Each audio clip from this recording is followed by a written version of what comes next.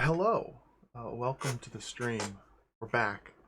We survived the weekend. It's time to play some video games. Welcome. Hello. Good day. Happy Tuesday? Is it Tuesday? Happy November 11th. Welcome to the stream. I'm very excited today. I'm very excited. I'm very, very excited today. We're gonna play Perihelion, the Prophecy. This looks fake. Hello, everybody. Welcome to the stream. This box looks fake. I'm not convinced this is a real game. We're gonna play this. Has anybody played this? Is this real? It looks a little fake. Let me say hello to everybody. Hello, Dana. Hello, Rubber Kitty. Professor KV. Hello, Syllogism. Hello, Bifraction. Seto. Hello, everybody. Randall Thor. 8-Bit Tomato. Doxy. Welcome. Hello. Mooware. Dopplopolis. Hello. Sam Hine. Hello. Floor is Lava, hello. Thank you for the resub. 61 whole years, thank you. I appreciate the support. That's almost 2 whole years. SGBU, hello. GH Trost, hello. Mixie Black Sand, hello. Lucid Rabbit, whoa there. Burzel, hello everybody. Hello everybody. Awkward Aardvark, hello. Mr. Mooncat, hello. Z80 Guru, Retro Game Denmark. Hello everybody. Welcome to the stream. Welcome to the stream. Awkward Aardvark suggests it may be more pleasant to play this via WHD load. I refuse. We're playing it off the disc. It might be a disaster. Hello, Broccoli Donut. Hello, everybody. We're going to play Perihelion the Prophecy for the Commodore Amiga. This is a Psygnosis published game released in 1993 exclusively for the Amiga, developed by 3, maybe 4 Polish people who perhaps were very young, perhaps still at school age Polish kids, made this obtuse and insane looking RPG for the Amiga. And so we got to play it. It looks wonderful. I've had this game recommended to me multiple times by people. They're like, hey, this game looks completely baffling. Hey, I booted up this game and I don't know what was happening. I couldn't figure anything out. Hey, Bill, I think you'd like this. It's like, oh, I see. Oh, Hungarian. They're not Polish, sorry. They're Hungarian. Like 3 Hungarian people sat down and made this insane looking game. I'm saying it's a little inscrutable low there. I'm quite excited to play it. Look at these graphics. Like, look at this cover art. I could not find, I searched for like 4 whole minutes. I couldn't find like a picture of this box in reality. I'm not convinced this is a real box. It looks so weird. Like, I couldn't find it on auction sites. Usually, even for the most obscure Amiga games, you could find a picture on like an auction site of a box for sale. Even if it's a past auction, it's already been sold. I couldn't even find that. Like, it looks really cool. We got like robots. Oh my goodness. See, I should have searched for 4 minutes. Okay, maybe it's a real game. It's a very low quality picture, and it still looks quite squished on that little auction. 320 pounds! This game sold for 320 pounds.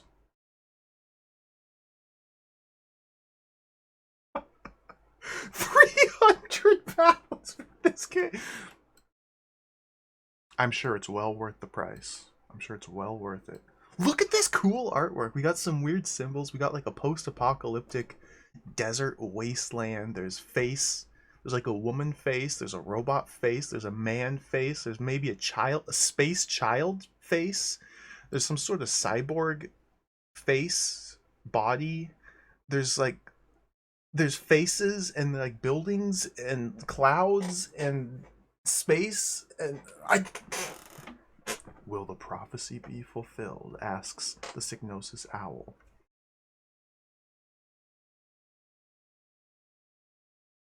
Will it be fulfilled? Let me click this fraction. I think I saw this picture. Yeah, Moby Games. See, this Moby Games picture, it's just... It looks fake! Let's turn the box over. Oh, I can... This is text for ants. Look at these screenshots. Do we even need to read anything? Just look at the detail. Look at the pixel art. Look at the glorious pixels. Look at the colors. Look at the detail. This looks absolutely incredible. I think this is one of those games where the interface is just a whole bunch of unlabeled buttons, and you may need to like read the manual to see what the different buttons do, but there's a problem with that, which we'll get to soon. I think this is a sort of game where everything has its own little individual button that you have to click, but you have no idea what these buttons are until you first click them. So it's like impossible to understand what you're looking at, what you're doing. Oh, will the prophecy be fulfilled? Perihelion. A world. This is so small. Let me make it even bigger. A world where advanced science and malevolent gods exist side by side, where genetic engineering and occultism evolved together, where mutation is a way of life, a world living under the shadow of the dark power of the unborn, who is awakening was foretold in the prophecy. A typo right on the back of the box, a second sentence. You must experiment with DNA, the building blocks of life itself, to create 6 customized cryogenic warriors using bionecromancy, a uniquely detailed character generation system. We're using bionecromancy to create 6 cryogenic warriors.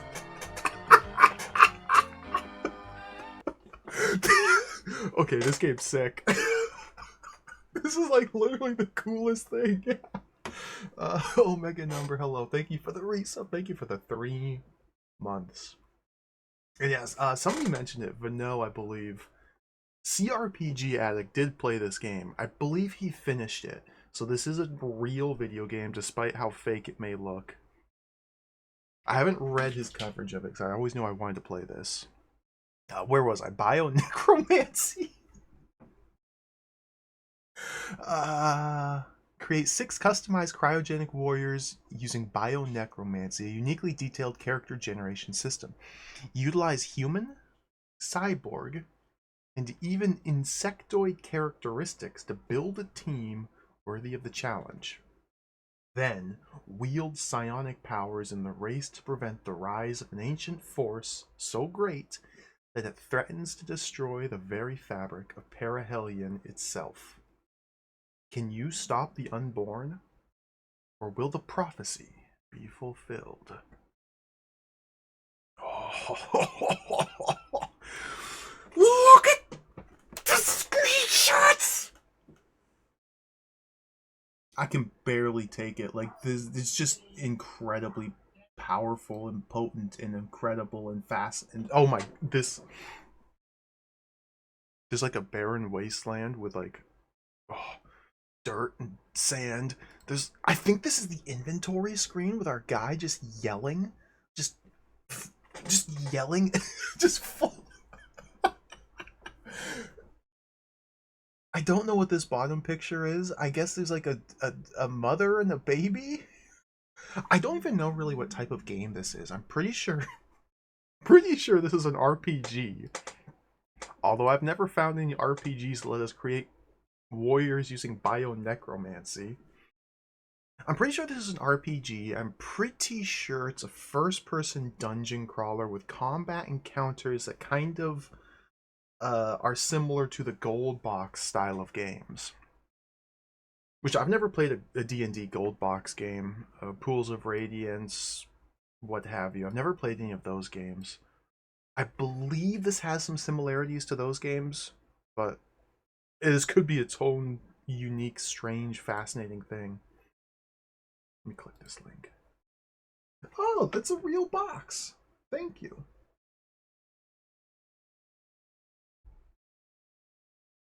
See, this is why I should search for like 5 minutes to find the box picture instead of only 3. It's still a little squished on the box, on the physical box. Still a little bit squished. Boot Platinum deck. Welcome, everybody. The game is insane. I'm very excited to hear that. This is a hardcore RPG player's dreams as Amiga action. A hardcore RPG player's dream. Now, I don't have a particularly good track record when it comes to obscure, bizarre Amiga RPGs. I've dropped probably just as many as I've finished. So we'll see how this goes. I have a good feeling. I think this game might be really fun. It might also be complete and total nonsense. Who's to say? We're at least going to see the intro. Yeah, exactly. What's the most hardcore RPG I've played? That's a good question. I mean, I've played some pretty sicko stuff, but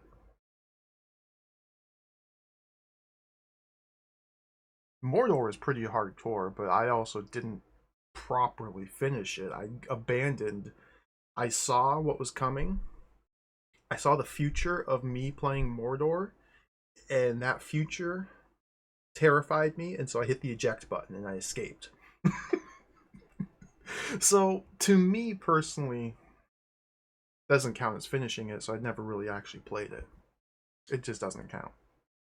Same with like Unlimited Saga. That game's pretty hardcore. It's pretty nutso, but that one also just terrified me, and so I ejected.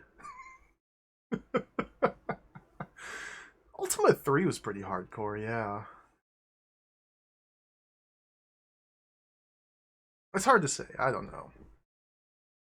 Maybe Perihelion will be the hardest of core RPGs. The manual to this game is 72 pages. We should probably get started. We have a lot of manual. I've read the manual twice. I read it 2 days ago. I read it again last night. And now we're going to read it together. Because it's 72 pages and it doesn't really explain anything. But we gotta read it. We gotta read it. We're not gonna read the whole thing verbatim. There's a lot of just superfluous information that's not really relevant, it doesn't seem. But this is not the manual, that's the box art. That back there. Let's get the manual online. Where's the manual? I did play Megami Tensei 1 and 2 for the Famicom. Those ones are pretty hardcore, yeah. The first one more so than the second. The first Megami Tensei on the Famicom, that's a pretty hardcore game. A first-person dungeon crawler that is entirely in the dungeon. There's one town at the very start of the game, and then the rest is just first-person dungeon. That game was so cool. I really liked that game. Sometimes you step forward one tile and get into a random encounter, and then you win, and then another random encounter happens, then you win, and then before you move, you fought 3 separate random encounters in a row. That's pretty awesome. I love that game. Here we go, manual. I missed some people. Hello, everybody. Hello, Toisia, Gel Gavadi, Karens, Tefla. Hello, everybody. Welcome to the stream. We're gonna read a manual. People keep saying Unlimited Saga is hard. I don't think so. Karens, you may have a different idea of what the word hard means compared to everybody else in the universe.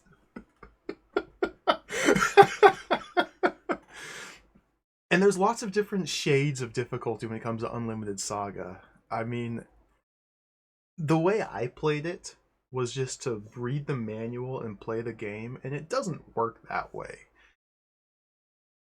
I found it hard because it's a game that you have to invest many hours of time into to simply understand how you're supposed to play it in the first place. To wrap your head around the completely unexplained and baffling gameplay mechanics with regard to character progression, equipment, uh, abilities, all of that, the standard stuff, how you're supposed to advance your characters. Just understanding that is its own challenge. And then the structure of the missions themselves in the game, the individual missions that you have to go, it's a confluence of baffling decisions that does not coalesce into a good game. No, I was talking about Unlimited Saga, Pita. I'm very disappointed in that game. I wish it were fun. We're going to read the manual for Perihelion. Sorry, we have a lot to read here. Cool picture. Epilepsy warning. Please read before using any video game or allowing your children to use it. Do not sit too close to the television screen. Position yourself when linking the cable at full stretch. Position yourself when linking the cable at full stretch. That's what the manual tells me. What does that mean?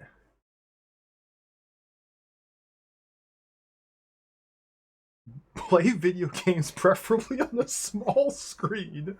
Do not play if you're tired or have not had much sleep. I guess I can't ever play video games then if I'm following this advice. Make sure that the room in which you're playing is well lit. Rest for 10 to 15 minutes per hour while playing video games. I will follow none of these instructions. Okay, here's the table of contents. 1993, whoa there. This is a 1993 Amiga exclusive game. Amiga loading instructions. Put disc 1 in your internal disk drive. Insert discs 2, 3, and 4. Turn on your Amiga. Intro will load. Blah, blah, blah. Perihelion. The story. Let's get comfortable.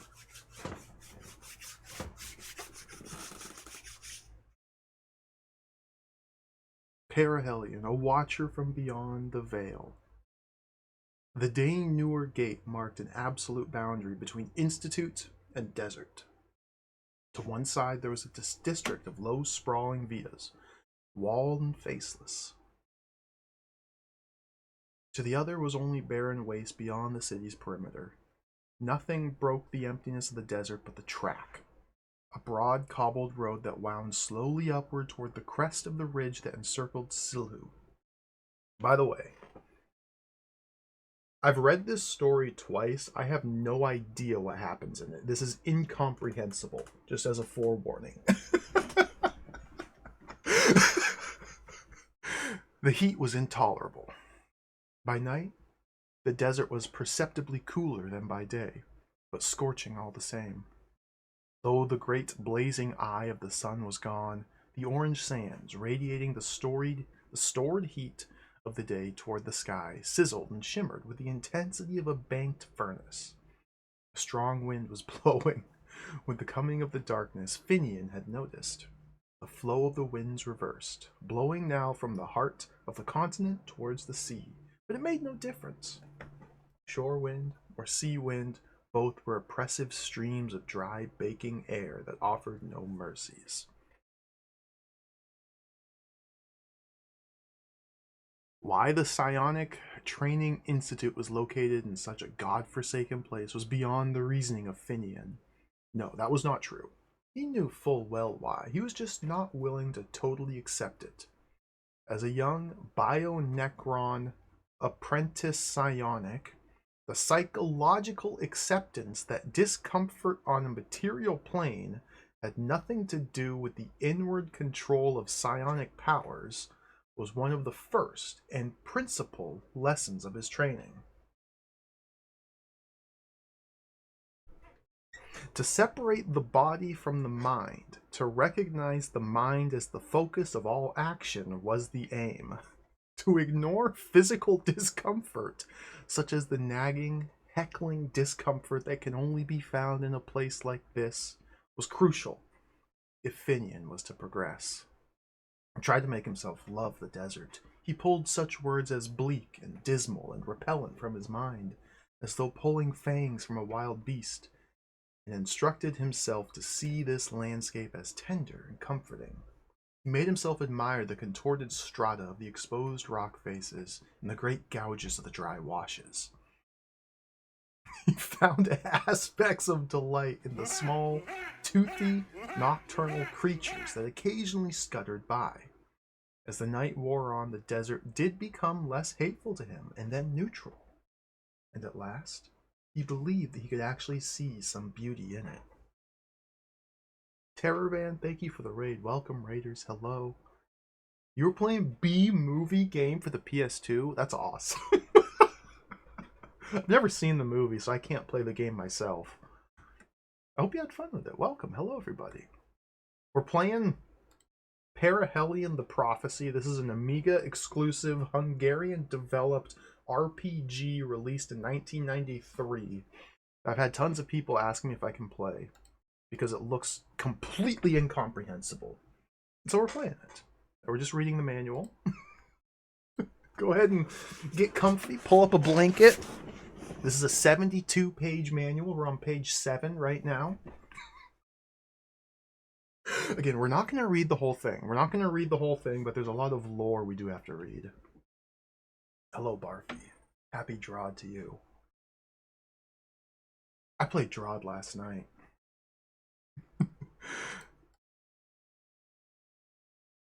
What's even happening in the story? It doesn't matter.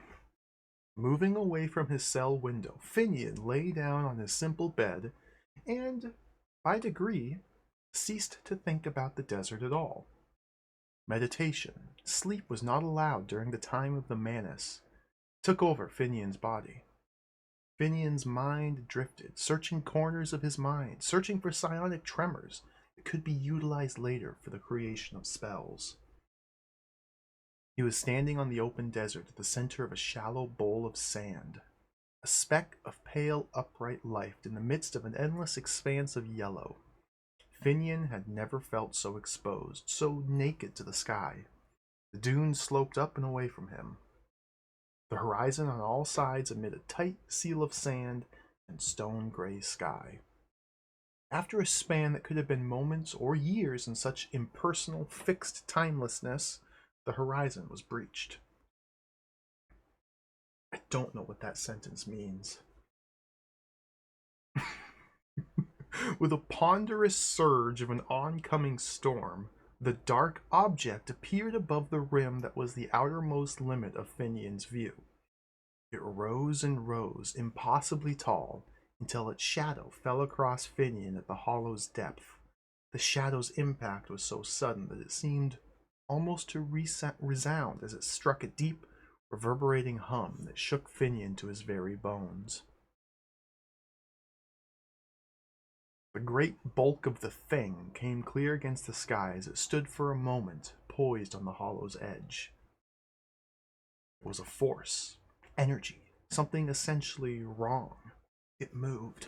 Finian could only gape as it moved onwards, spouting sand tinged with red behind it. Finian stood frozen in its awful path as it ground on, inexorable as the millstones of hell. Now it was over him. The ground beneath Finian's feet pitched forward as the weight of the force pressed into the very earth beneath the sand. He stumbled, and as he found his balance, the force was upon him.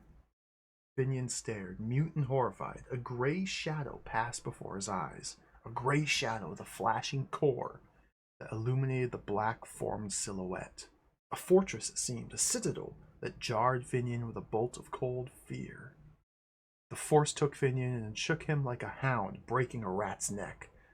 Then it moved on, yanking him high into the air.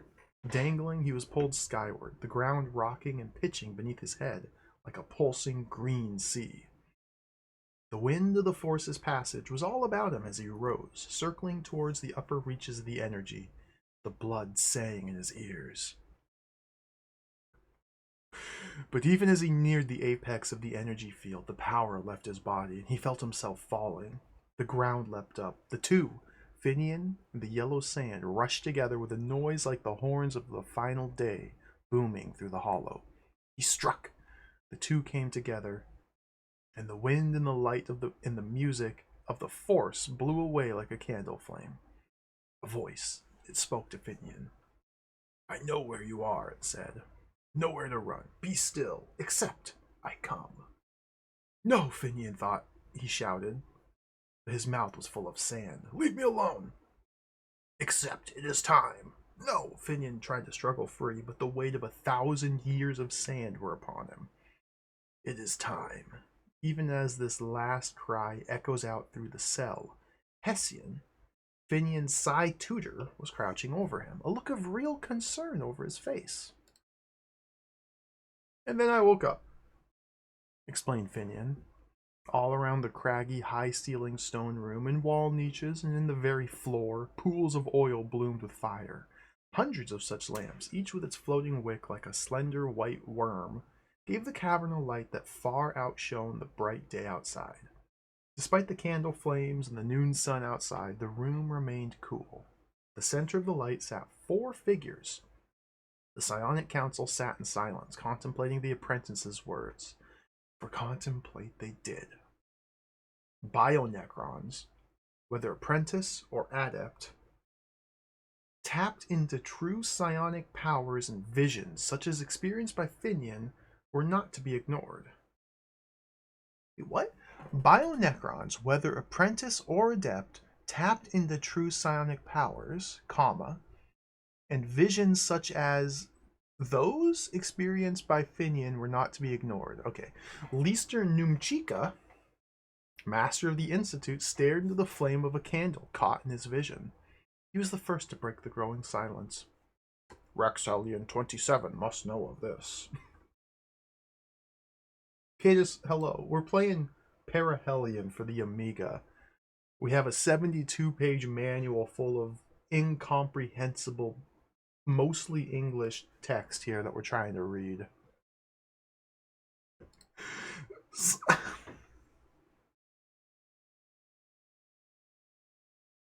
6 tubes sat side by side before an amorphous console of pressure slides and heat contact buttons.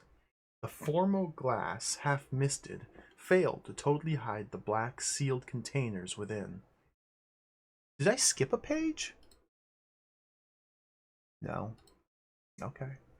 Black sealed containers lying within, lying still in a piece. Written on a plaque attached to a metallic support sheet above the tubes were the words Project Awakening. An unnecessary announcement, Rex thought, considering the meager audience who would ever be around to appreciate it. It was a grim task.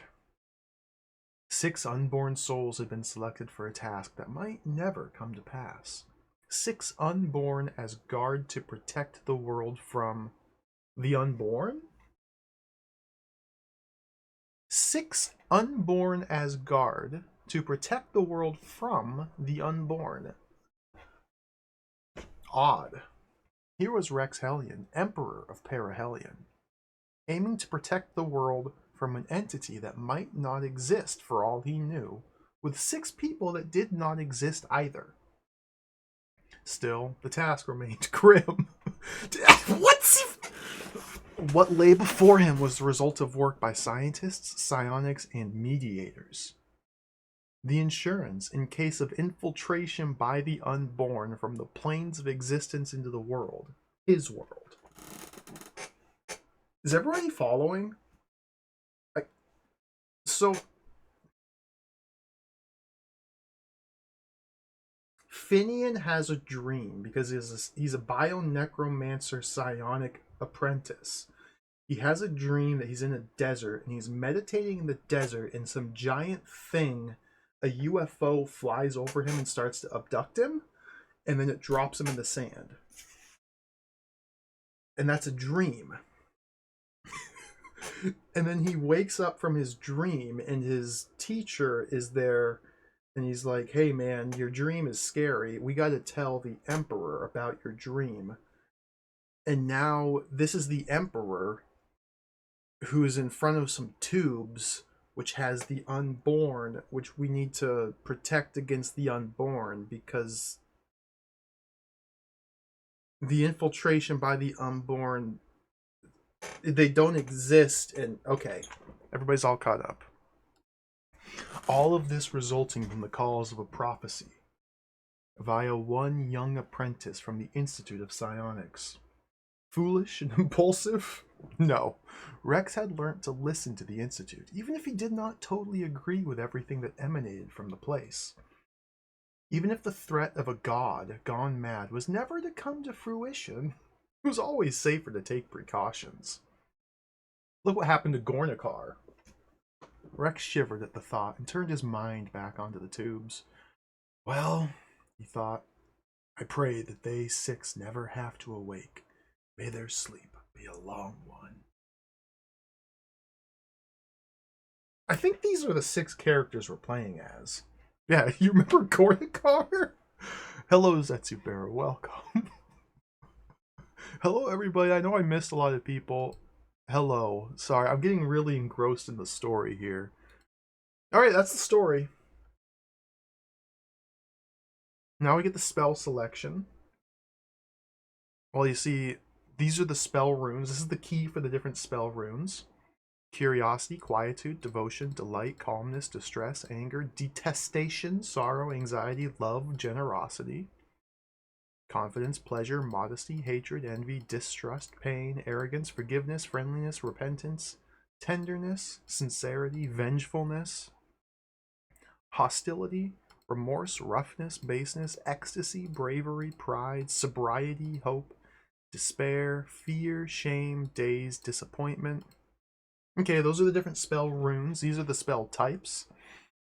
Energy manifestation of acidic fume is used by combining the components disinterest plus forgiveness plus shame plus calmness. Obviously. Chilly vapor. Say we want to cast the spell of brush discharge. Well, first we would have to combine the component runes of generosity, repentance, delight, and disappointment. It's pretty straightforward, actually. It's the magic in this game is a rune system. You got to pick and choose your runes to combine them into spells, and it's just a list of everything. I'm pretty sure the magic system here is kind of a form of copy protection, because none of this is explained in the game. If you want to say cast the spell of ethereal fluidum, what does that do? That's unimportant. Why would you want to cast it? Who knows. But if you want to cast it, then you have to combine hatred, forgiveness, envy, and bravery. Now, what are those for? Well, then you scroll back here to find... Well, I've already forgotten them. What was ethereal fluidum? Fluidum is hatred, forgiveness, envy, and bravery. Okay, there's bravery, so that one. Forgiveness, hatred, and envy. Was that it? Yeah. Pretty straightforward. So as you can see, there's 5 pages of spells. I think I probably did just click it, yeah. There are 5 pages of spells, none of them explained at all other than just whatever. Temporal leprosy. We can cast temporal leprosy. Whirring moraine. Sonic boom. Okay, and that's the spells. Now we're on to the Periclopedia?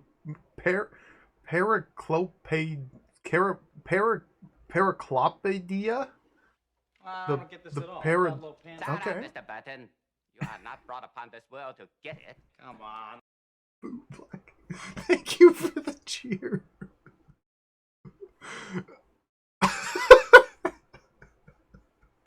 Okay, Perihelion. The center, the world, the culture, or just Perihelion. The current culture, which is strongly soul-centric, as the name Perihelion suggests, is a leftover of an ancient, purely technocratic society, which vanished in the nuclear holocaust during a time forgotten. The principal relic remaining from that era is the ruined metropolis of the ancients, called simply Midlight. Sciences. The most advanced sciences prevalent within Perihelion are genetical. They forgot the space. Are genetical in nature. Specific subsurgical areas of activity are bionecromancy, which involves the alteration of genetical and molecular structures by the use of mental energy, computer technologies, plus a range of parasciences, period.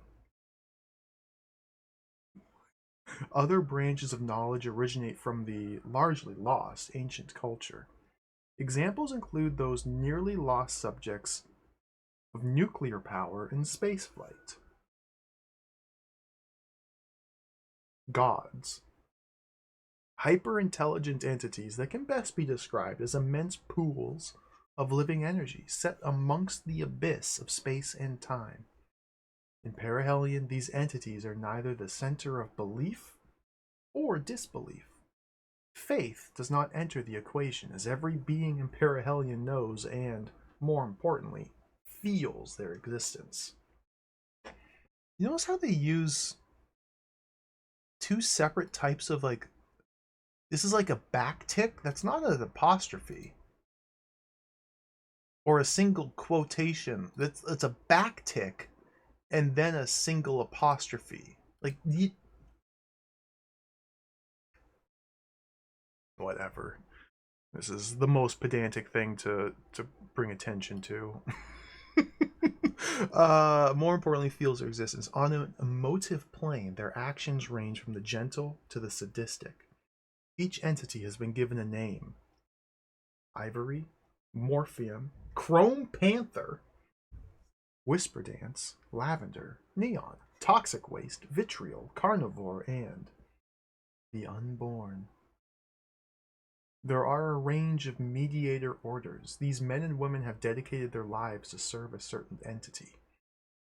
The advantage or reward for this dedication is that the followers are able to utilize a portion of the entity's power as if it were their own. Note, this utilization of godly power should not be confused with the exercising of psionic power, which involves the employment of individual mental energies. One final side effect of living under the influence of specific entities is the modification of personal attributes such as strength, dexterity, or speed.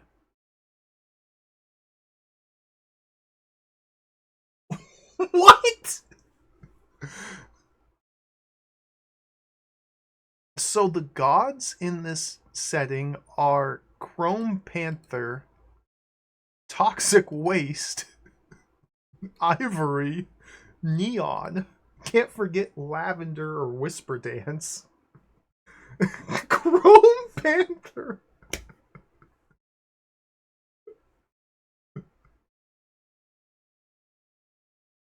And the Unborn. The Unborn's the evil one, though. The Unborn is the one that the Unborn heroes, the 6 Unborn heroes, have to prevent the Unborn from invading the world, but they're unborn, and if I knew Chrome Panther was real, I would worship him, Fiona. Absolutely.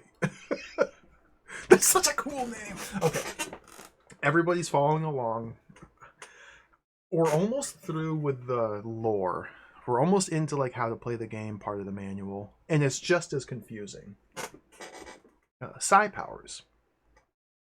Being able to use psi powers means being able to enter into an artificially elevated emotional state, hence triggering the deepest hidden psychical abilities of the mind. Psychical abilities of the mind. Advanced psionics, mediators, or anchorites, a renegade mediator order of Lavender, a neutral entity.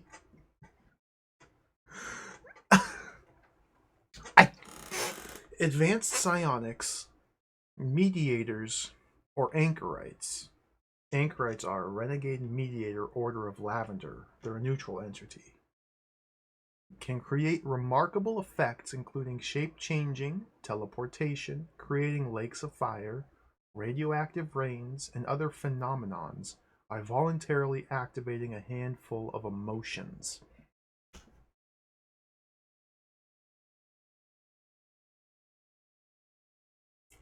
don't know what I just read, so let's just move on. Races. There are a range of race of Perihelion. Most of them are artificial or the product of mutation. Human, the oldest race on Perihelion. Boy Necron.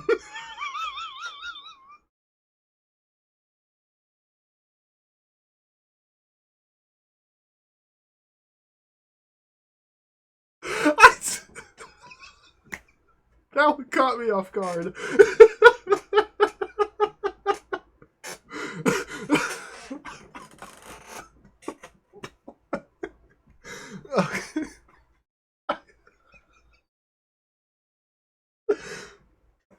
Okay.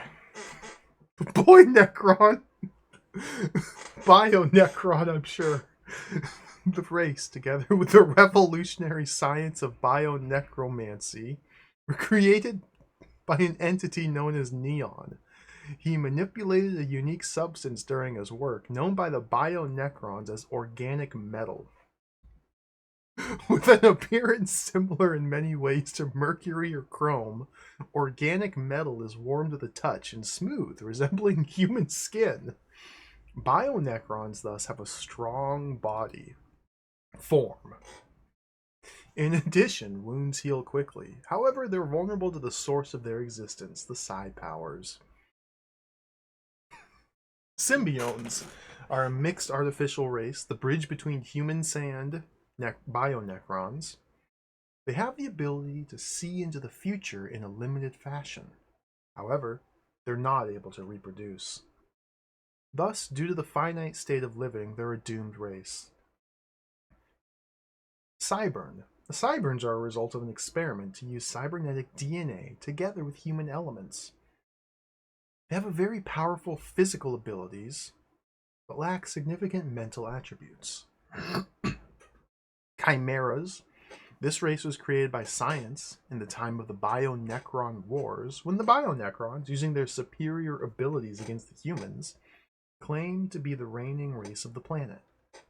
There are 3 different types of chimeras: insectoid, reptiloid, and feline. Their creators intended to improve some of the poor or lacking human skills using these 3 specied elements.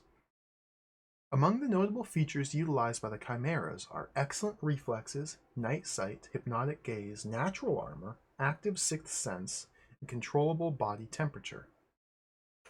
Catgirls, and boy Necrons.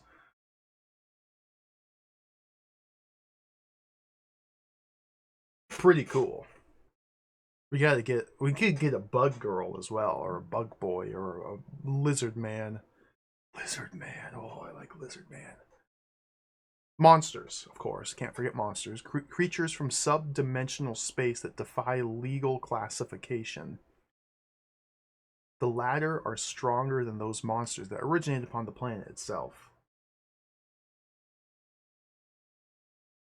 Sub-dimensional space? What's that? What? Main screen, okay. So here we're going to come to the first big problem of the manual.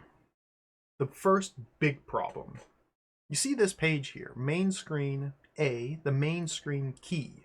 1, primary values. 2, create new character. 3, etc., etc., etc., etc.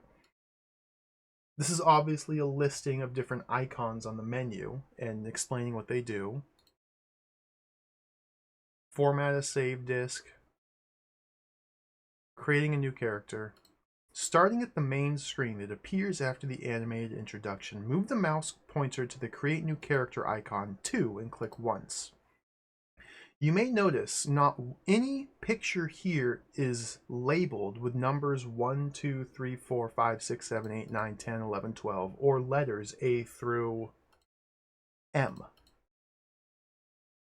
But they want us to refer to number 2, which is the Create New Character icon. But it doesn't say what that is. It's useless.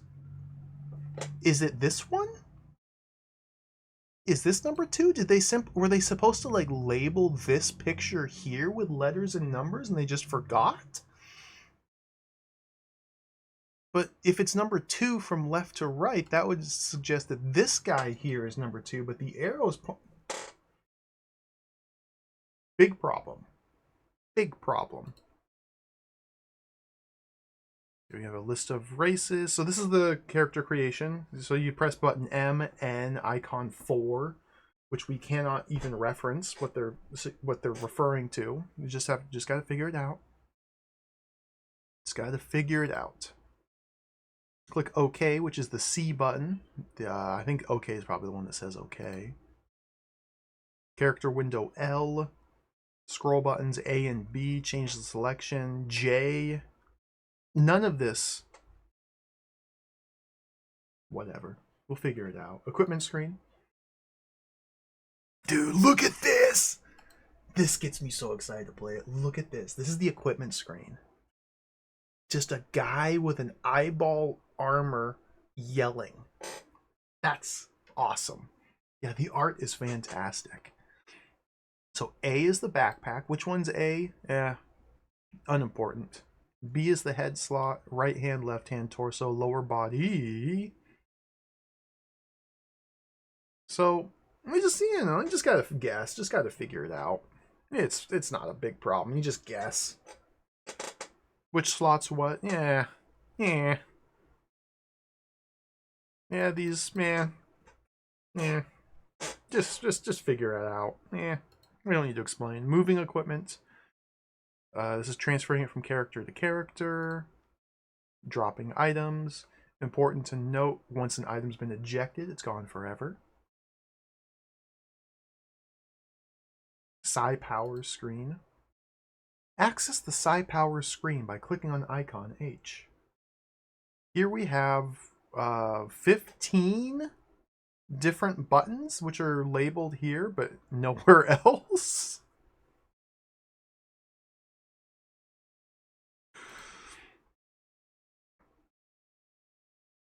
Creating a spell. Decide which spell you wish to create and notice the components that go to make that spell.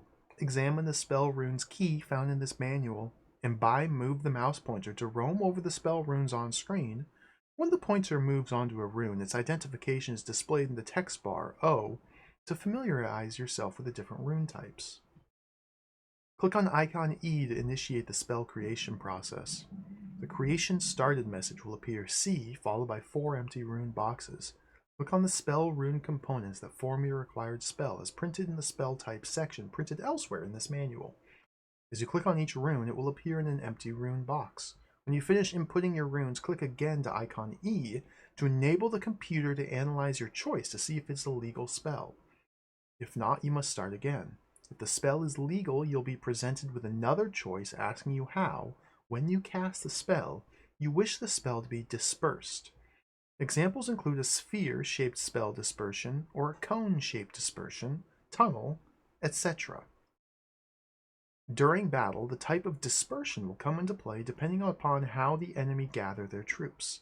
To begin with, a number of spells of different dispersion types would be handy to begin with until experience is achieved to allow you to modify your spell dispersions to your own tastes. Spell data. To find more information about a single spell, click on the icon H. Which one's that? Figure it out, idiot. Which brings up a list of available spells, and click on the spell of choice. The spell will then inform you what character value is required to best utilize the spell, the dispersion type it will adopt, its range, what value it will affect once the enemy is hit, etc. Spells and characters. The window M tells you if the particular character can cast spells. The pulsating gray sphere means that the character cannot utilize spells. A pulsating golden brown sphere means that the character can utilize spells. Spells and mental energy. When planning what spell you wish to use, don't forget to closely look at your available mental energy, N, and how much energy each spell requires, D. So, I'm noticing some problems. Oh, sorry. Spells and mental classes. Be aware that certain spells can only be cast by characters of a certain mental class. Hence, mediators cannot cast an anchorite's spell, and vice versa. I'm noticing some problems here with the spell systems they've implemented in this video game. Most notably, how certain classes, you have to be a certain class to cast certain spells. That's basic D&D stuff. You know, wizards have wizard magic, clerics have cleric magic. It's just in a sci-fi trapping. That makes sense. Mental energy spells required. Like, I don't know what classes there are in this game to pick from. I don't know what any of the spells do. Nothing is explained. They use a lot of words, but they don't actually explain anything. It seems to me like to figure out what the spells even do, we must first play the game. To play the game, we have to first roll characters and create a party, and then start playing the game. Then we have to go through and systematically combine runes to create every single spell. And once they've been created in the game, then we can click on this icon H to learn about the spells, to learn what character values are required to best utilize a spell. Like, is this a charisma spell? Is this an intelligence spell? Is it a scale based on your wisdom? Or I don't even know what the stats are in this game.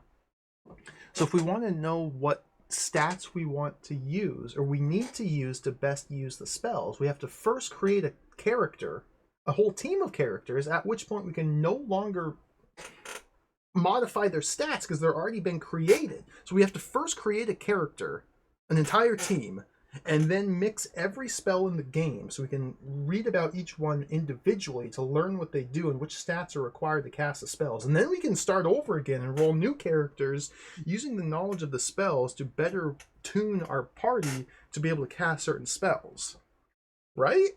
Like, that seems like how we have to do it. Because it doesn't explain anything. Like, what if I want to cast Static Charge? What is Sonic? What do these spells do? Like, I feel like we might need Reality Shift. Schizophrenia? Do we want Schizophrenia? Septic Thorn sounds like it'd be really good. But maybe I want to try and cast Radiant Powder. But what if I build my party and then it turns out that the Radiant Powder spell is only available to the class of Necromancer Nerd. But I made a Necromancer Geek, and the Geek can't cast Nerd spells, so I don't have Radiant Powder. Like, that could be a disaster. What about Infraresonance? I want Infraresonance. What about Nur Shadow? Dude, what's Nur Shadow? I feel like Liquid Light might actually be, like, useful. What if some of these spells are required to play the game? And, like, what if there's a certain dungeon that you can't get through unless you have a character who can cast Liquid Light to light the darkness? Mid-turbulency? Okay, anyway. I'm getting ahead of myself here. I get the sense that there could be some difficulties ahead of us. But that's okay. I'm just saying, this might be a disaster. Where were we? Map screen. To access the map screen, click on the G icon. Oh, I don't know what that is. It doesn't matter. Click the movement buttons. Yeah, first-person blobber type gameplay, I believe. When you're at the edge of a building or city, click on the area approaching icon to enter. Okay. The movement screen. To access the movement screen, click icon F. We don't know what that icon is, so none of this is relevant. Once you've entered a location, you'll see the area through the eyes of your active character. You can move through the world by clicking the compass rose or by using cursor keys. When you're moving around the location and an item or object of interest is in your immediate vicinity, your object/network detector, E, will begin flashing. One of 4 tiny pointers surrounding the detector will indicate in which direction the object is. In this situation, you should always toggle the equipment screen to see if the item is visible on the floor. So if you want to look on the floor for objects, you have to open up your inventory to see if the item is visible on the floor or being offered to you by an external character. If the item that's triggering icon E is a door, you should try to open it with your key icon, G.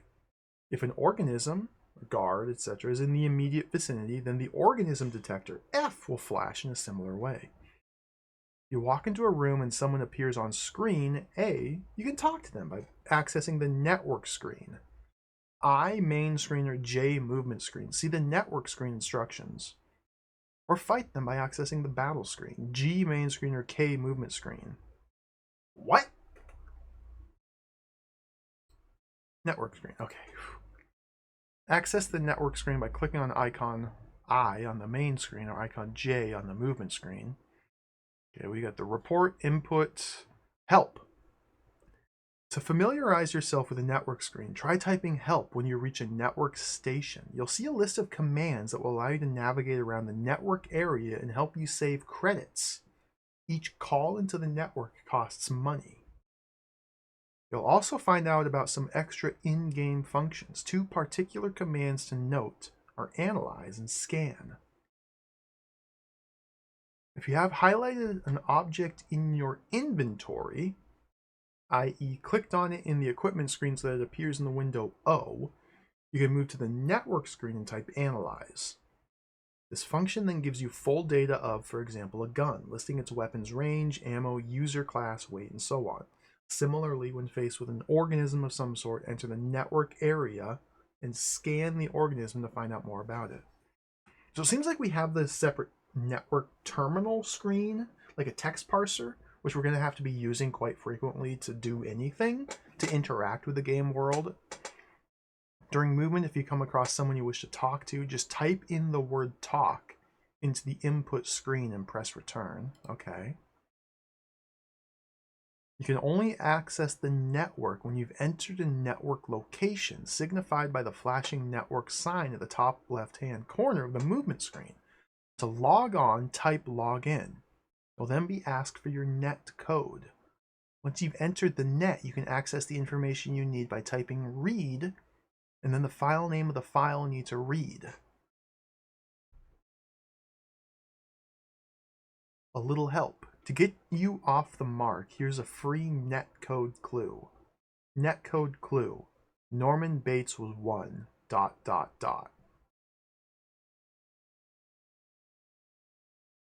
Once you've got that code, you'll want to list the files that are available that you can read. 2 files that will be of use are Report 1 and Report 2. Upon reading the information from the files, take care to note information for possible clues that can be implemented elsewhere. Also be aware that other netcodes will pop out of the blue as a result of character interaction and so on. Mock Heroic, hello, thank you. Thank you for the Prime resub. Welcome. I appreciate it. Psycho? Psycho's got to be the password, right? Norman Bates was a psycho. A man? A son? A motel proprietor? Could be any number of things. I'm going to guess it's psycho, though. Yeah, this seems like another copy protection thing. Battle screen. Okay, so now we get to finally learn about the combat mechanics of the video game. So you see there's all these different buttons, which are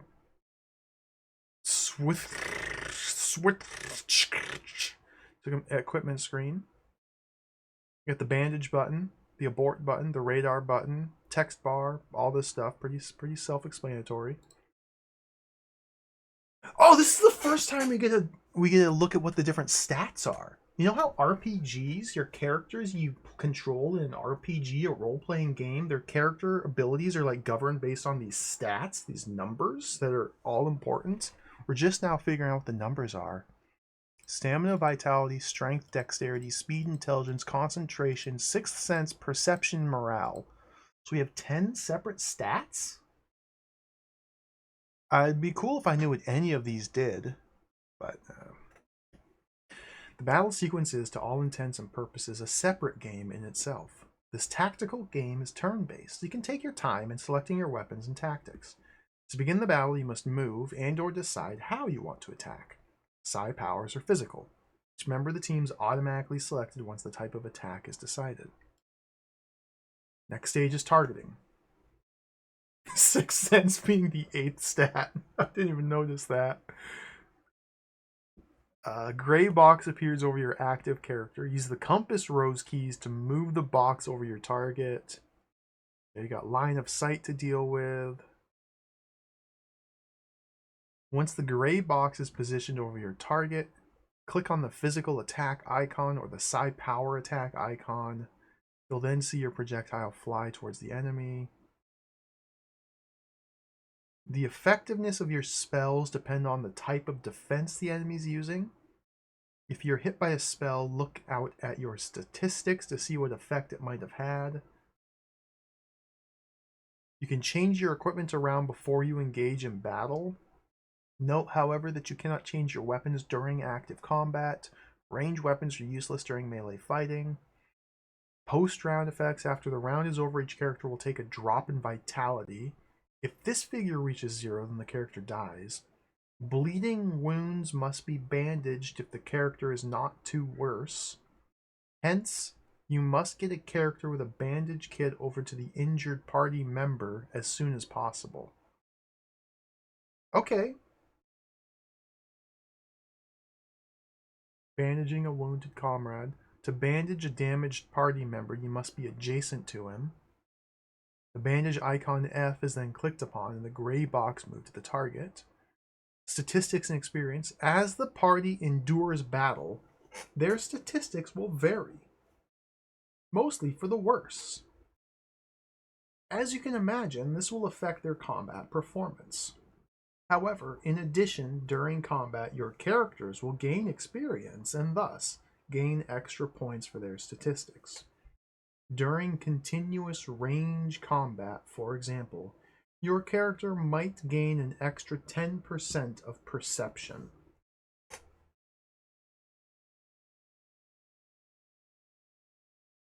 Stances and cover. Notice the different stances the character can adopt. This is ruled by tactics, of course. If you ask your character to attack, he adopts such a posture and thus leaves himself open to attacks himself. Alternatively, ask your character to defend and his defenses rise immeasurably. However, his attack potential is dramatically reduced. If at the end of combat your party is eliminated, the game is over. This doesn't make any sense. Reloading. Okay, we have to reload weapons. We have to go into the equipment screen, highlight the backpack window where the extra ammo is kept.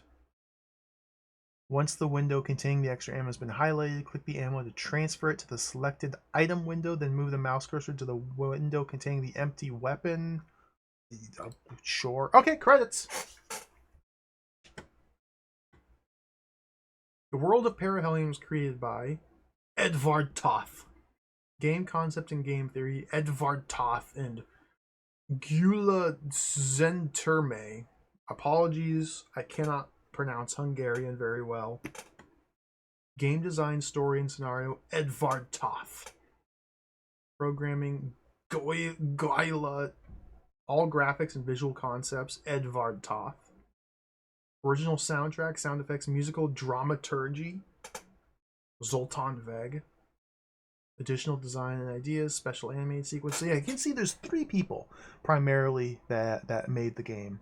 Edvard Toth seems to be the general creative force behind it. And in fact, Edvard Toth has a website where he offers the game for download for free, which is very convenient. Special animated sequences, Project coordination, commissioned by, manual by Paul Rigby. We can blame Paul Rigby for this terrible manual. Manual design and layout, top draw. Or maybe we can blame top draw. Maybe top draw. Maybe Mr. Draw was supposed to put the screenshots annotated in the manual and they just failed to do so. I blame top draw. I blame top. Probably top's fault. That's not a real name.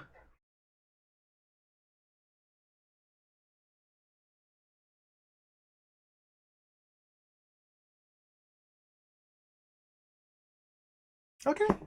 We read the manual. We know how to play the game. We can play Perihelion the Prophecy. Let's play it. Let's get into it.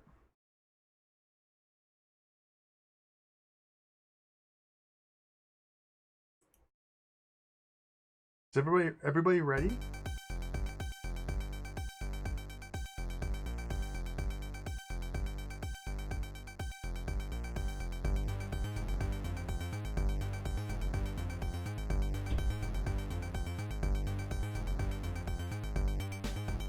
We skimmed over a lot of it, Doxy. Yeah, I skipped over quite a bit.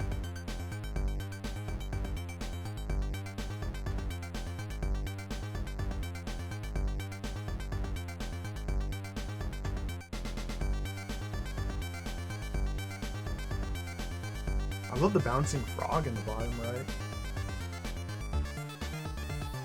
Greetings to all our partners. An intro by the Frog Floods. Love a good crack drum.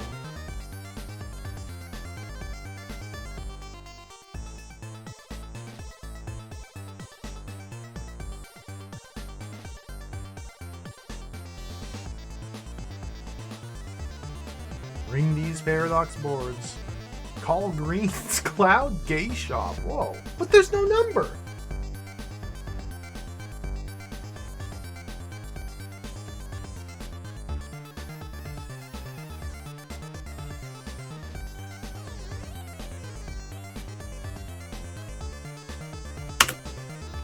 I want to play the game.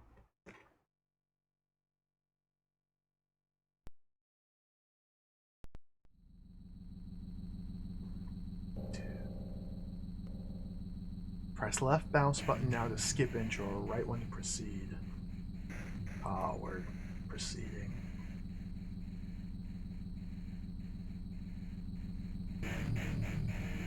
Turn the volume up.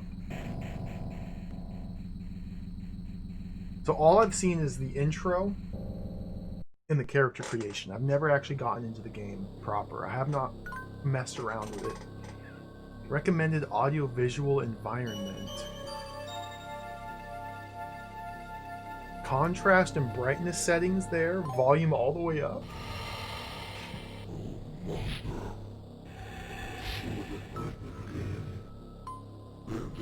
Hold on. Let me turn the volume up a little bit. We got voice acting.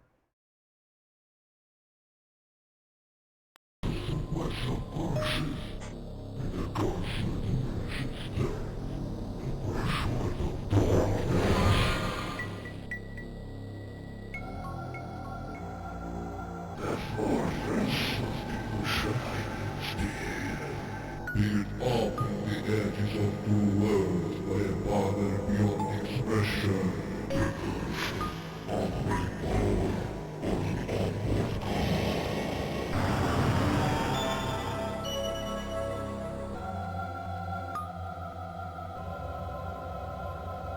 Happy must you do.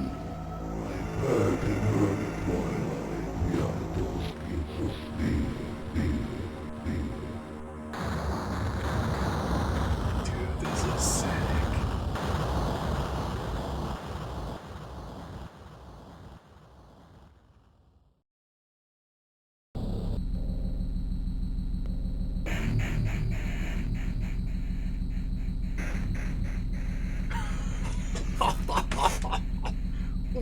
I don't even know what words were just spoken.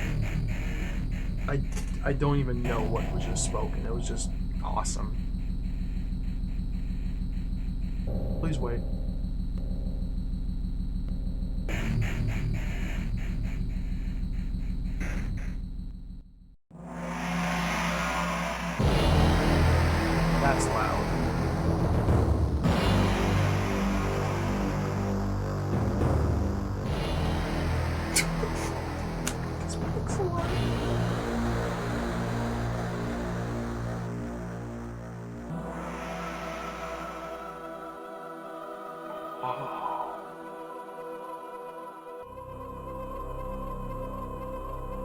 Messenger's log. Zone date 24.21-8. Log entry number 11. Now the Sandstorm Citadel is only a few miles ahead. They're still not responding to my calls on any frequencies. You're nothing but the whispering of that ice-cold voice in my mind. I'm not sure I can resist this insane, unbearable pressure any longer. As I behold the threateningly pale sun of the western horizon, I relive again and again all the memories of the past few days since I left the Imperial Sunrise City to accomplish my mission. I witnessed more pain, suffering, confusion, and horror during my voyage than in my entire life before. The supernatural power which is now about to cross the border of our world is much more than evil. It's totally indifferent. Children are dying with twisted mind, torn flesh, and screaming soul without any reason, even without looking into their killer's eyes. Couldn't read it.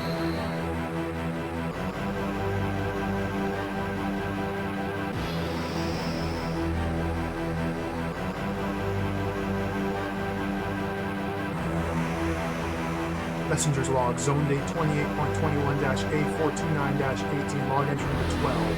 The prophecy was born about the potential threat when an apprentice Psionic experienced a monumental and perfectly real vision during his meditation training about the unborn, an unbelievably powerful super entity, a gigantic steel fortress built between two dimensions. Later, this entity was described as one of the primordial forces of the balance, an intelligent manifestation of the entropy, which was ancient even before the birth of the entire universe, and which is penetrating deeper and deeper into our plane of existence every moment, rushing through different dimensions to swallow up everything in its way. The desperate counter move was called Project Awakening. 6 artificial... I couldn't read it. I couldn't read it.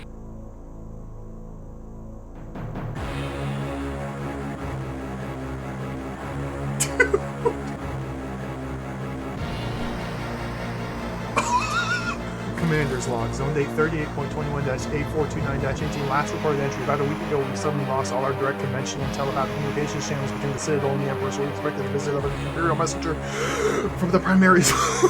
His arrival turned the world upside down. He brought reports from the outside world, very frightening audio, visual, and scientific reports about a rapidly decreasing solar activity, horrible genetical distortions among the people, strange energy eruptions on the astral plane, and some unimaginable creatures from an absolutely alien, malevolent dimension. The very last report was actually an order, a cooperative order bearing the mark of the Emperor of the Psionic Council, a definite and unhesitant order to immediately start Project Awakening.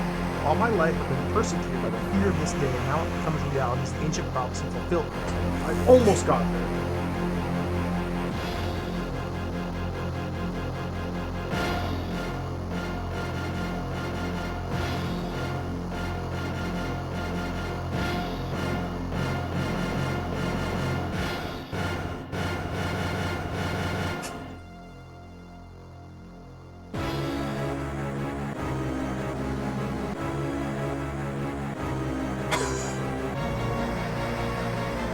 I've seen this font before.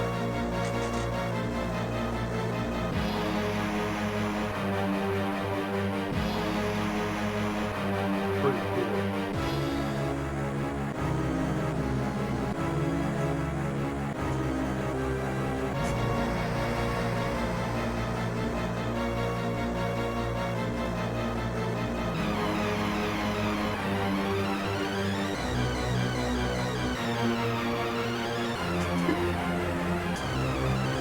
Musical scenario and dramaturgy. Excellent work. The dramaturgy is off the chart.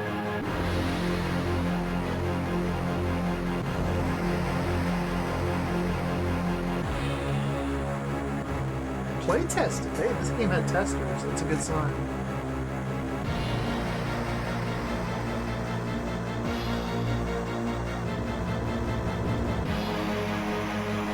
See you all in another life.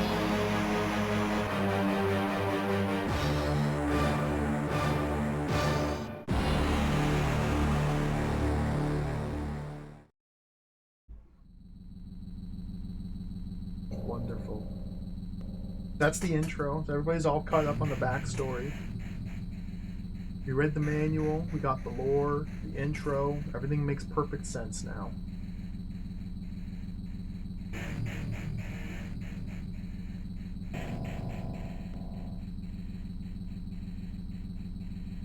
This is out of control. Okay. All right, let's start the timer. We get to play the video game. Perihelion, a Morbid Vision software production, 1993. Okay.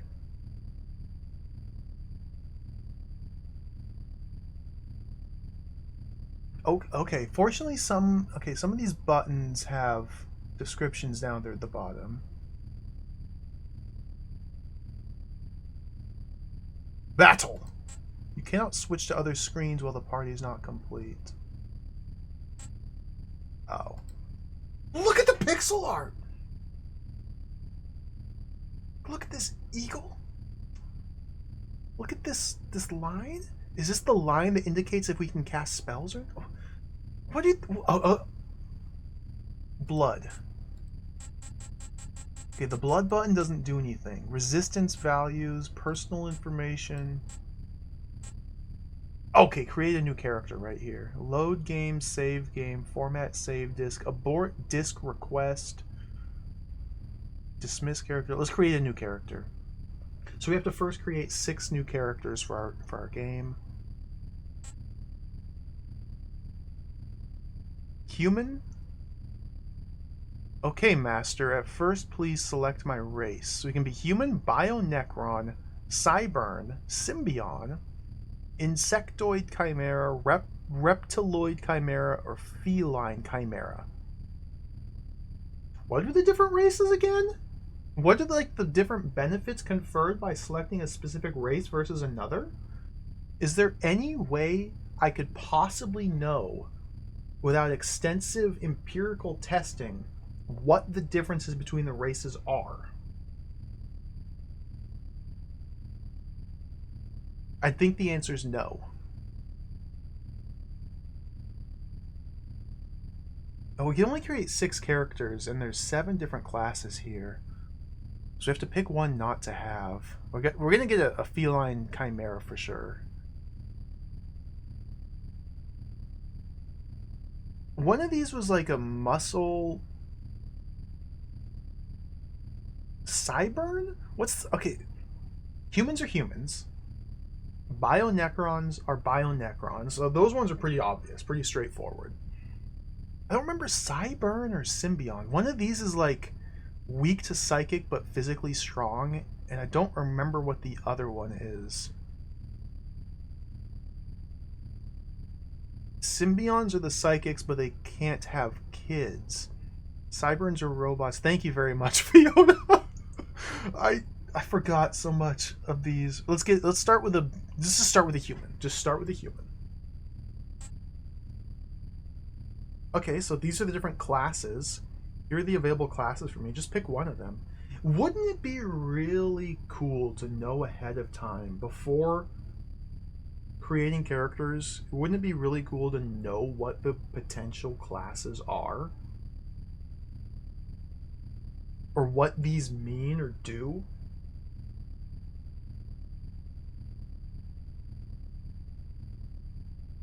Like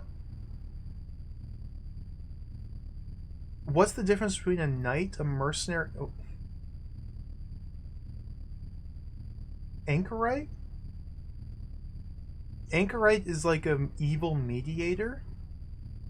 Psionic would be a spell... Oh, I'm a human, right? So psionic should be like a Bionecron. A human...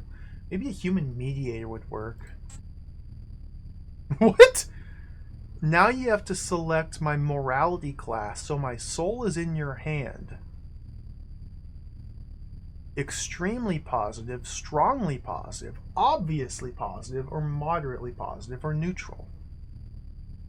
Moderately negative. What does this mean? Well, we're positive. Since I'm a mediator, please select one of these entities for me to worship. Chrome Panther!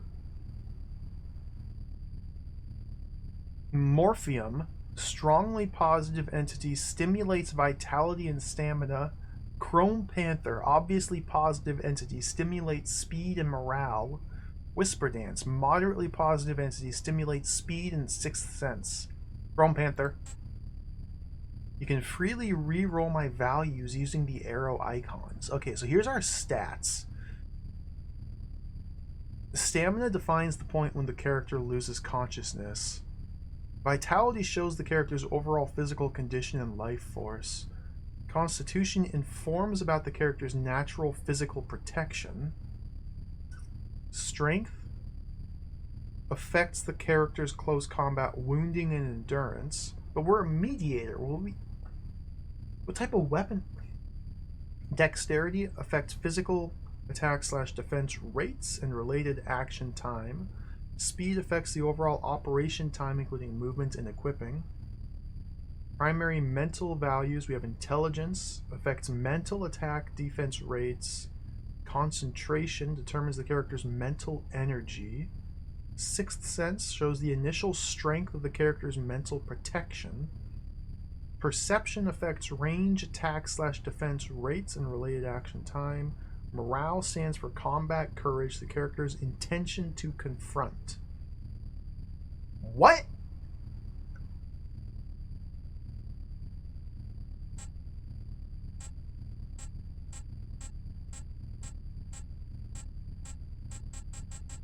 Oh, we can just re-roll. Okay.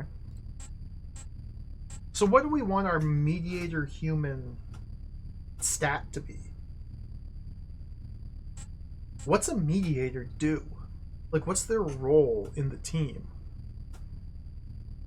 What does any of this mean? How would I ever... I guess we just have to experiment. It's the only possible way to understand how to play the game, is just to play it. So, like, we can kind of determine some range of available stats by just re-rolling this forever, but without knowing what any of these stats do, or what the classes do, or what the gods do, or what anything does, then why would we re-roll? Like, I don't know what to prioritize. Like, does Mediator use intelligence to cast spells?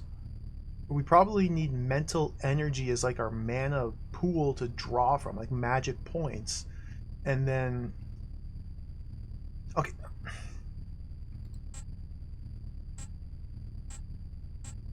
This looks good. Okay. Oh, that's our guy! You're about to select my face. Hey, do it wisely!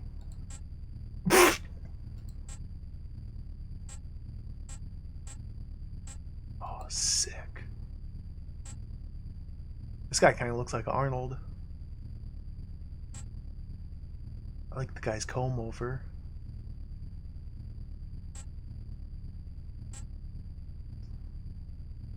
Guy's got a big chin. I'm going to the big chin. Okay, man. And now please give me a name. Chin Lord. The Chin Lord. Okay.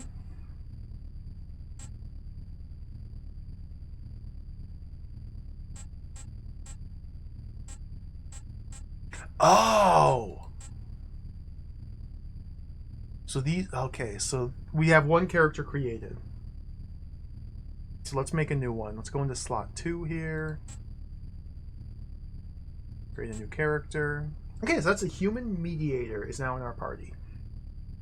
Let's go with a... Reptiloid Chimera. What? Well, you have to set my component percentages because of my mixed race. What?! What does this mean?! Okay, we gotta go full Reptiloid.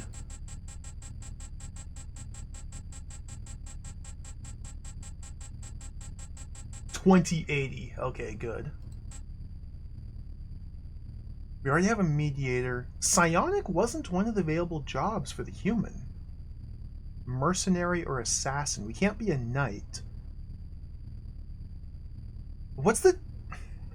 Lizard Man! I wanted him to be a big buff knight lord. Like a lizard, buff man, muscles, sword, knight, armor. That's what I wanted. That's what I was envisioning, but I guess reptilian chimeras are incapable of becoming knights. I should have known. Maybe if we go back? How do I back up a step?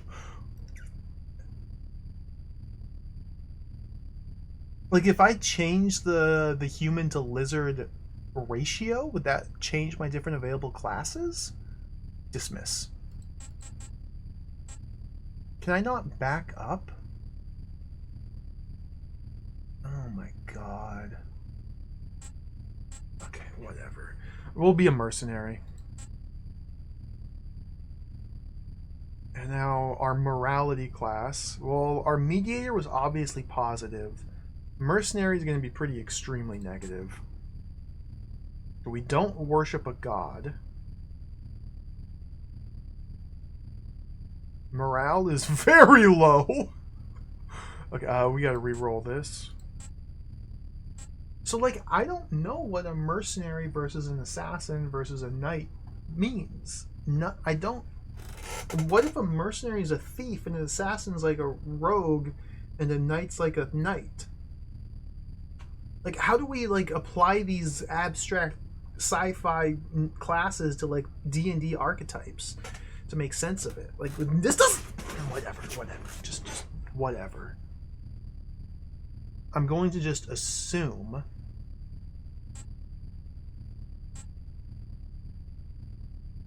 that a mercenary is good for stabbing people with a sword.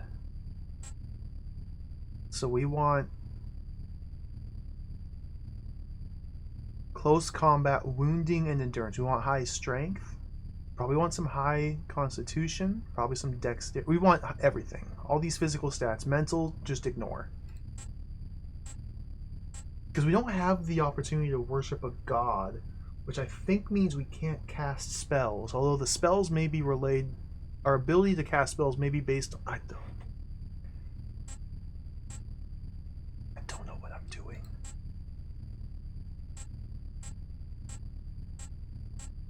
Strength seems pretty firmly fixed. And poor. Maybe a mercenary is better suited as a ranged attacker with dexterity, speed, and perception. Okay, we'll go with this. Whoa! That's not a lizard, man! That's not a lizard. That's... I did not think Lizard Man looked like this at all. We gotta go with Brain Lord, yeah. Okay, man, now please give me a name. Lizard Lord. Okay. New character.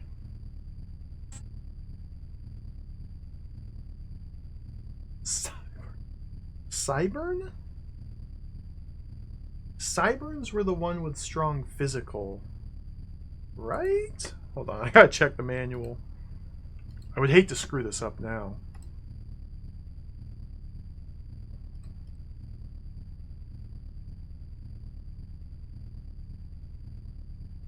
Oh wait, I forgot the manual is useless.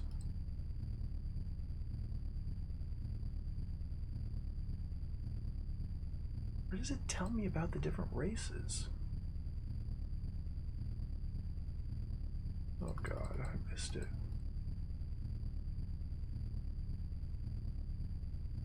I know you can't see this, I don't have it on screen.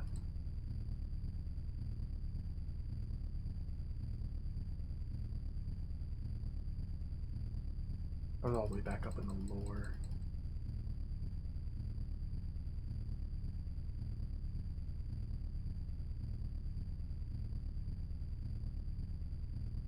Cybern have very powerful physical abilities but lack mental.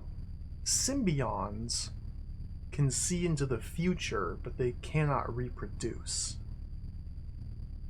They're the bridge between humans and bionecrons. Symbions, symbiotic bridge between humans and bionecrons. Cyberns are cybernetic DNA with human elements. Very powerful physical abilities, but lack significant mental attributes. So the Cyberns are the muscle, Symbionts can see into the future. I don't know how that translates to in video game. Okay, so I want a symbion. We can choose the ratio of humanoid to bio-necromantic. I don't know. Let's go 3367. Okay. Assassin. Assassins can only be negative. Let's make it a moderately negative. And I want him to have high strength and dexterity to go out there and just smash dudes. Just like stab them in the face until they explode. 100 vitality?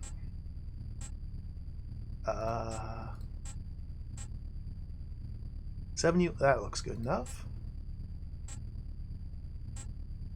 Whoa. This one for sure.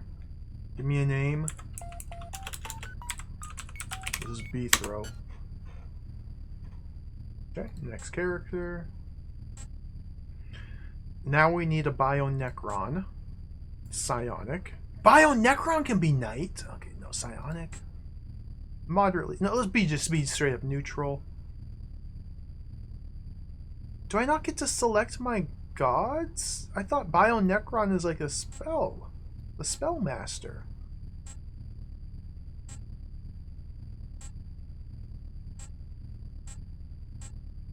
I don't know what any of these mean.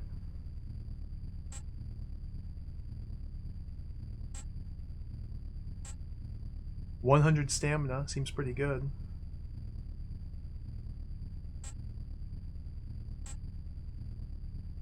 $100 dexterity seems pretty good. Ah, good enough. So wait, this person can't use magic.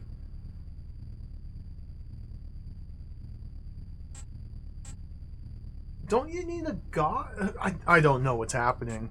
Am I making characters that are just completely like, whoa, cool? Can I change his battle portrait? No. Metal Man. Okay, next character. We go with a cat girl. As much cat as possible. Can be an anchorite. Let's try an anchorite.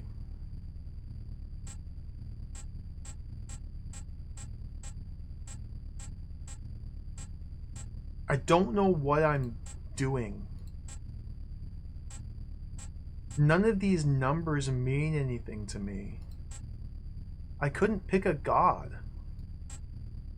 These don't look at all like cats or girls. Maybe this one.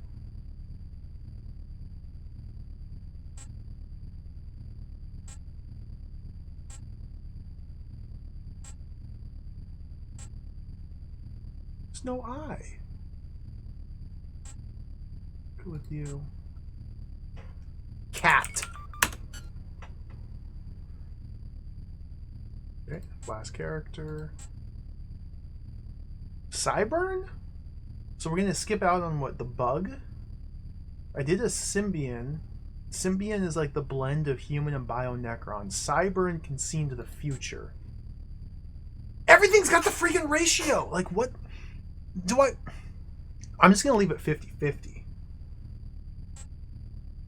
I already have mercenaries and assassins! But what a... I don't want to know. This is redundant. What do these mean? Mercenary. Obviously positive. Looks good. Whoa, I like this guy.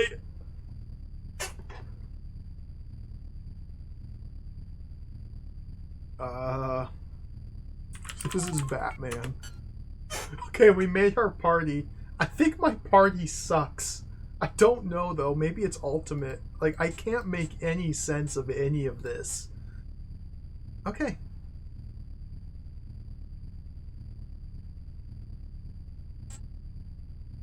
Oh. Metal Man is a race of Bionecromantic 100%. I only picked 80%. Why is it up to 100? Class Psionic, biological age 26 years, alignment neutral, related entity none. So Metal Man's a psionic, but I don't think they have any magic spells. So I don't know what this means. Secondary values, endurance in kilograms 93, right hand wounding 25, operation time of 15. Okay, physical protection, attack, defense. Physical action time is currently 47. Range attacks at 45. Mental protect. Okay, that seems pretty good.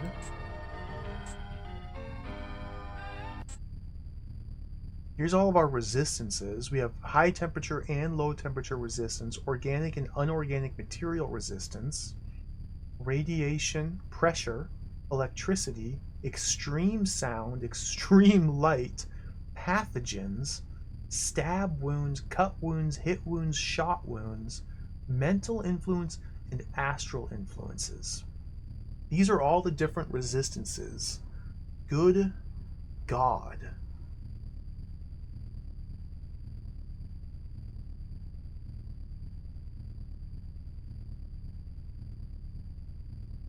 Goat Tongue, hello. Thank you for the Prime subscription. Mario.Zone beat this game with his pizza? No way. That's impressive. How do I play the game?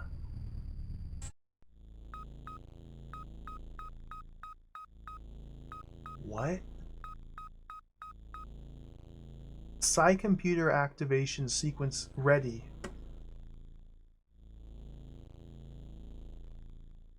Nature and intensity of mental fluctuation. Okay, so this symbol in the bottom writes the nature and intensity of the mental fluctuation. Should we go around and mix some spells now?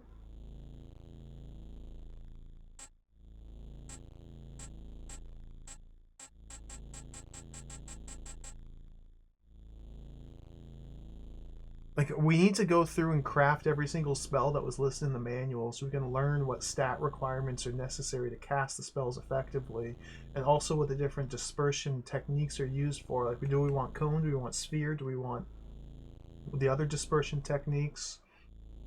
Like, we don't know anything about any one of the spells in the game until we first craft them and then analyze them. That sucks. Okay, let's put a pin in that for now. Can I back out of this menu? No. Okay, let's just guess.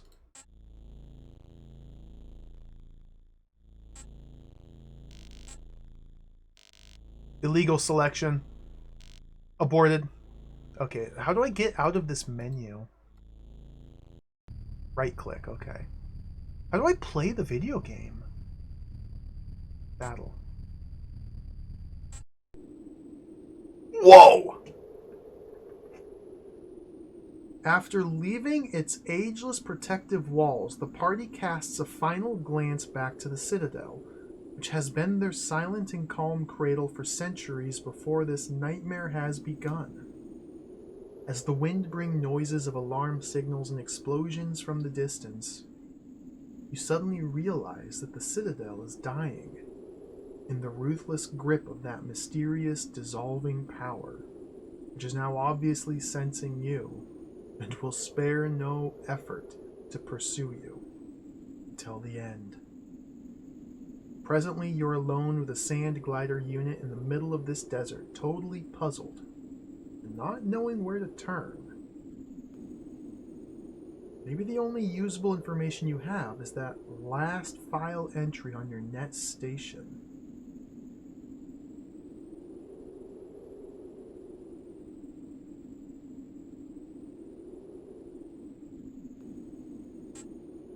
We gotta use the net station. You're in the middle of the desert near the sandstorm city. Oh, this is fascinating. So this is the world map, I think? I don't know what this is all about. This must be where we currently are, here. I don't want to...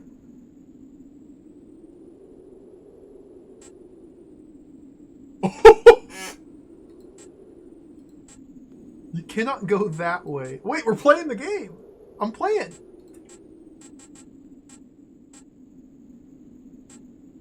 Okay, so there's like these different nodes we can travel to. Back up. We have to go to the network. Bthrow, log into the computer. Okay, we're in the personal net station now. Psycho? Unknown command.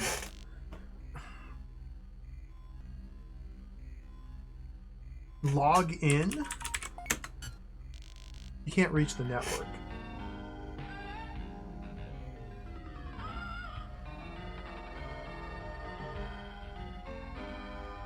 Eject disk?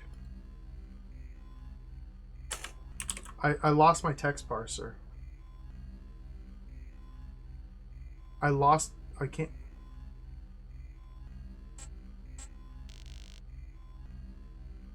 Help? Whoa!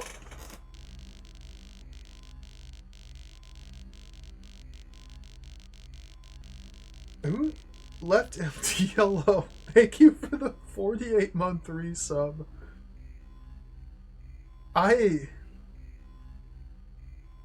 Hello. Thank you. Welcome to the stream. We're playing Perihelion the Prophecy for the Amiga. Attempting to, I should say. I don't understand anything that's been happening.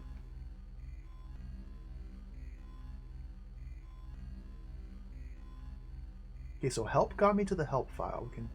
So I do know that the terminal here is like how we talk to people, how we analyze different items.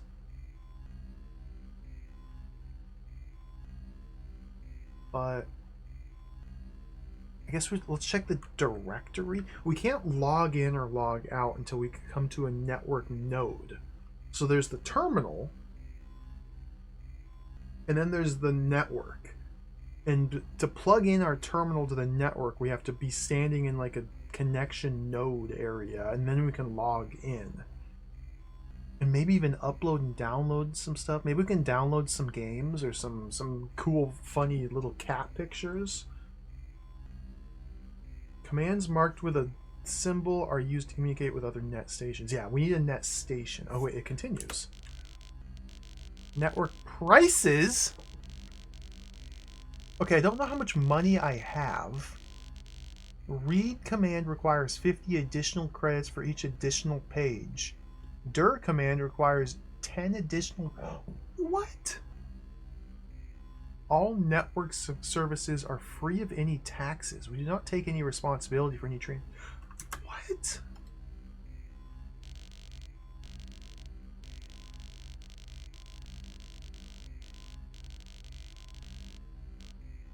Tab toggles between pound and NTSC mode. Oh, cool. Doesn't do anything. Is this supposed to be a plus? And minus controls the scroll speed of gameplay messages, so that's the little ticker down here.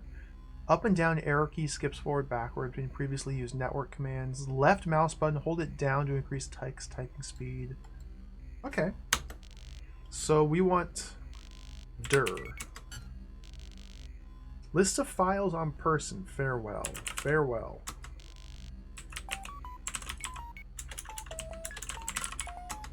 Unknown command. Help.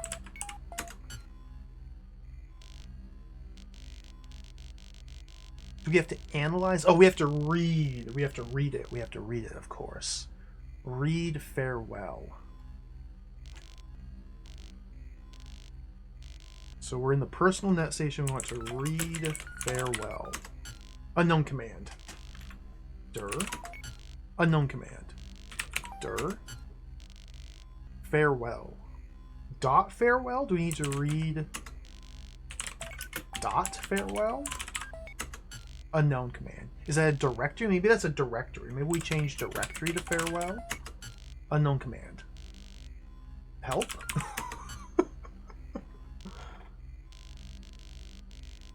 Talk? Ask? Analyze?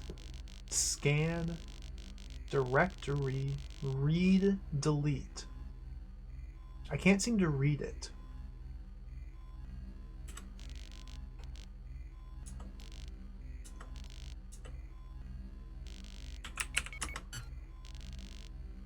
Farewell.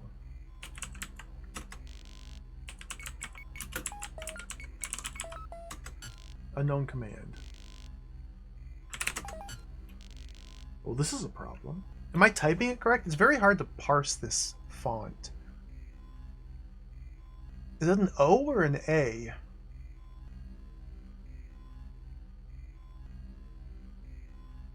Forwell? Maybe, yeah, maybe we just read. Oh, you just read. Enter, farewell, enter. Okay, good call. This is the last message I can transmit to you. Remember, you're the only men who cannot be harmed by the unborn directly, but it surely will try to find the way to eliminate you. Now you must go to mid-light. An encrypted netcode to the Emperor is waiting for you there. You must discover it at any cost. Be quick. Forget your doubts and gather all the information you can about the netcode. My fate calls me. Signed, Commander Ptah, Sandstorm Citadel. Okay, we have a quest. Go to mid-light, and there's an encrypted netcode to the Emperor. Okay, cool. Where's that?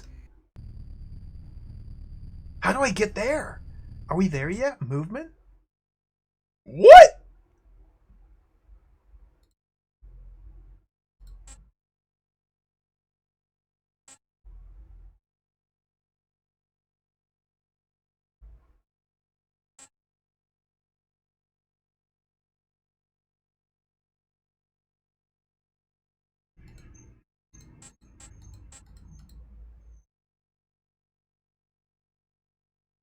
What?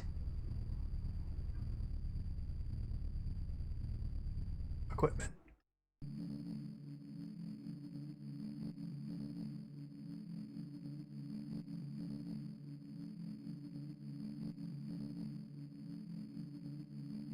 Oh my god, dude. What is happening?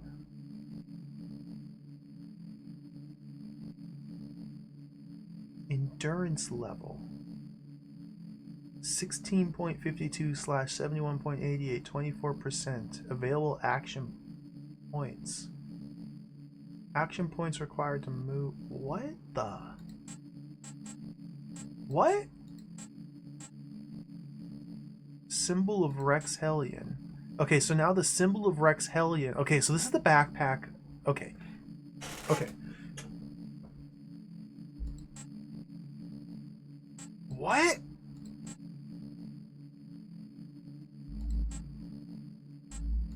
Oh. So we're wearing a desert hood. We're equipped in our right hand with a Viper 17 crossbow with 10 ammo. Our left hand has a stabilizer glove. Torso is a uniform tunic. Lower body is stealth boots. What's Beethro's character? Like, what class am I? I've already how do I... Beethro, what class are you, Beethro? Does it say anywhere? Symbiont... Okay, we're an assassin.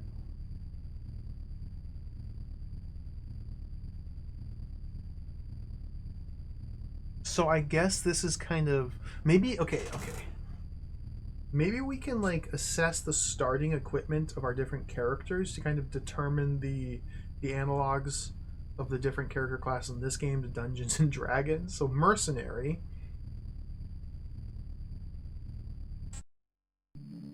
starts with a Rex regular carbine, nothing in the left hand, steel combat helmet. Wait, go to the backpack. Oh, now that's a knife. The military bayonet.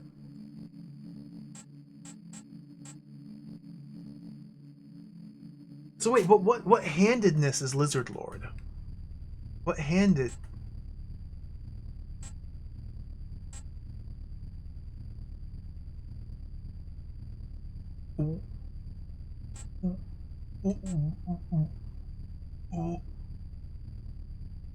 What? Physical attack is a 92.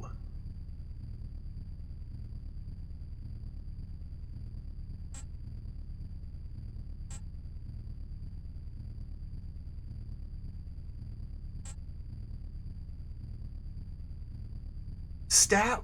What? Okay. Chin Lord. What are these names? Okay, it looks like everybody just has a gun. I can just change characters in here. Okay. Yeah, everybody's got these different, like, flavors of guns. Whoa, whoa, whoa, whoa, whoa. Cat is over encumbered. No, Cat's 76 encumbered.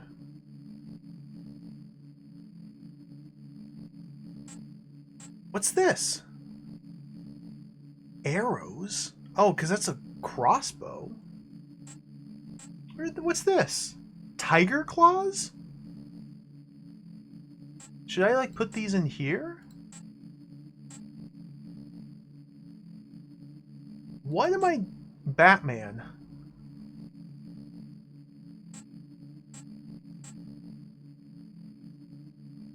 Okay, hold on.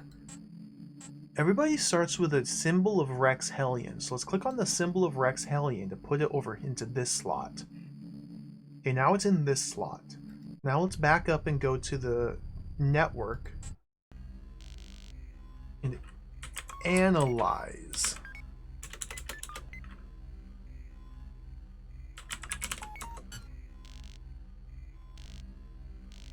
Symbol of Rex Hellion. It's got a 50% speed factor.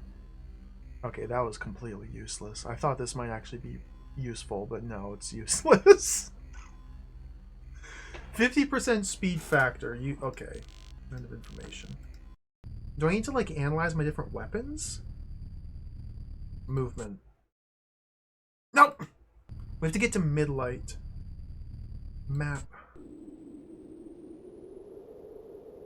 Area information. You're standing on the dale under the old deserted hills of Dewdrop. Now we gotta find midlight. Okay, so this is where I am.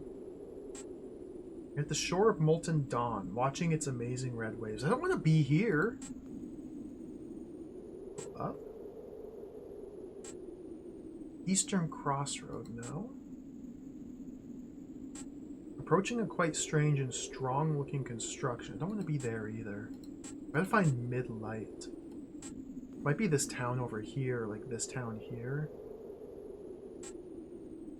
The ancient bridge over the Molten Dawn. The middle of the desert near the Sandstorm Citadel. I think this is where we started. Is this midlight?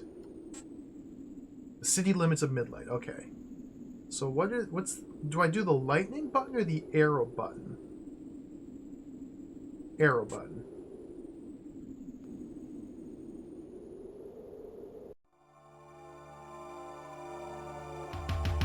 Holy smokes. After a short but tiring climb in the rust-colored sand, you finally reach the top of a small dune. As you let your eyes adjust to the eerie sunlight, a majestic sight appears in front of you. It immediately takes your breath away.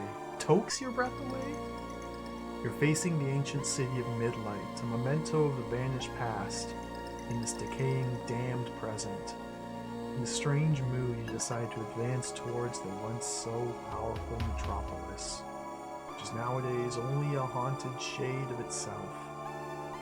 The pollution, the crime, and the bio-necron wars are taking their toll.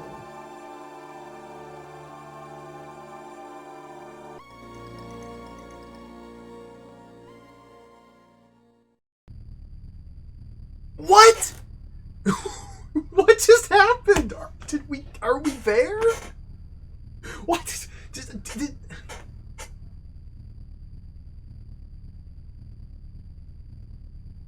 I don't know how to save the game, by the way. Presumably I need to input the save disk before clicking the save game button. I didn't test this out ahead of time.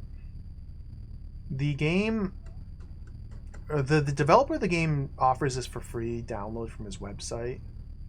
So I'm just using those disk images. It comes with a save disk. So I put it in... I'm just clicking the button. I want to save game position. Okay, I'm going to put the save disk in. I currently have disks 1, 2, 3, and 5 in the 4 separate drives. I don't know which disk to... I'm going to replace disk 1 with the save disk. Okay, disk 1 is now the save disk. Let's press Y. Oh, it comes with a bunch of save game slots. Interesting. Let's replace this one.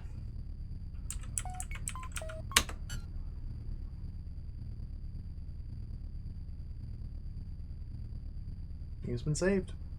Okay. Put the game disk back in.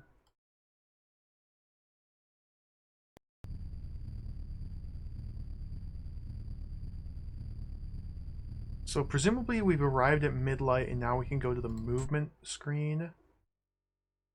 Yes.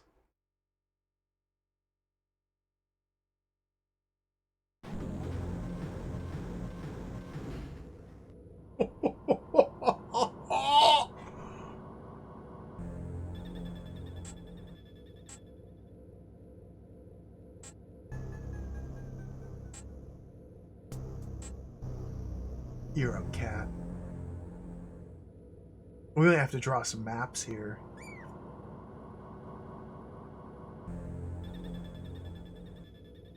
Can I... Oh, this is... Okay, we're facing north, facing east, facing south. Whoa! Do you really wish to leave? No!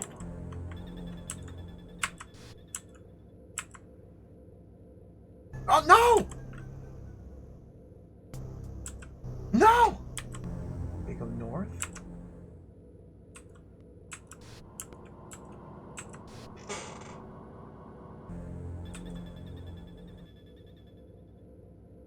Okay, does this mean there's something here?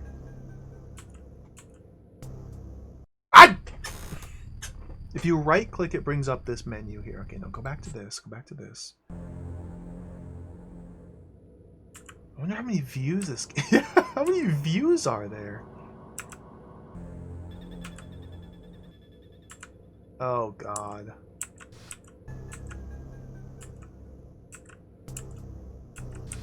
It is very hard just to visually, like, you see feasting vultures and rats on the scattered garbage. Whoa.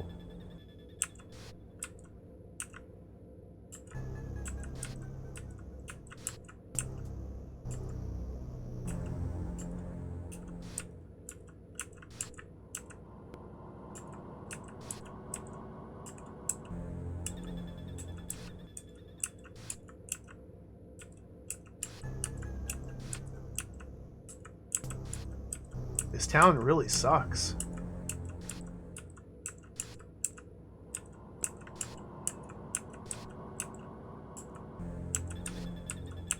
Is there... You're in the main street of Midlight. Okay, we made it to the main street. I want to, like, talk to somebody. I want to... fight something. I want to see how terrible my party is at combat. How do you... We're looking for a terminal here, a net station terminal. Because there's a message for the Emperor there that we need to find. This is impossible to navigate without a map.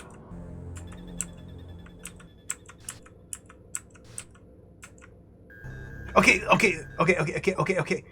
Object network detector to the north and to the west. Organism detector to the north and to the west. Okay. Let's face north. Now it's to...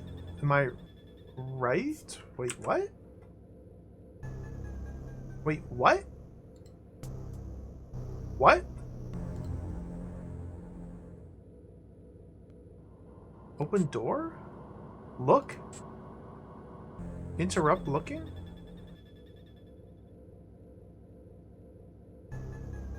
Network? Look? What?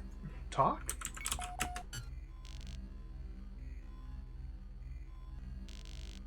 Log in? What?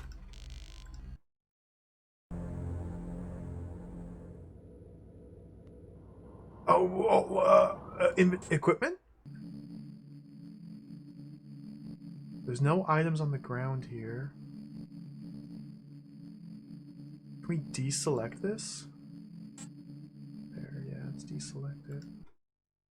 So what do these flashing Dewey deals? Network detector and organism detector. What? So it's to the east, right?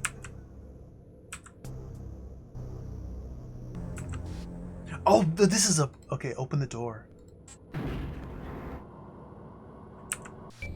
What? The elderly Cyberian mole watches you quite suspiciously as you enter into his slightly confined hall?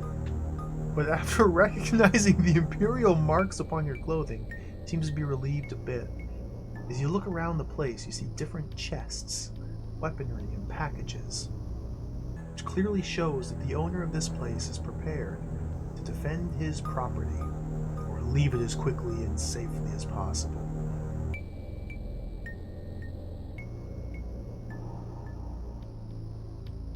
Network.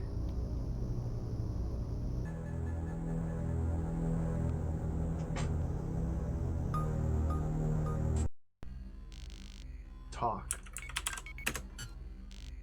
Talking. Hey guys, really sorry about my distrustful attitude, but in these times you can expect anything. Seems like sanity has gone from our world, and also there are those riots and lootings on the streets, those thousands of escapees, and those strange rumors about different things. I don't know exactly what's going on here, but I think it should be stopped somehow. By the way, is there anything I can do anything I can do for you? End of information. Ask? Ask about what? Name. Sorry, fellows, I cannot help you this time. End of information. Ask. Ask about what? Job. Sorry, fellows, I cannot help you this time. End of information. Ask.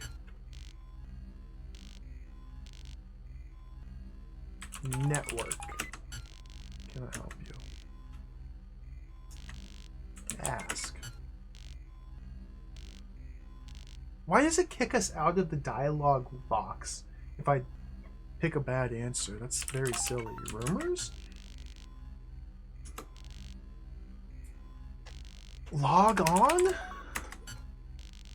Psycho.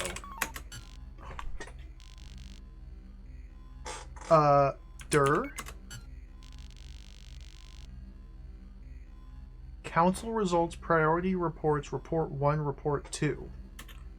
Read. Council.reports. Not found! Okay, I gotta pay more real money to list the directory again.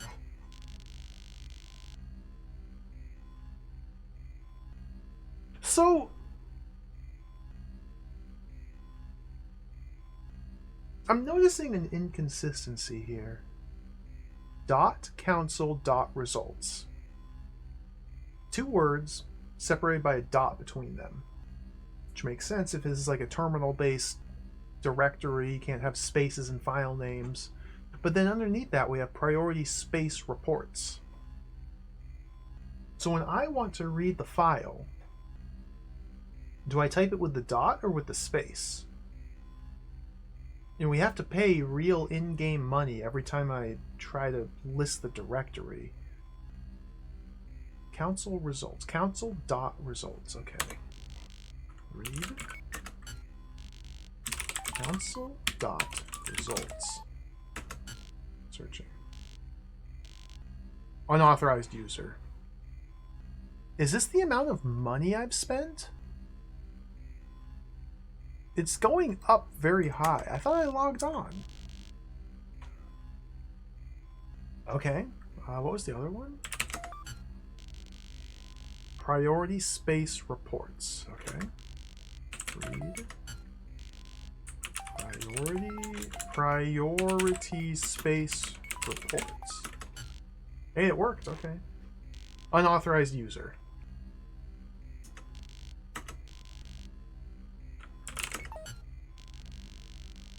Report 1.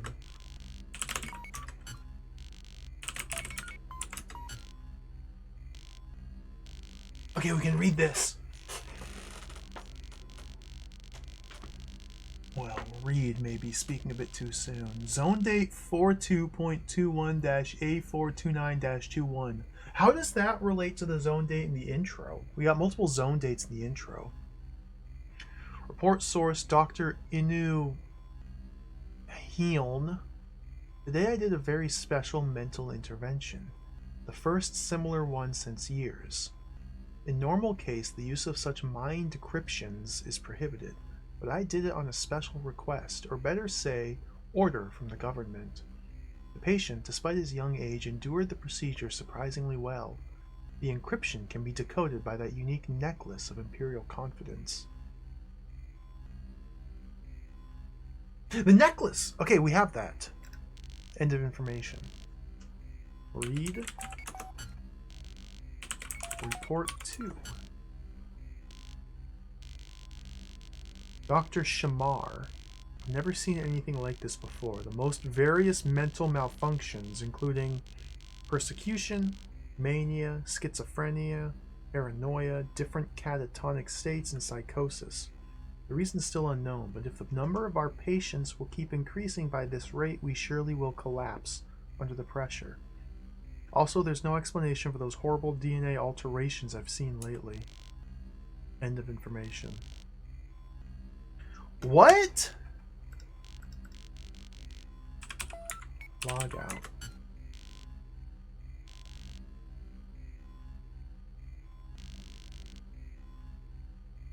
This... I really did spend 1,200 credits here on the terminal.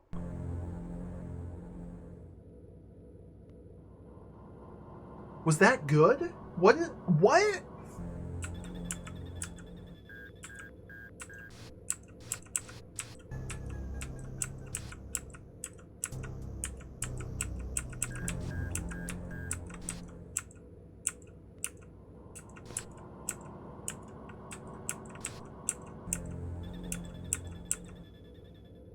Beggars and fugitives are sleeping on the dirty sidewalk.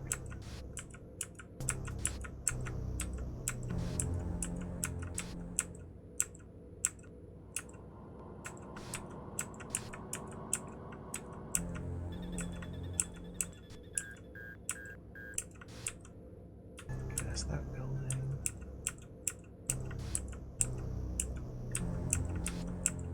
Can I fight something? Can I fight these beggars?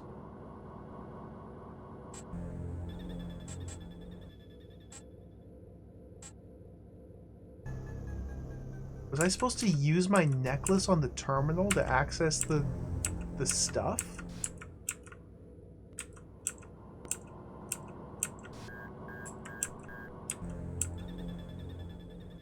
How do I use this item? Okay, let's go to the inventory screen. Let's ready that into that slot. Let's back out. Use it. Nothing special happens at all. Fascinating.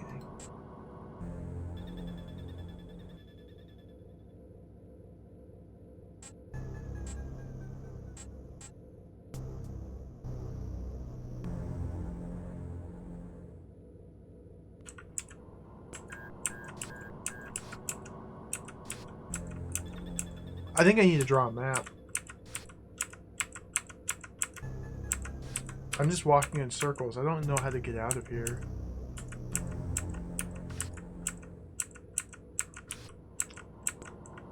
You're in the main street. Okay, we're in the main street. We came from the south. Let's head north. Military units marching toward the evacuated quarters. You've reached the northern zone of Midlight.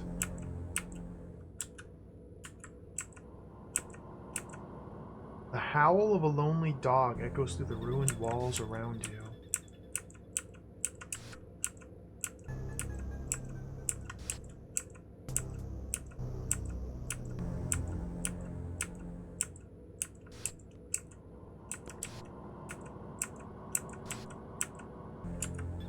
I want to fight something. You're in the western region of the city.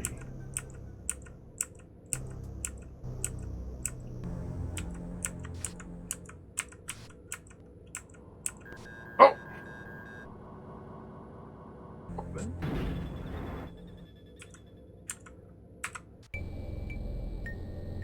Found another donut.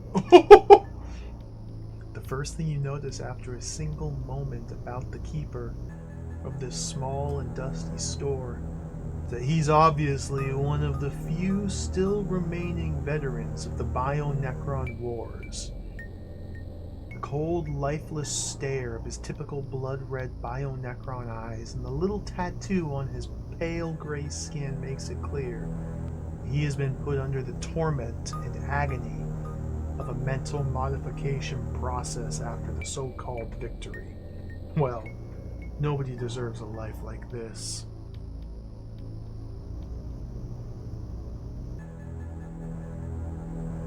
So there's no network for us to log into here, but we can talk to this person. So we need to open up the computer network to talk.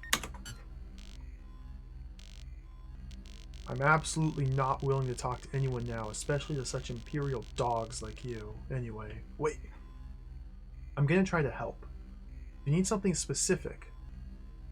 But otherwise, you have no you have no any business here. So I'll be forced to ask you to leave then. What? I'm absolutely not willing to talk to anyone now, especially to such imperial dogs like you. Anyway, wait. I'm gonna try to help if you need something specific, but otherwise you have no any business here. So I'll be forced to ask you to leave then. That's incomprehensible gibberish. Okay, let's ask. Help. You'd better go and ask someone else about that. End of information. Okay, let's ask. Midlight. Let's ask. Name. Okay, let's ask.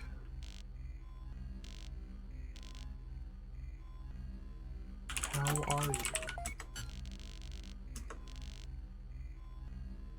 Okay, let's ask.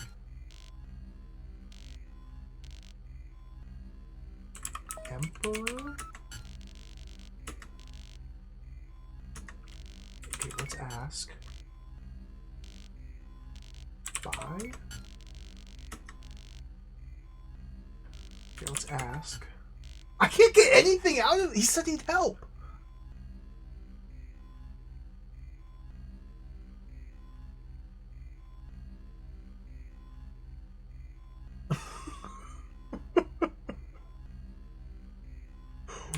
What do I do?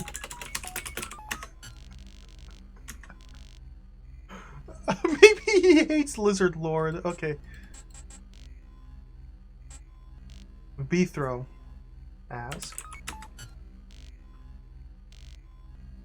Are there different skills for, like, dialogue? Ask about what? Are you okay? Or go and ask someone else. Hello, Sepulchre Time. Noru, hello. Maybe I don't have enough dialogue skill with my character. Okay, let's check our stats again.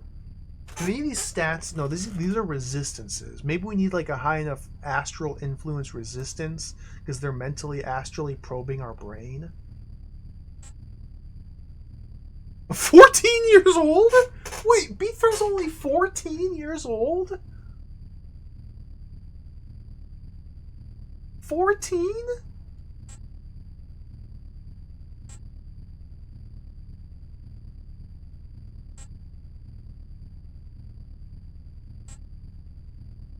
Pressure? Electricity? Doesn't seem like extreme. Half?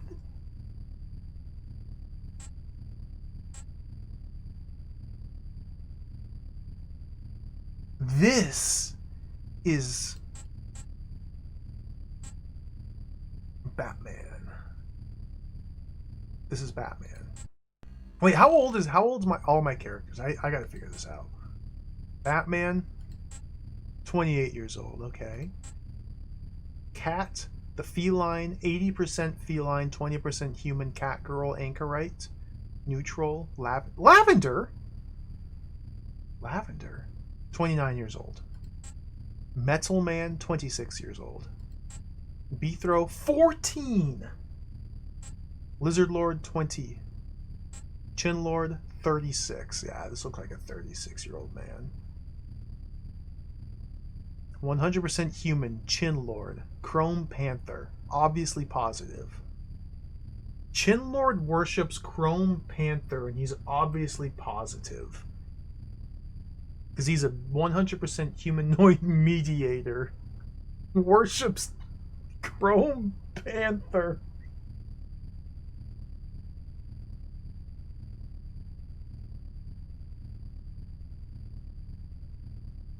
What am I playing? This is nonsense. Okay, wait. Wait, okay, this is where... Okay, right hand, left hand.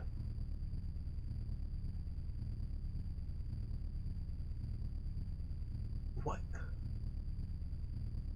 How? Okay. We need to figure out the spells. What do the spells do? Hold on. Should we start casting some spells? Let me the manual back up. Like, what if there's a spell that gives me an auto map?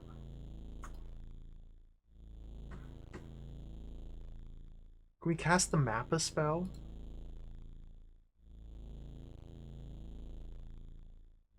I want to try and cast some of these spells. I don't know what to start with. Maybe mid-turbulency? Hormonal spray?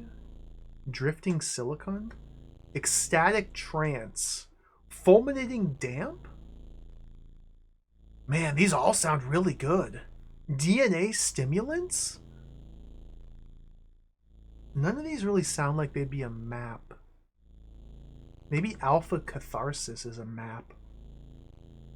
Beta spread point? Brush discharge? Let's just start with the bottom one. Whirring Moraine. Let's cast Whirring Moraine. To cast this, we need to combine hatred, anger, delight, and disappointment. Hatred, anger, delight, and disappointment. So which symbols are hatred, anger, delight, and disappointment? Oh, they're back up this way. So I guess we have to like shrink this because I need to have this on screen to refer to. Oh my god, this is an absolute disaster. Okay, so where's the hatred button? Okay, I can just hover over them.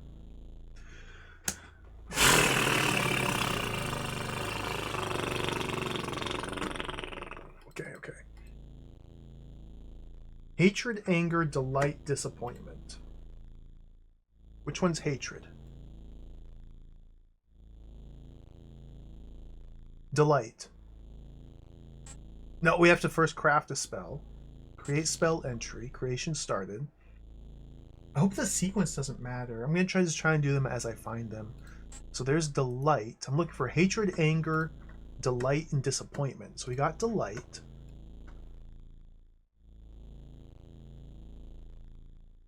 anger. We're looking for hatred and disappointment.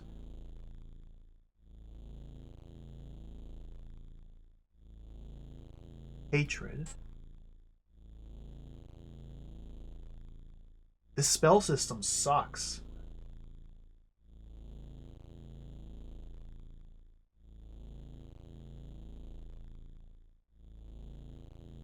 Disappointment.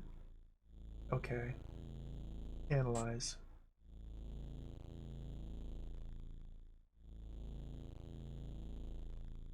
Create. Illegal mental class. So I had the right signs there, but Chin Lord is not the correct mental class to use that spell.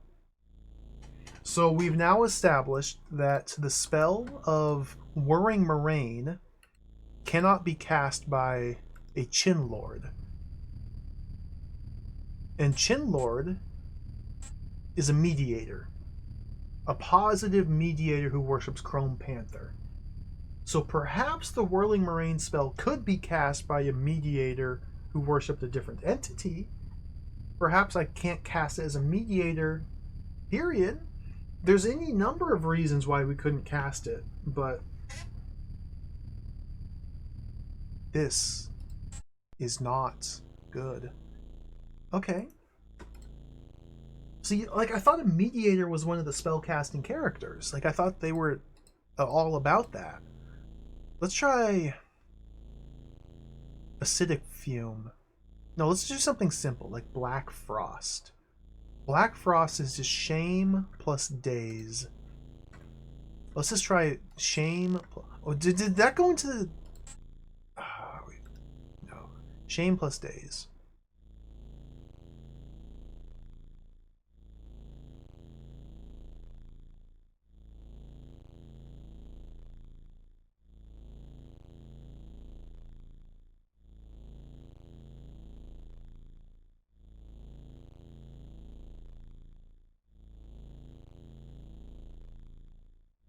Course at the bottom. Daze. Shame. Okay. Now create. Form of manifestation Black Frost proceeding. We did it! Okay, methods of manifestation. Do I want it to be sphere, cone, or tunnel? What's the difference? What does this mean? This is the way in which we cast the spell, how it physically manifests and projects onto the field of battle. Sphere, presumably, is like an area of effect around the target. Cone is presumably like a burning hands cone out in front of you. Tunnel is presumably a line projecting outward from the caster. Cone. Operation finished. Okay, now how do we learn about the spell? Cone of Black Frost. So now that we've actually crafted the spell, we can finally learn what it does. Efficiency depends on stamina. Related resistance, low temperature. Okay. Range is 8. Affected area 1 by 1. Type of modification, value decrementive. What?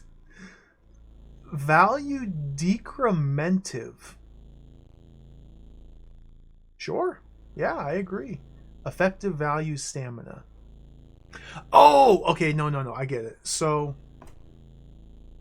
Black Frost is a combat spell which does damage based on the caster's stamina stat, and it decrements the value of the target's stamina.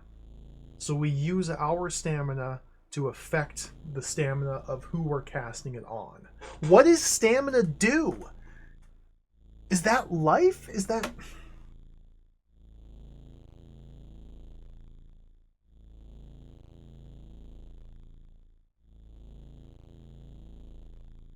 Select a spell. Okay, it's ready.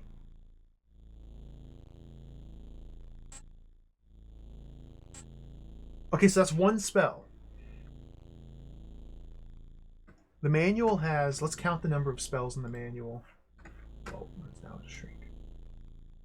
So that's Black Frost. We have 1, 2, 3, 4, 5, 6, 7, 8, 9, 10, 11, 12, 13, 14, 15, 16, 17, 18, 19, 20, 21, 22, 23, 24, 25, 26, 27, 28, 29, 30, 31, 32, 33, 34, 35, 36, 37, 38. And there's 40 separate spells.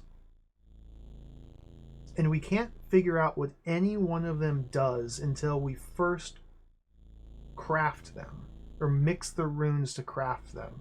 But we can't mix the runes to craft them with a character who can't cast them. So it will take multiple attempts to craft every individual spell, because we don't know ahead of time which classes can cast which spells, or what the different restrictions are, but there are restrictions. So to learn what the restrictions are, this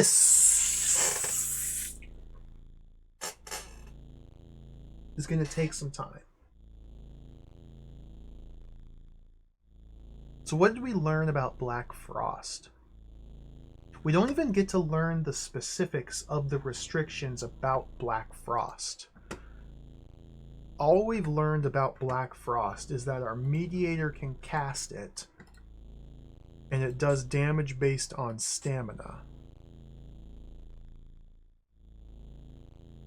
And the resistance is low temperature.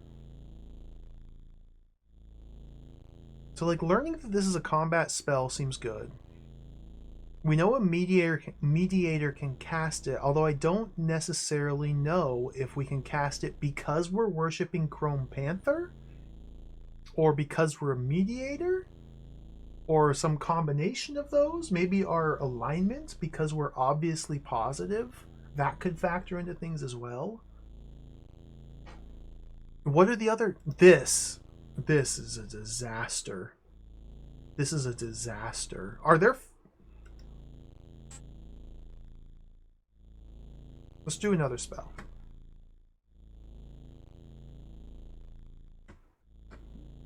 Altered Gravity is Quietude plus Pain. Craft. Quietude plus Pain. Okay, there's Quietude.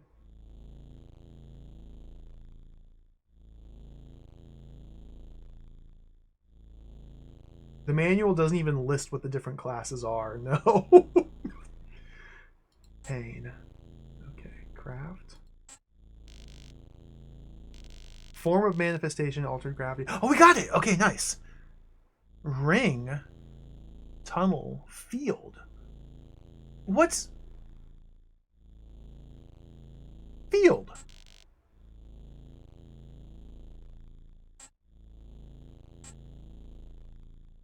Okay, this is an intelligence spell. Pressure resistance, range of 16, 5x5 area, and it decrements the enemy's strength. What the...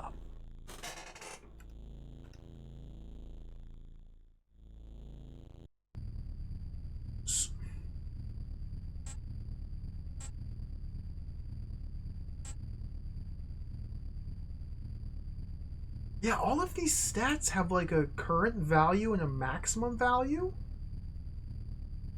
So we could, when we're fighting enemies, we can target specific stats?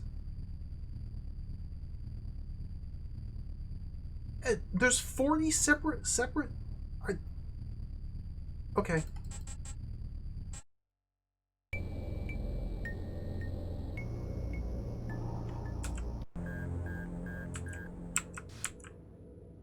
Wait, what's this? There is a network over here. But there's not a network in here. But there's a network in here. Okay, network. Log on. Psycho. Directory.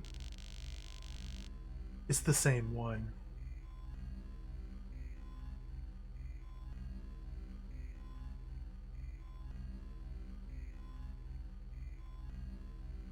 just spent a bunch of money. How do we buy stuff? When do I fight? Log out. I just spent 290 credits there to talk. To learn that this terminal has the same information as the other one.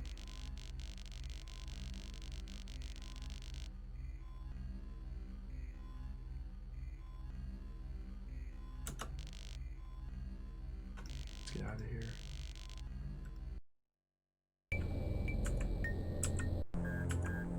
I gotta draw a map. I'm gonna lose my mind if I try to explore aimlessly. We're going map mode. I don't know how playable this game is. I don't know how playable this game is. It seems like it might be, but it also seems like we're just barely scratching the surface, and it's completely bewildering. Let's start mapping out this town here. That's at least something tangible I can do. Let's get grid cartographer open here. Slide that over here.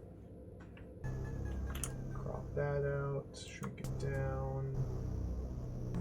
Start drawing a map here.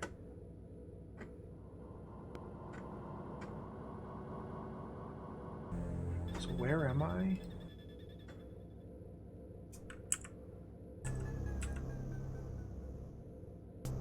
I don't know where I came in. We're facing north. There's a door.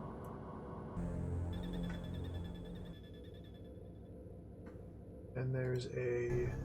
I guess we'll just put a little exclamation point there. There's a room. Okay, so we're facing north.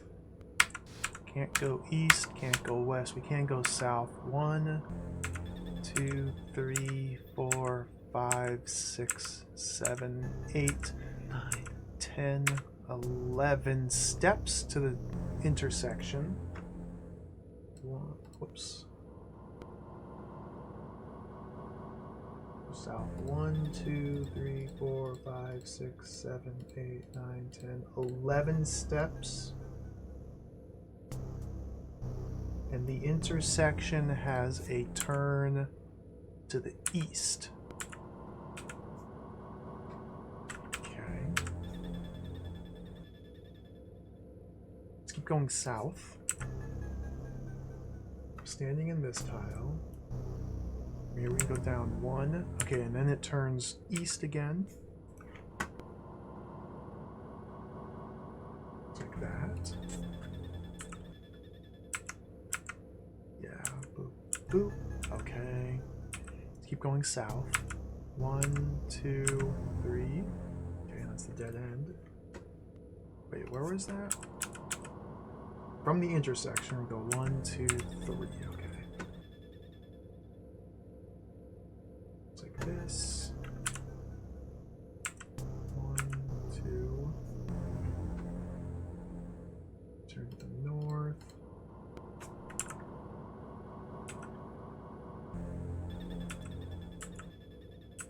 One, two.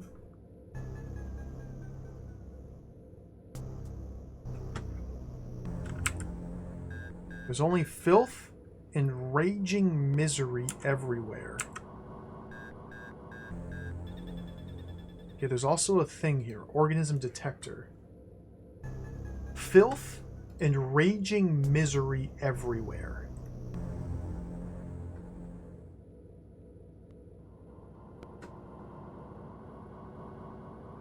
So maybe I should add to the map here that filth and raging misery everywhere. I'll write that down. It seems important. Okay, let's continue to the east.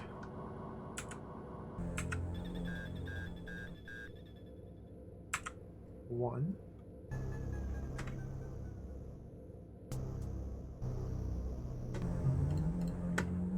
We can turn north.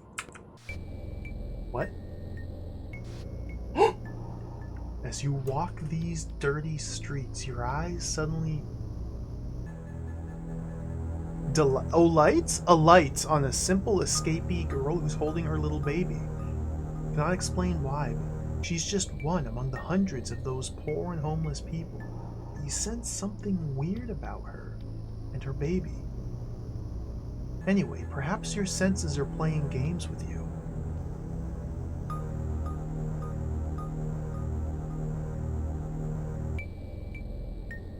What? Hello, Kagurato. Welcome. Welcome. We're playing an Amiga dungeon crawler, an Amiga exclusive dungeon crawler released in 1993, developed by a team of 3 Hungarian kids who may have still been, I believe they were still school age. The author has a website. Edvard Toth, one of the main creative developers of this game, has a website. And he just mentions that they were still in school when they made this game. Presumably that's university, but maybe they were younger than that. It's pretty cool so far. It's completely and totally incomprehensible. I have no idea what I'm doing. Okay, well, we got a baby here. That there. The art is absolutely wild. The intro was incredible. Let's talk. We open up our computer network to talk. I have no intention to talk to you. By Lavender's name, I ask you to leave me alone with my baby, please. Wait! One of my dudes worships Lavender. Who's the Lavender junkie? Chrome Panther. Okay, Chin Lord's Chrome Panther. Lizard Lord is none. Beethro is none. Metal Man's none. Cat. Cat worships Lavender. Because Cat's an anchorite. Cat's the feline chimera, 80% feline, 20% humanoid anchorite who worships Lavender. Okay, let's have Cat do the talking.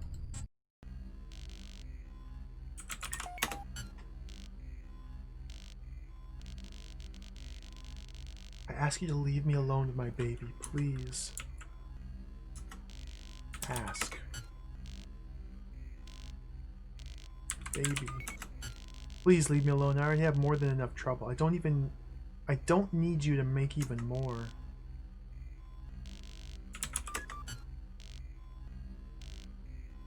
Help.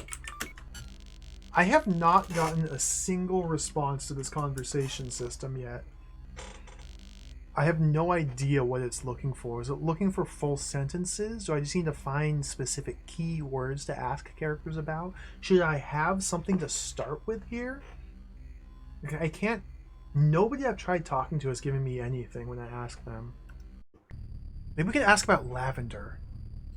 Yeah, I was just thinking that. Ask Lavender.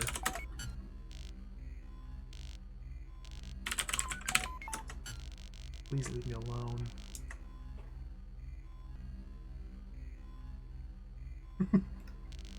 What happens if I fight? No battle situation. Oh.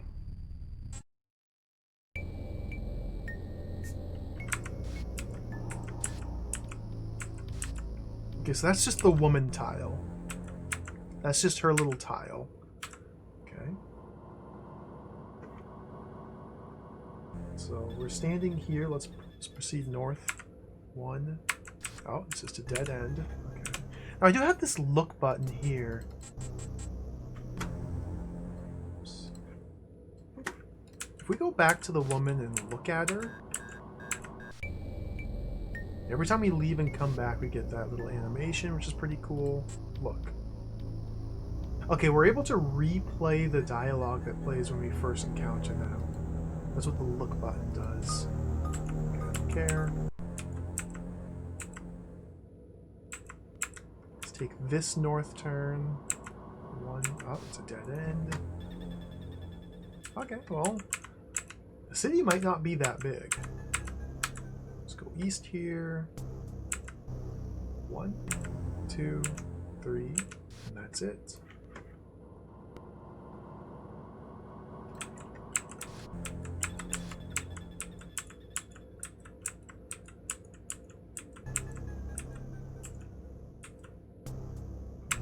north.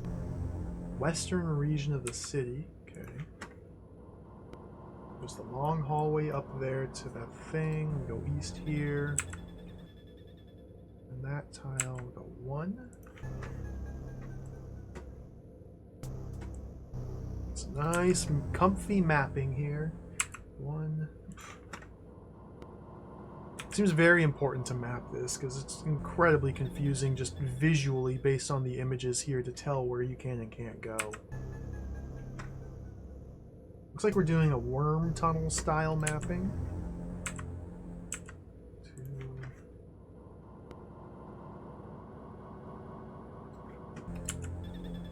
This is probably only going to go 1. Yeah. Like, I can't interact with anything anywhere unless these little indicators or detectors start blinking. So it's just complete empty nothingness unless these are blinking.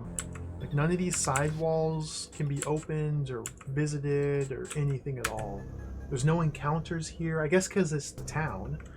Probably if we were to explore a different area outside of town, we might get into random encounters. I'm really curious to see what the combat's like.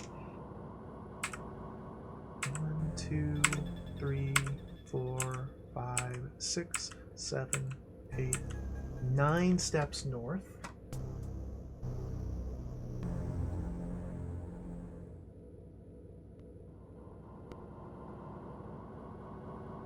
So this person's room exists on the map. Okay, looks like we're starting to see some of the boundaries of the map here.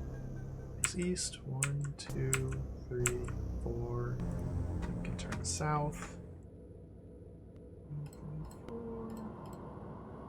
There's east, return south. Let's continue east. 1, 2.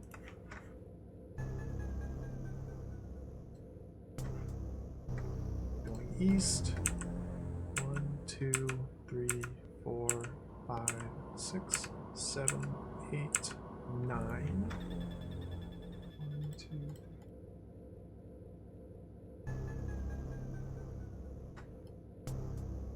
I guess the most interesting thing, or the thing I'm looking forward to the most, is the combat. I really want to see just how terrible my party is, and like, I'm kind of worried that the combat system may be impossible. And it might take a lot of trial and error with fighting to even build a party that's capable of fighting in the first place. And we might need to like mix specific spells and have them ready ahead of time before we get into any encounter. I don't know at all what it's going to be like. It's quite exciting. Okay, so we're in the top right corner here. South, 1, 2, okay, take 2 steps, then we turn west. Not yet, Doppelopos. We're still exploring the starter town. I've decided to start mapping it now.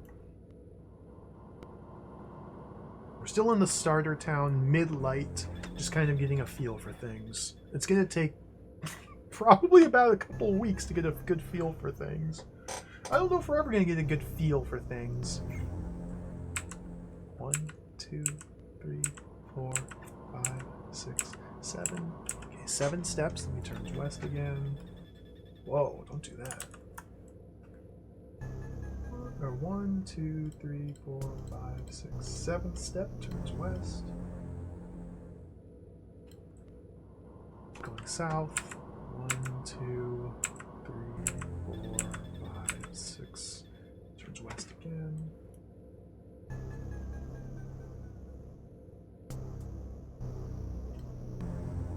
South, 1, 2. The right is west. Okay, let's go west here. I'm going east and not west. I don't know my west from my east. There we go. West is left. West is not right. West is left.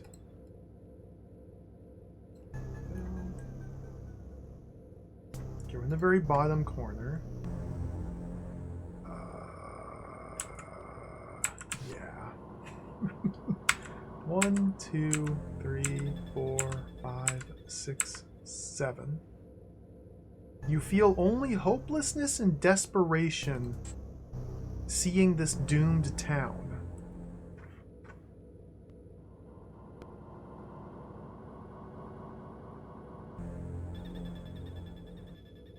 Well, shucks.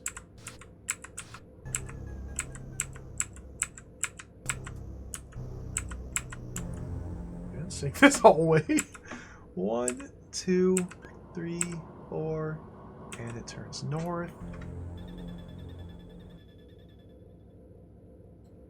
Going west.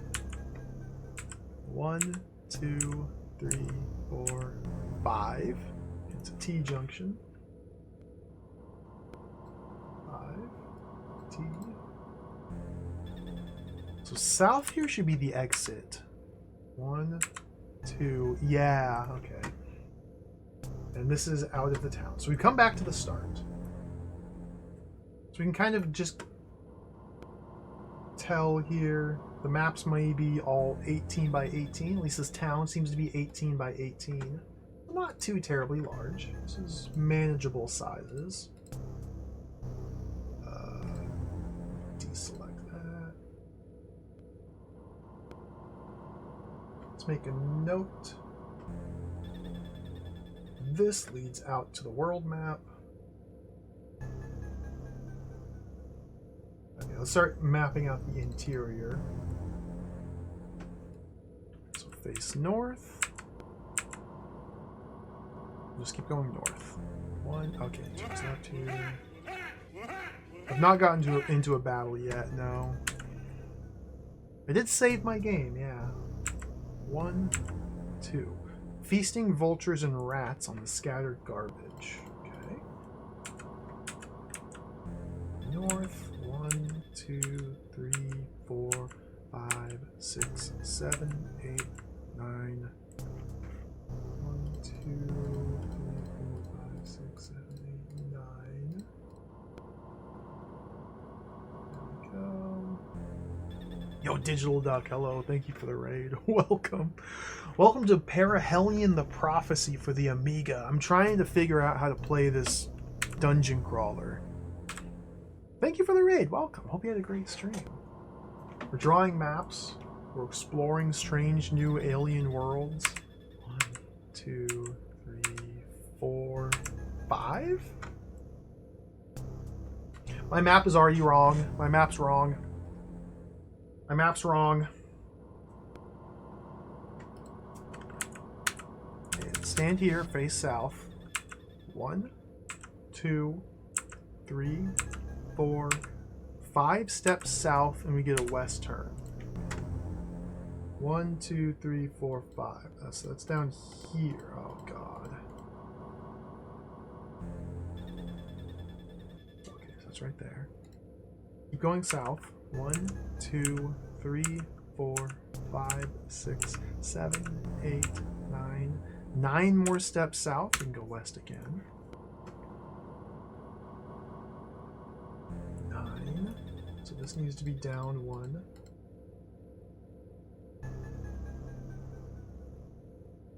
South again. And now we can go east. Okay, fixed it. Go back to the north, take the second left. Let's explore this. 1, 2. Turn south. 1, 2, 3. Turn west.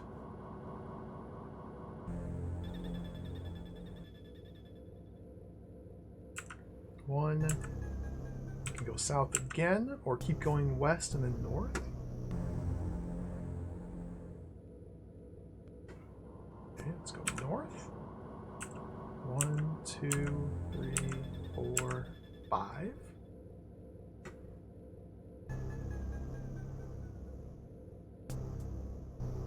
Okay.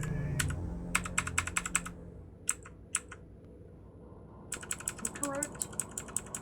From in the corner, we can go south. 1, 2, 3, 4, 5. Yeah. Go south here. 1, 2, 3. We turn east.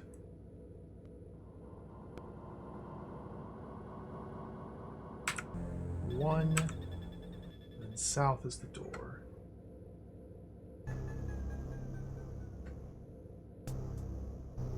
So this is the other room. Put a man there. Yeah, we can go into the building here. And there's a guy here, the network terminal. The guy's gone. Interesting. We were able to talk to this guy when we first arrived here, but now he's gone.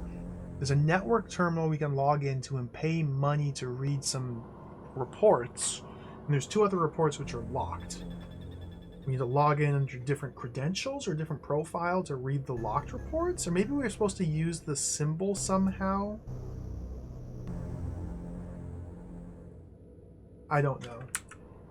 Let's back out of here. West, north, north, north, east, then north, north, north. So back up to the north end of town, turn left, boop to boop, and go down this hallway. 1, 2, 3 steps, nothing happens.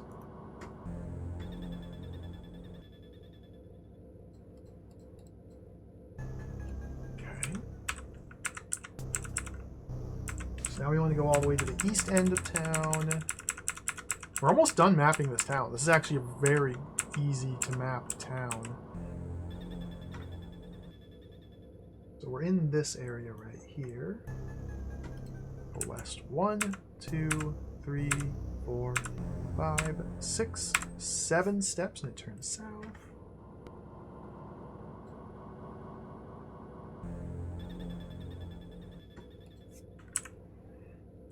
One, 2, 3, 4, 5, 6, 7, 8. Turns east.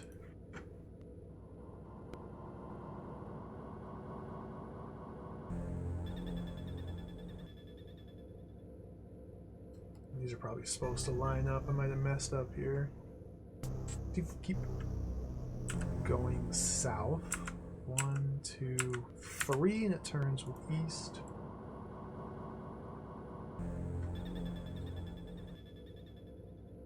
East 1. That's it.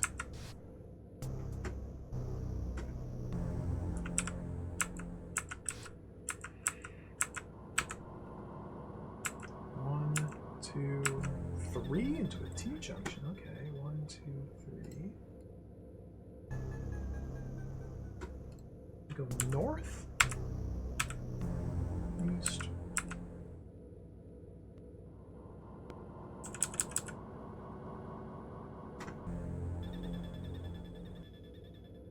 Go east 1, 2. This is a 4-way. Interesting. 3, 4. Okay, back up, turn north.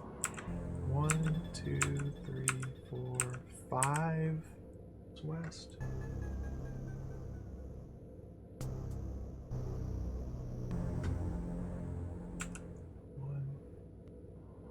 From the nearby streets, you hear the shouts of a considerable crowd. Oh, cool. 1, 2, 3. You see a gathering group of some strange, suspicious-looking people. This might be our first encounter here. We might have to kill some people. 1, 2. Something's here. Oh, this is exciting. It's a building. Let me in. The door seems to be secured with a rather sophisticated system. Can I use my amulet here? Nothing special happens at all. I can't get in!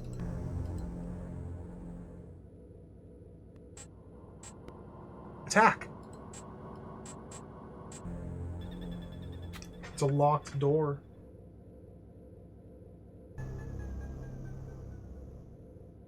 Locked.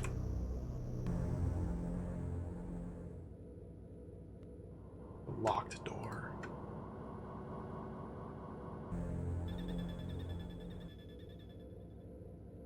Fascinating.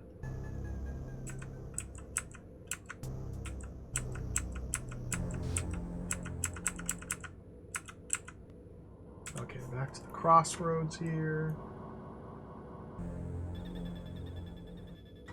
Going south. 1, 2, 3, 4. Nothing.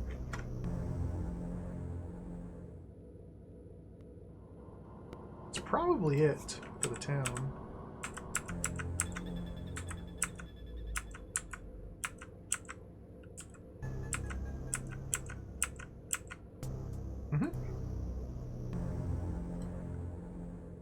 Alright, that's the whole town. So let's, to make this easier to read,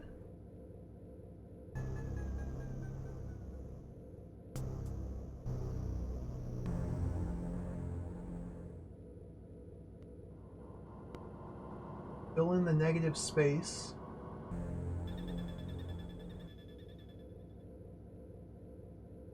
I'm gonna have to change the color of my locked font.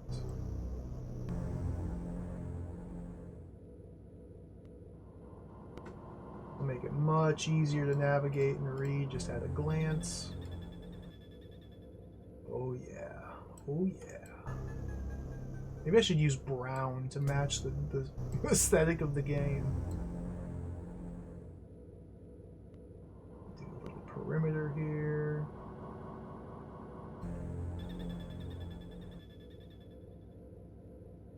I don't think I need to like notate all the different flavor text that pops up. This here was locked.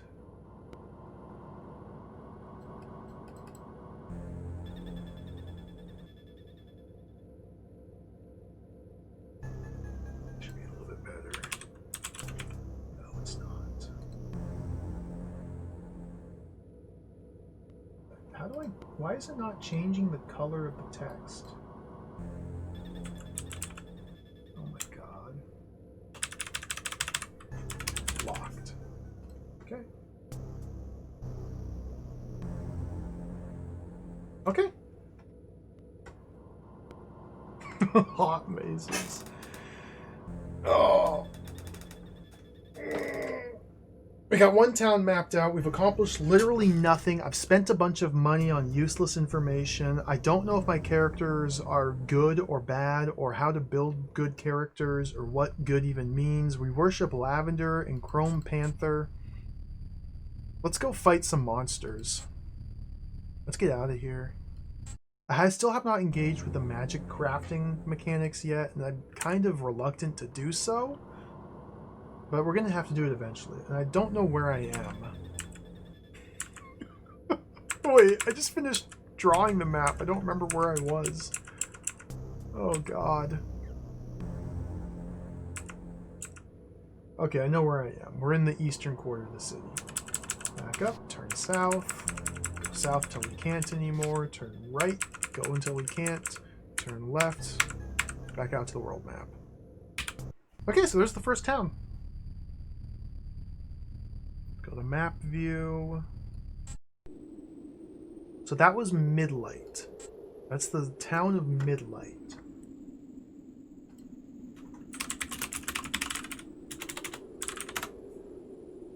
Town of Midlight. So I probably missed some stuff. I didn't find a shop. I didn't get any leads as to where I'm supposed to go now or what I'm supposed to be doing. I have no idea what's happening. It seems like the whole world's available to us here. The northern crossroad. The eastern edge of the haunted Shade Woods. The foot of Mount Torch. We can just go straight up to the top of Mount Torch.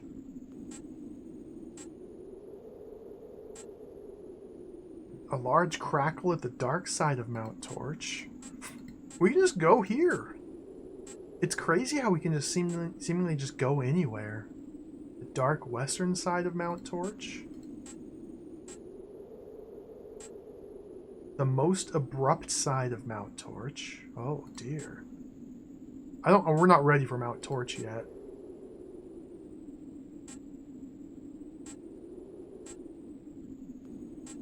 An uneasy feeling captures you at the edge of the shade woods. Can I just go to like a generic field? Maybe Southern Crossroad is a good place. Let's go to Southern Crossroad. There's nothing interesting here. Okay, never mind. Maybe this place? The silent, gaping entrance of the Soul Tomb Mines. Ah, seems friendly. Let's go there.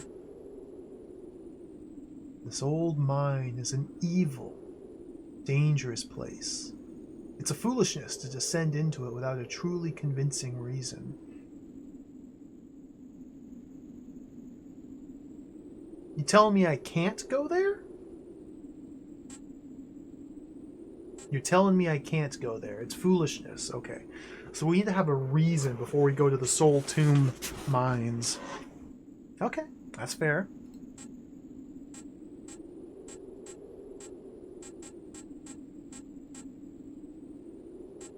After climbing up onto the hill, you're now at a small cave entrance. Maybe we can go here. Nothing interesting. Utterly baffling, Tuigia. Utterly baffling. That's how this is so far. I still haven't even found an enemy to fight. I'm pretty sure my party is going to crumble as soon as we get into combat. I have no idea what I'm supposed to be doing. Staring down into a frightening abyss. Let's go here.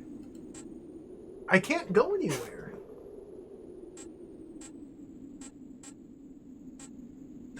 What's about this? The fortified watchtower colony. Oh yeah, let's go here. You got a really strange and cold reception at the gates of Watchtower Colony, as the heavily armed guards roughly refuse your request to enter. You decide to leave instead of engaging into a confrontation.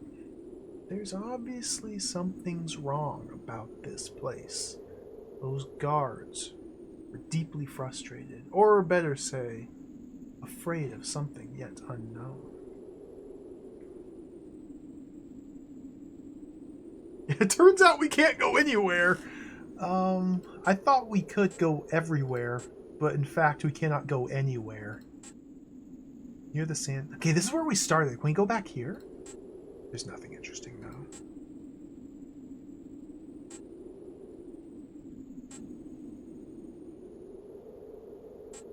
Ancient bridge over the molten dawn. Can't go here. Maybe we do go up to the Shadewood. Can't go there. Oh, what's this over here? Top of a rocky cliff above the Flame Pool Lake. Can't go here! The western slope of the Storm-Thrown Hills. Can't go here. The Stone-Thorn Hills. We can't go here. From this distance, you can feel the mystical aura of Neon's towers. Let me in. Well, I bet at the moment you cannot say one single acceptable reason to go in there.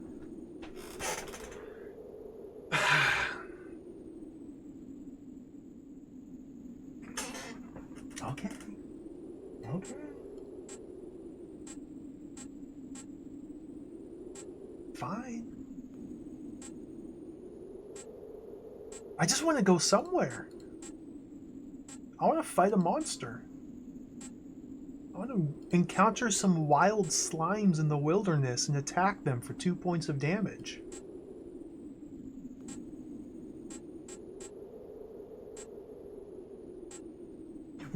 Everybody in my party is using guns, and the guns have ammunition, which takes up a slot in my backpack, but there wasn't anywhere in the town to buy more ammunition. There doesn't even seem to be like a bartering merchandising system or menu. Like,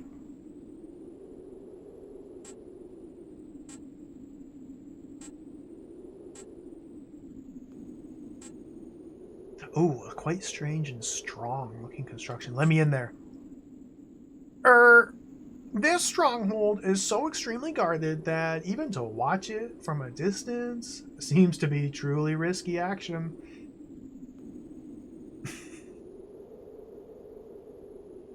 Come on, man. Just let me go somewhere. Can't go there. The old deserted halls of Dewdrop. Yeah. Oh, nothing here.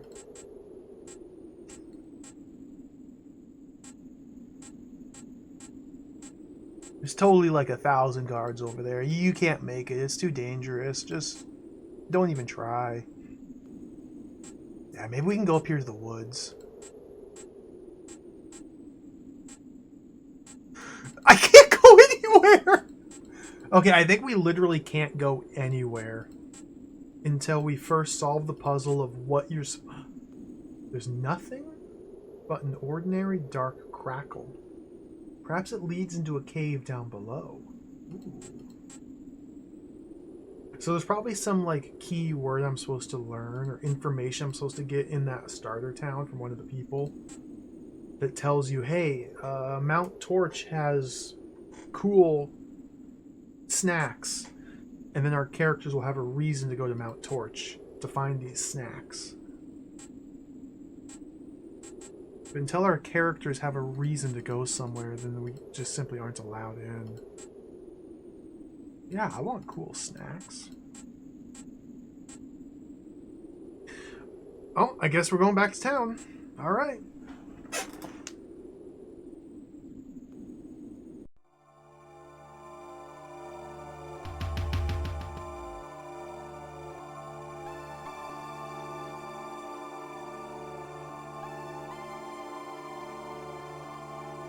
Maybe I should have written down the names of different locations. Yeah, Tango, that's a good idea.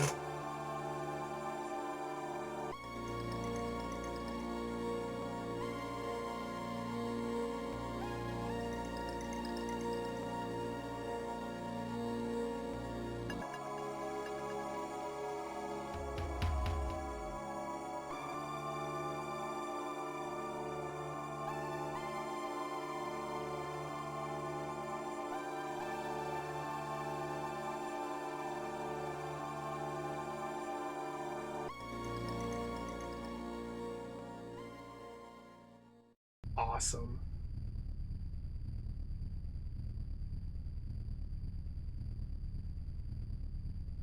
Let's leave. Turn around and leave.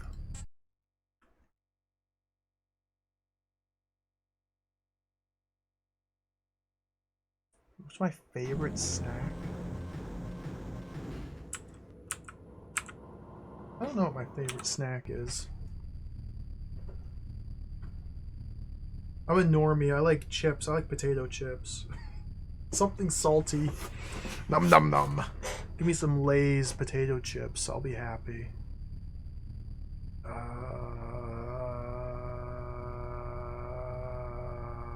This button? Yeah. Okay, I gotta write down names of locations so we can ask people about them. Notepad. Starting up a notepad text file. So Midlight is the town. Okay. Shade Woods. Forest north of Midlight. Okay. And the mountain here is Mount Torch.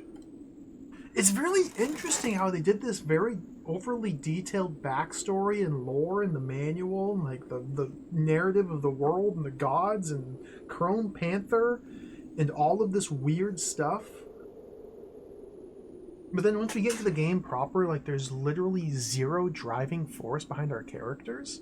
Like there's no narrative hooks to propel us, to motivate us to do certain things. It seems like we're just kind of dropped into the world. And we just have to find reasons to do... Like, this is very strange. I probably missed something with the dialogue with the people there. So that's Mount Torch. Sandstorm Citadel.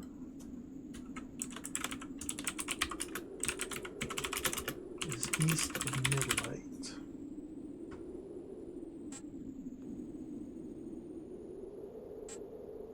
Watchtower Colony. Like, these words that have camel case seem like they're important nouns to keep track of, to ask other characters about. Southwood Light.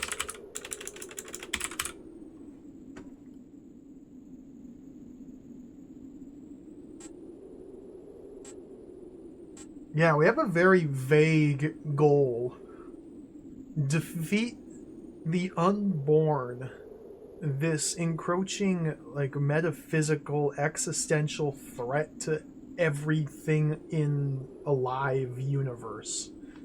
The unborn is encroaching into this world because a dude had a dream that a UFO picked him up in a desert and dropped him.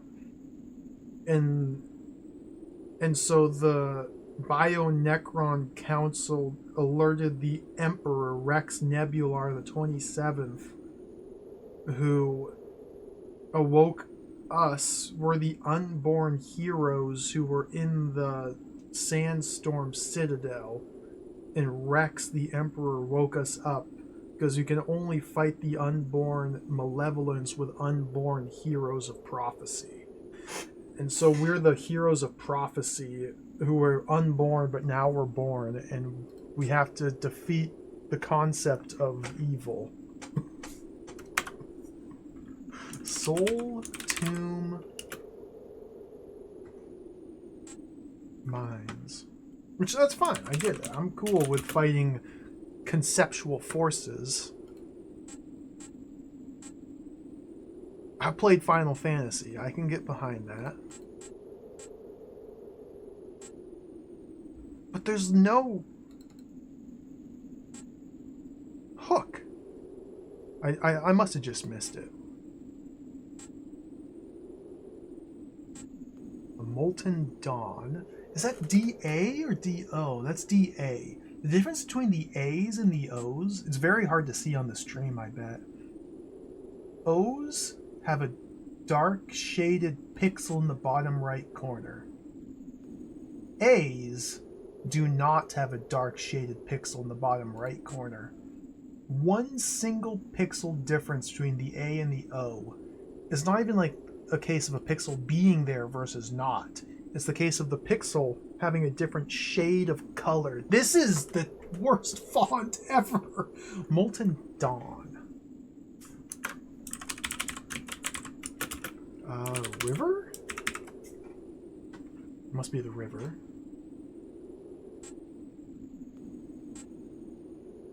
What's down here again? Dewdrop. Okay, the hills, the southeast hills are Dewdrop.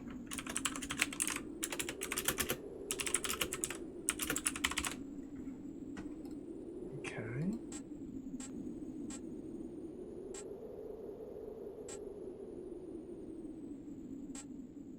Font is so small.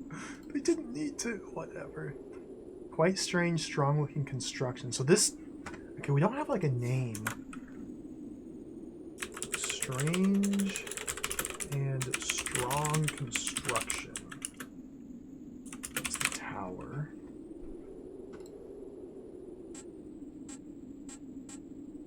To get up there, I have to go around. So all I'm doing right now is just I'm just writing down these proper nouns so I can ask different characters about them and maybe get some information or a reason to visit somewhere. Shade Woods, we already got that. Flame Pool Lake, okay, that's another new one. So Molten Dawn's the name of the river, which empties into Flame Pool Lake.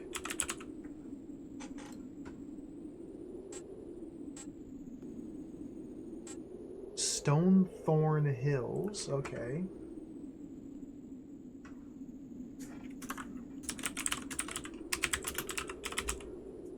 Then there's like the Neon Tower or something at the top. Stonethorn.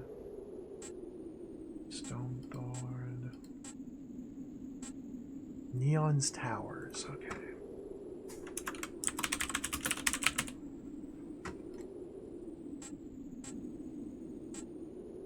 I think that's most of the different locations. I probably missed one, but this should be good enough to start off of. What was this? Wait, what about this? You know, this is Mount Torch. Stonethorn Hills are to the northeast. Mount Torch, the northwest. Okay. So Crackle and Mount Torch. Let's go back in town now.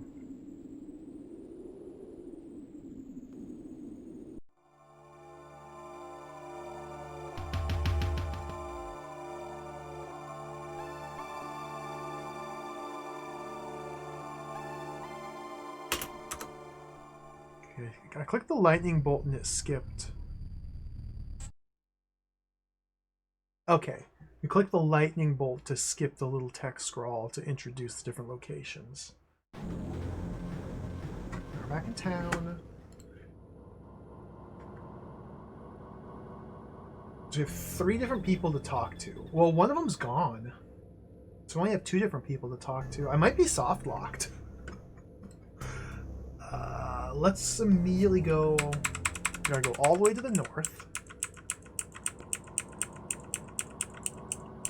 Turn left. Turn south. Go around this.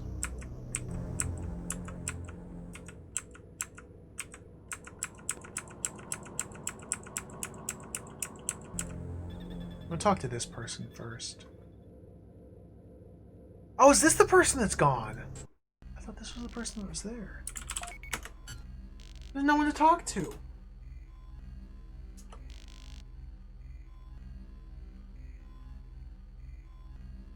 Well, we can log in using Psycho Netcode.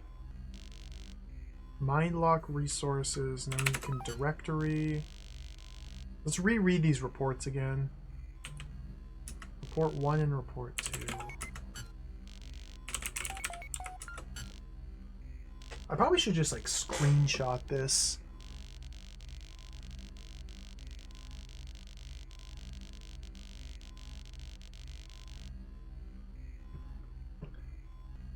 Dr. Inu Helm did a very special mental intervention, the first similar one since years.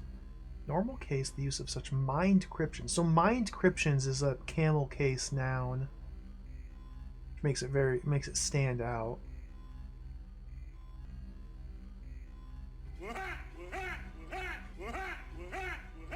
The patient endured the procedure. The encryption can be decoded. Okay, the encryption can be decoded by that unique necklace. I have the necklace. Okay, so we need to figure out the doctor's patient who got mind crypted.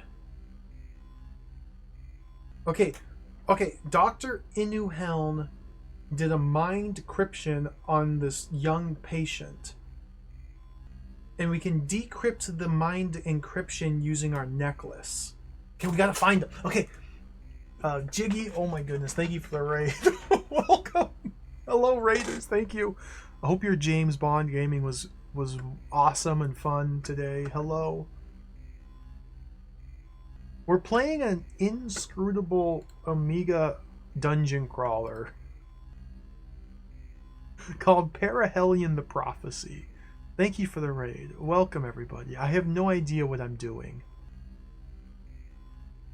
Mind cryption. Let's write down mind cryption. So I have a list of locations now. And then just nouns. Let's start making a list of nouns. Mind cryptions. And let's do people as well. Dr. Inu Helm. I don't know if I spelled that correct. INUHEALN.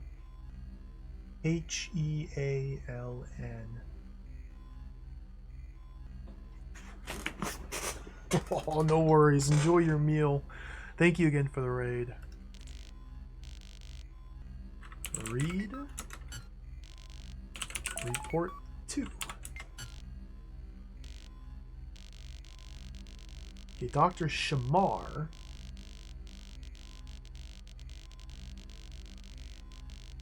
Most various mental malfunctions, including persecution, mania, schizophrenia, paranoia, different catatonic states, and psychosis. The reason's still unknown, but if the number of the patients will keep increasing by this rate, will surely collapse under the pressure. No explanation.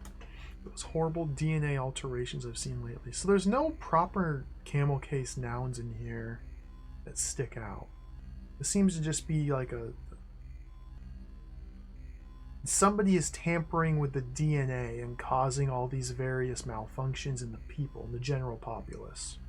It's probably the unborn entity just destroying the world by altering the DNA or whatever. I'm guessing this is not actionable information, just information. So let's log out. The baby. Maybe I can go use my necklace on the baby. Maybe the baby's the one who got psychically encrypted. And I can use my necklace on the baby to decrypt them. You ever decrypt your babies? I'm gonna try it. I'm trying to decrypt the baby.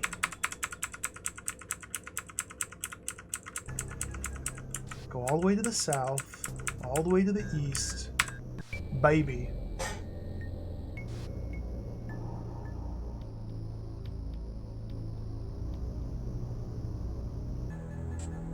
It worked!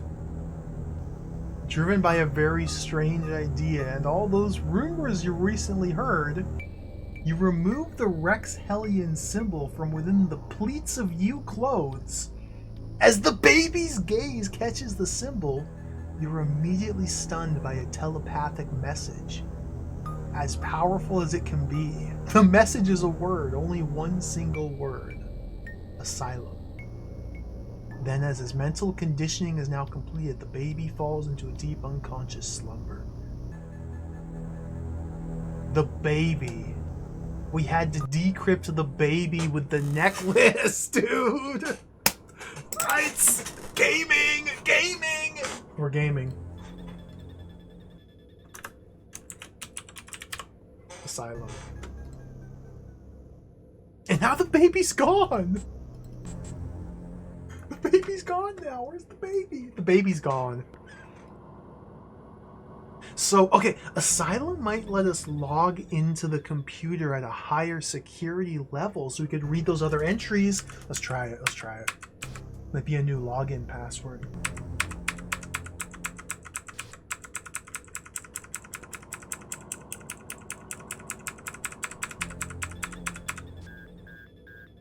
Wait, who closed the door? Since your last visit, the place has been brutally looted and closed. What?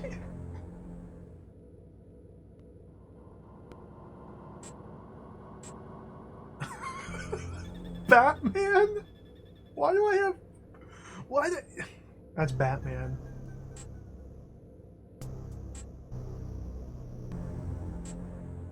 Metal Man. Metal Man leads the pack now. Okay, let's try the other computer. So we need to take the first left, which is here.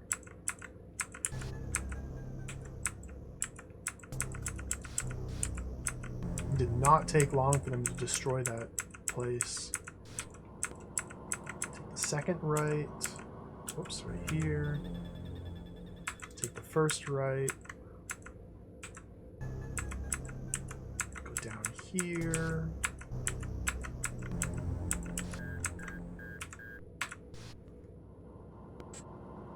Can't get in here either.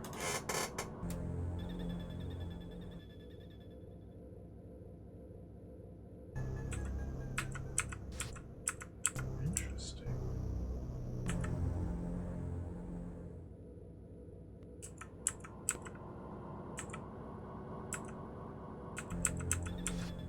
Maybe that locked door on the east side of town can now be opened. Maybe Asylum's like a password that'll let us in.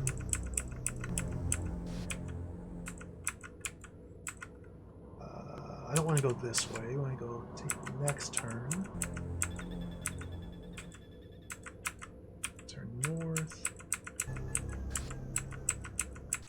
Woo!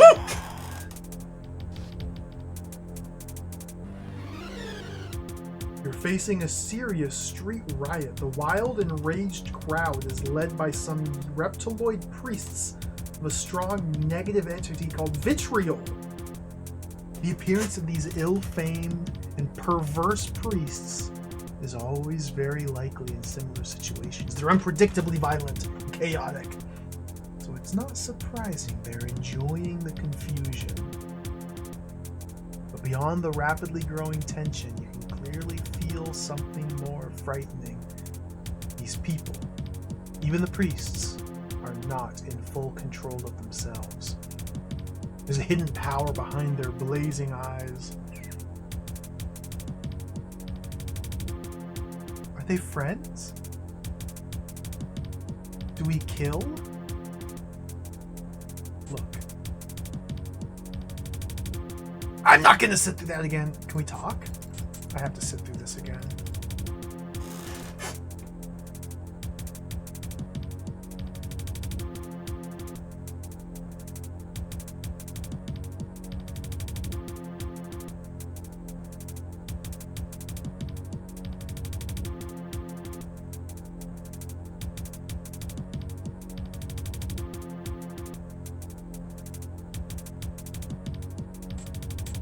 My buttons don't work while the text is scrolling. Okay. Good to know.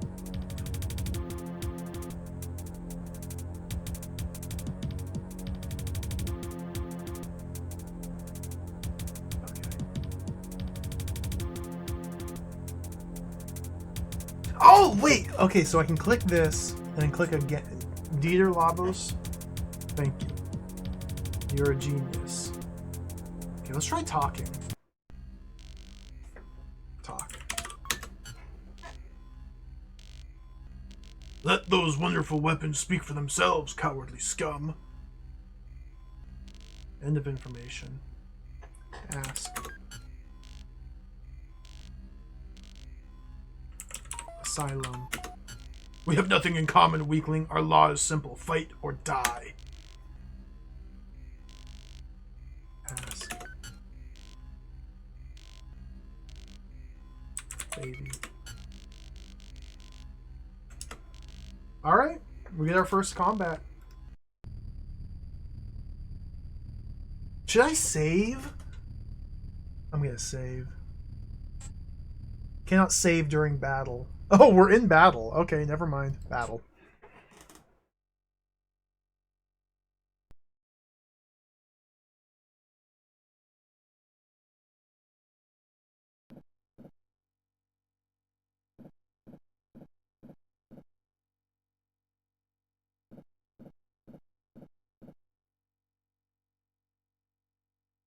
What?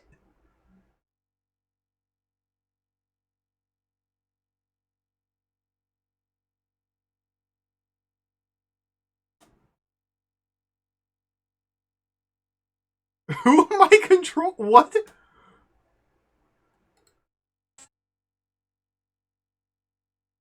Okay, our morale's at 38 out of 38. Perception. Who am I controlling? I guess I'm supposed to recognize my characters based on their portrait.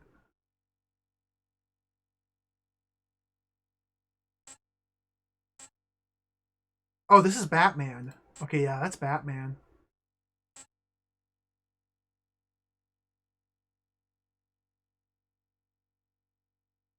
Batman's wielding a Rex regular carabine 28. Okay, can we look at the map?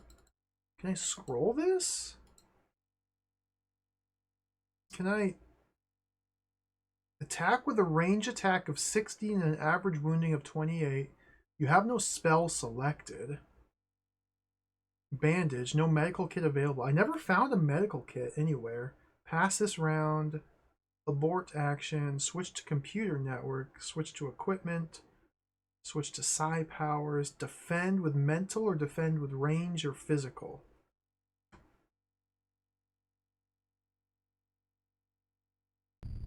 I right-clicked and it brought up this menu. So if I switch to cat, go back to battle? Are we now controlling her?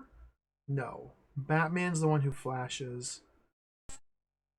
Batman moves first probably because of his speed.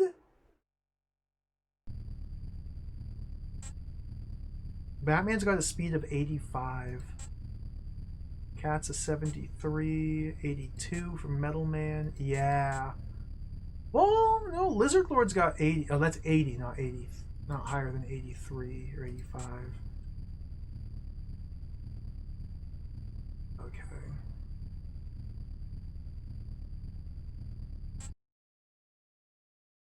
Batman was not the lead, no.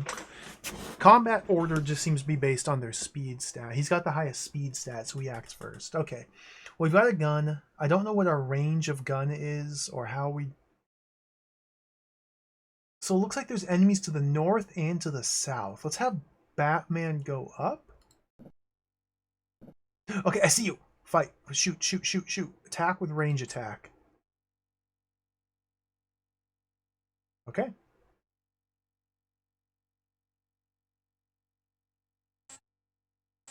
And now we have Metal Man.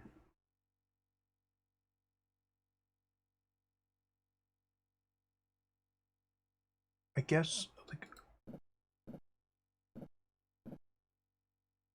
can't go through characters, so he's taking up that entire choke point. Yeah, let's just can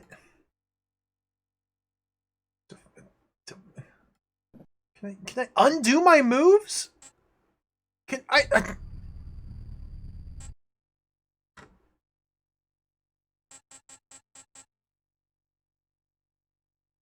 There's no undo button.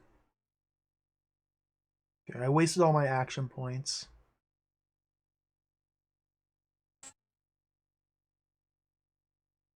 Okay, who's this? Lizard Lord? I see you down there.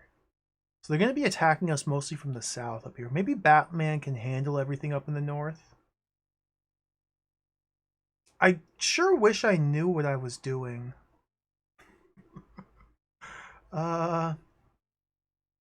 Maybe I can just shoot from here. Let's try to just shoot from here.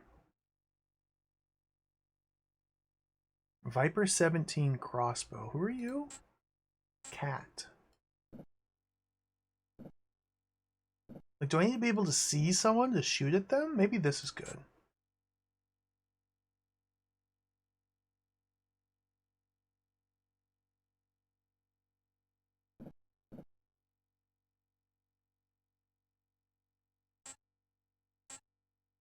Is this B throw? I'm stuck. Okay, just pass. Chin Lord. Fire.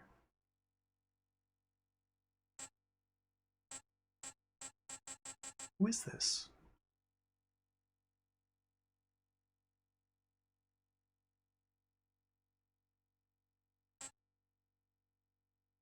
Fire.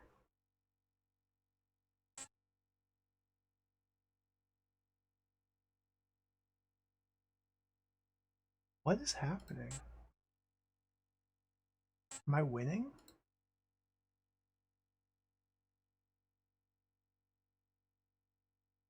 I screwed up.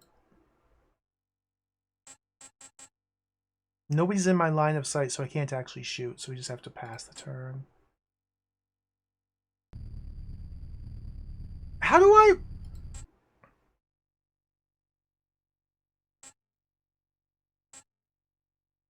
I have to abort.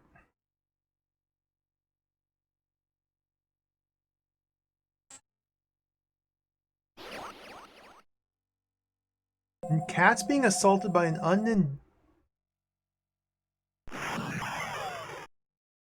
What?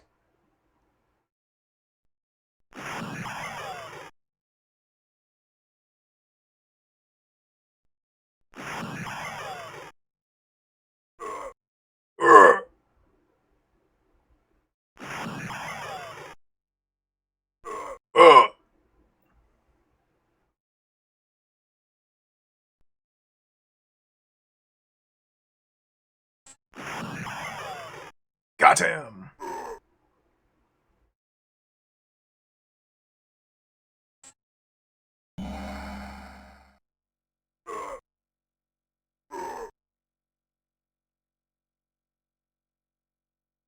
What?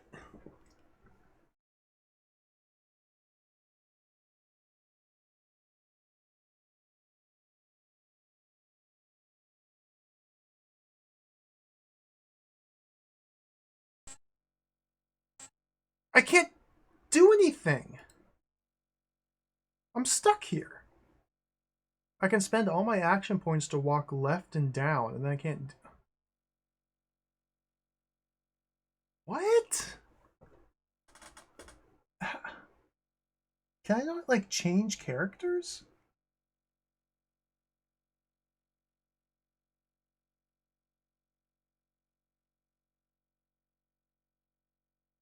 This is very mysterious.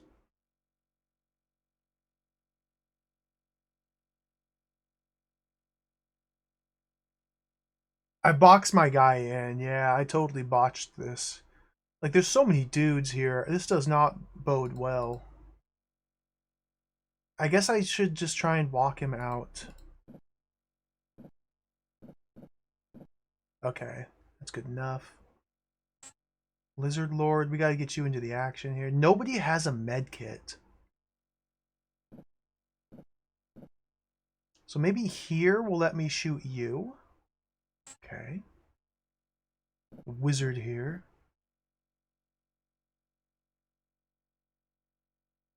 I don't think I can reach these guys considering they're off screen. But there's like a guy right here and a guy right here, but I can't scroll them on screen, so Batman, it's all up to you.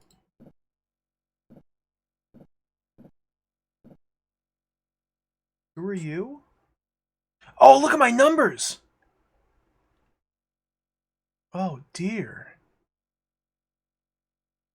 I'm losing my numbers. I lost all my perception. I'm only at 11% perception. I can't see what I'm...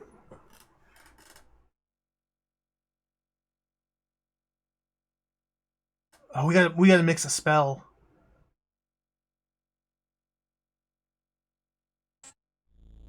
Cat, we gotta mix a spell.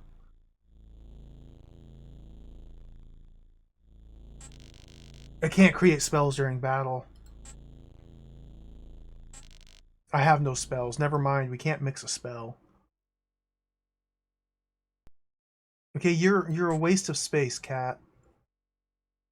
You failed. Run away. What?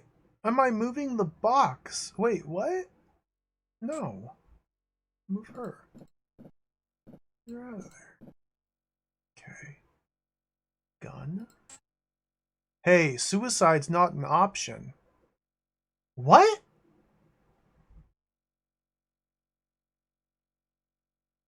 Am I targeting? Oh, targeted. Okay, shoot. That's not line of sight? You've got to be kidding me. That's not... This guy can't shoot there? Because this line of sight is blocked by that tile. Okay, let's go down one. Oh, the wizard! Whoa. Oh, no. Microscopic pathogens. Oh, that's bad. Shaded spectrum.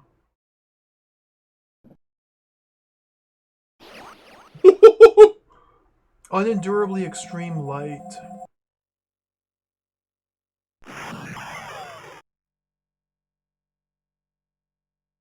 Do I get a chance to do anything? Batman's being hurt by a bleeding shot wound. Metal Man.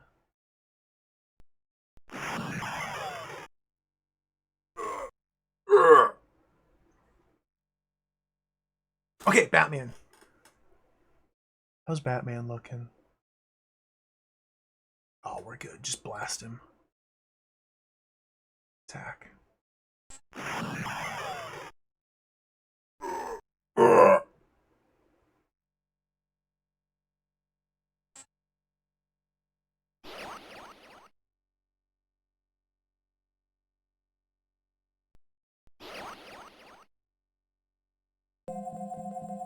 Dude, they're blasting me with light. Sprinkles the infection of a rotten corpse. Wait, what? 28? Am I dying? Am I winning? What's happening? You cannot target anything. Your perception's extremely low. Dude! This is a big problem. Can we switch to a weapon?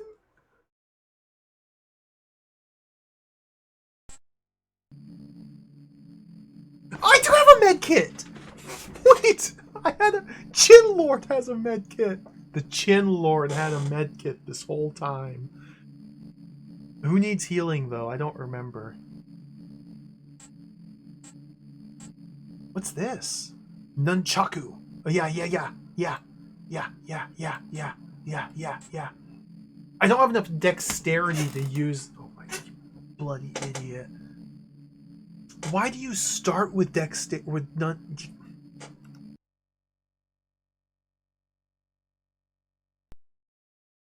I need to use the medkit on myself. Yeah. Did I do it?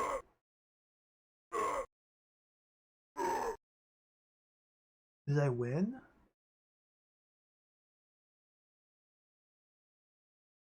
Why do the wizards get to shoot me from off screen? How much range does this gun have? Okay, hold on. If I click this, put it into this slot, and then go over to the computer and analyze.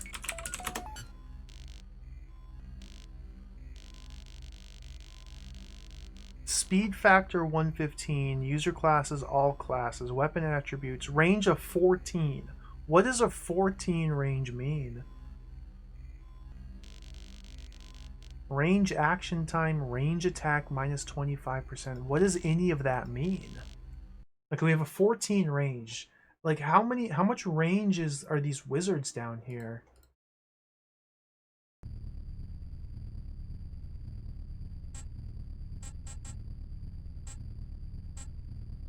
One light wound, overall bleeding rate. Oh. Light bleeding rate, 2 vitality per round. In 1 round, it turns to negligible. What? Light bleeding rate? As in, like, it's just a light surface flesh wound? Or as in it's light-based damage that caused the wound? What is...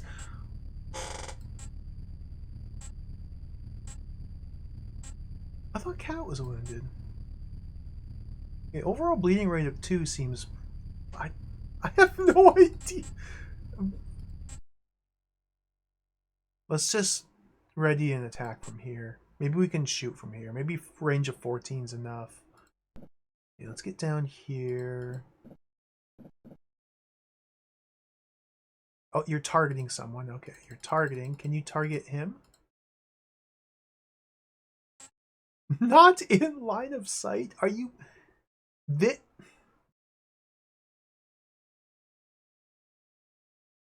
Fine, I'll abort the action.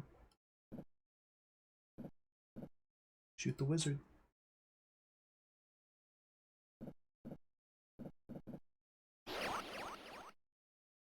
Stream light.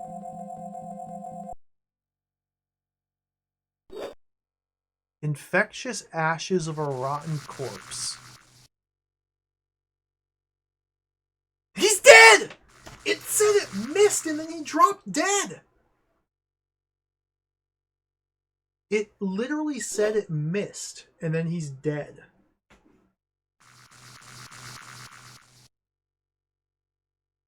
It didn't even say anything! Oh, this is bad.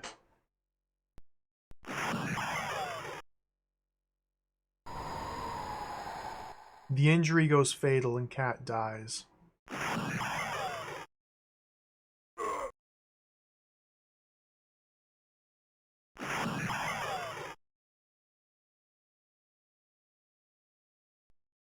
Okay, Batman. Please, Batman, you're my only hope. Kill one of them.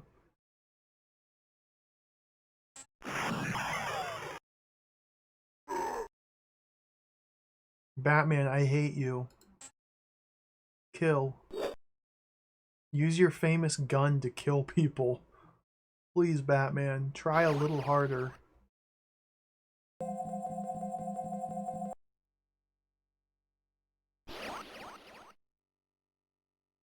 Chinlord's trying to take a nap and they won't let him be. You can't target anything! Okay, we gotta rush down these wizards.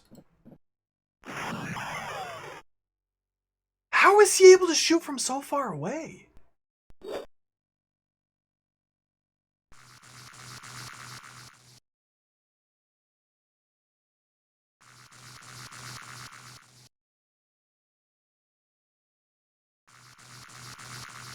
I'm not very good at this fight. This is not going well, I don't think.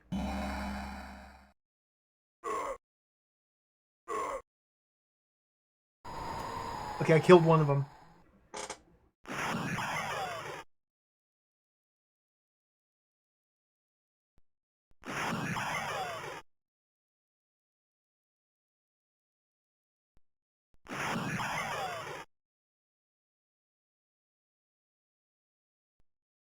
Alright, Batman. We should be able to attack from here. I'm gonna try it. Oh, we're already targeting. Okay. Oh, yeah, we can just do this to target. Miss. Queue up another attack. Okay, we should be able to attack you. Bloody wizards down here. I gotta rush down these wizards.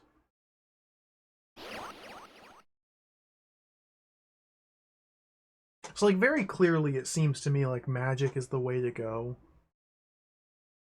If I would have known ahead of time how the spells work or how the combat works or anything whatsoever at all about the game's mechanics or how to play, I could have prepared ahead of time and like readied spells with my characters so that once the encounter began, I could buff my guys or do area of effect spells to disable large chunks of the enemy. Like, there's so much potential for strategy here, but the way the spells are just completely obfuscated with these stupid everything kind of makes me not want to do it at all, but we have to. I just waste a movement action, but I don't have any perception, so no, we need to rush down and attack the hand.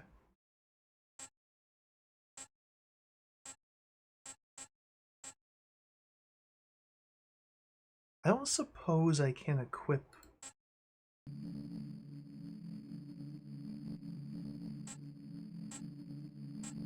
No, we can't... Oh, wait, what? Where did... You? Now I don't have enough concentration to equip the nunchuck. Earlier it was dexterity, now I don't have concentration.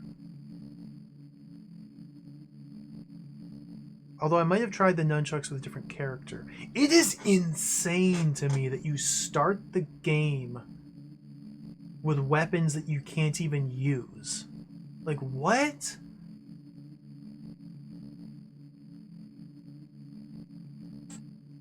Not enough concentration. Well, what's my concentration? It's maximum. I've got 33. Okay, I guess we're just gonna punch.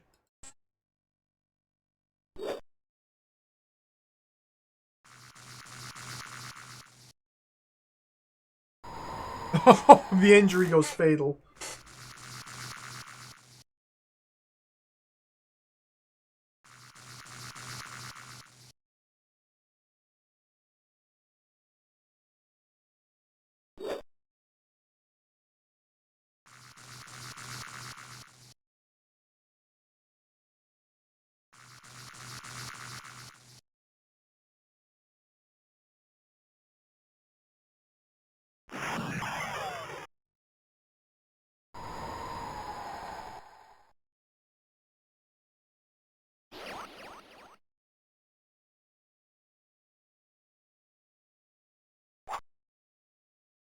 What was that? Up arrow?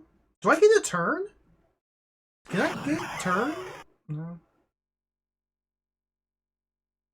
I guess most of my people are dead by now.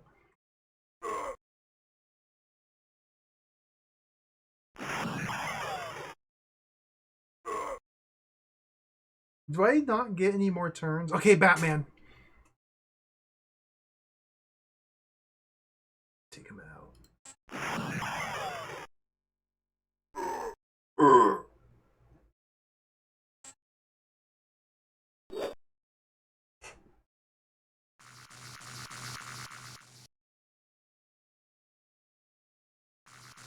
He hit his own guy. He hit his own guy with the rotting corpse bugs. What a dumbo.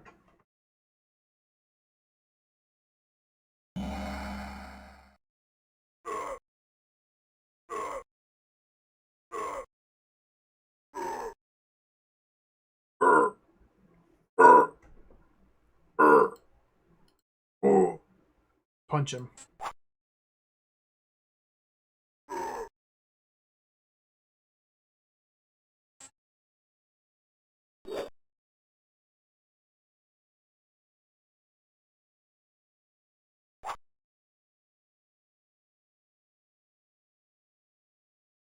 We read the manual in Mizumi. It took like over an hour.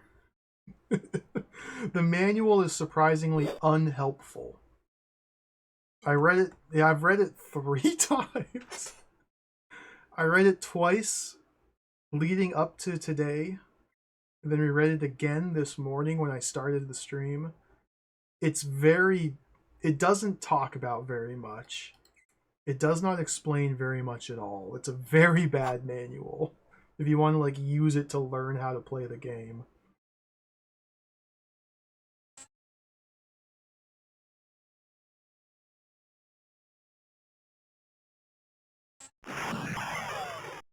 Miss.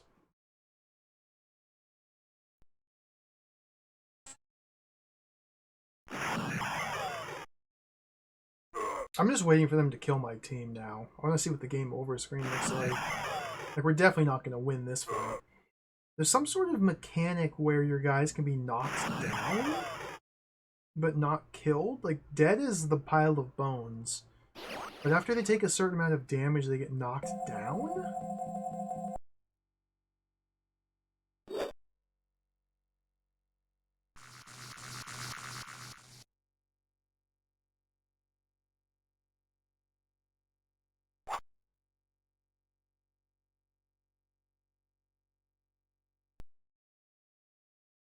Yeah, like, I don't even have the chance to use... Wait, I can click on the mini-map? What the heck? I can kind of pan the camera around, but just...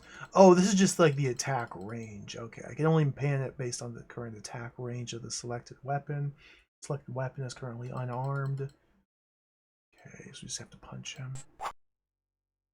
I'm trying to punch a vitriolic wizard with my fists. Let's defend now. I'd probably be using defense more. Like, I don't seem to even have a chance to use B-throw. I guess this is where you'd want to rush to his aid with a med kit. Unfortunately, Metal Man can't use his weapon that he started with, because I lost all my perception because these wizards hit me with a bright light.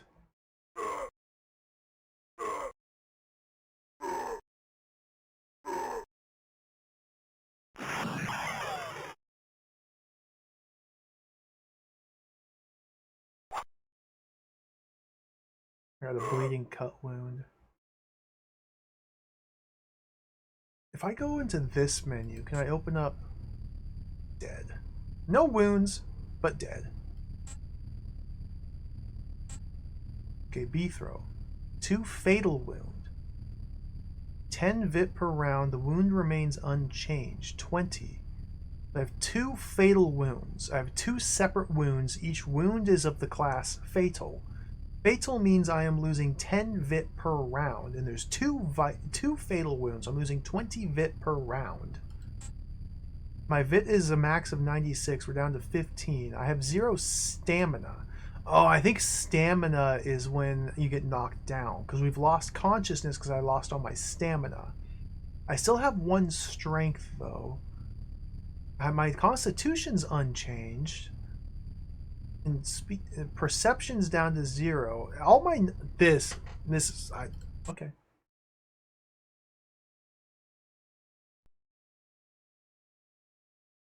Let's go, Batman. Did a shot wound.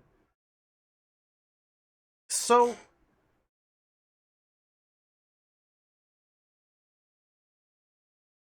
I have no idea what's happening.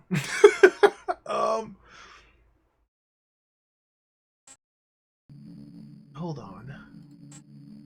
Put that in there. Open up the computer. How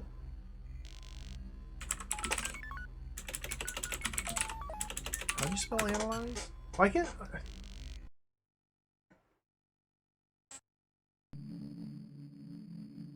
Okay, it's in there.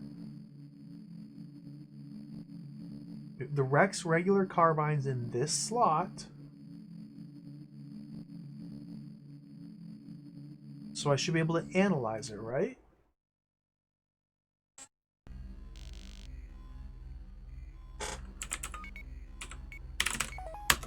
It doesn't work. I can no longer analyze my weapons. Maybe I don't have enough action points to do so. Just prepare a ranged attack. Yeah, it seems like the way that the damage is dealt is you receive wounds.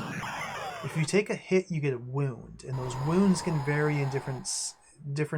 It can vary in like severity.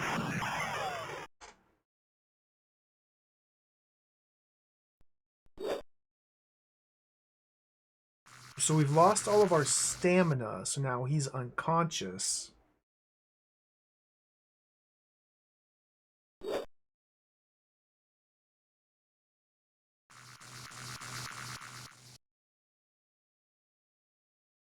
I don't know what these bugs do.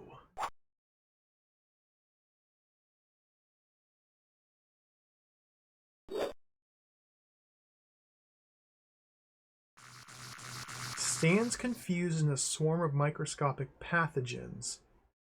What does that mean?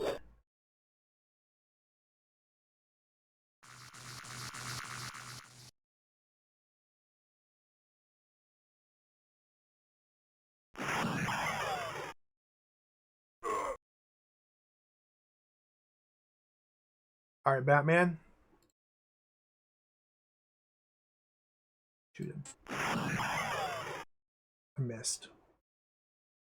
Batman? Defend. 28! Okay.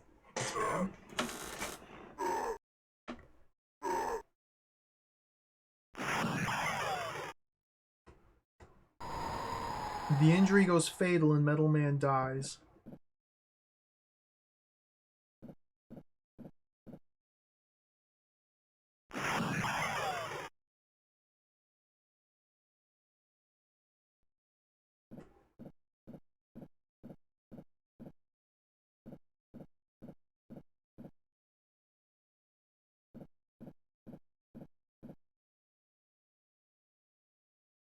Attack.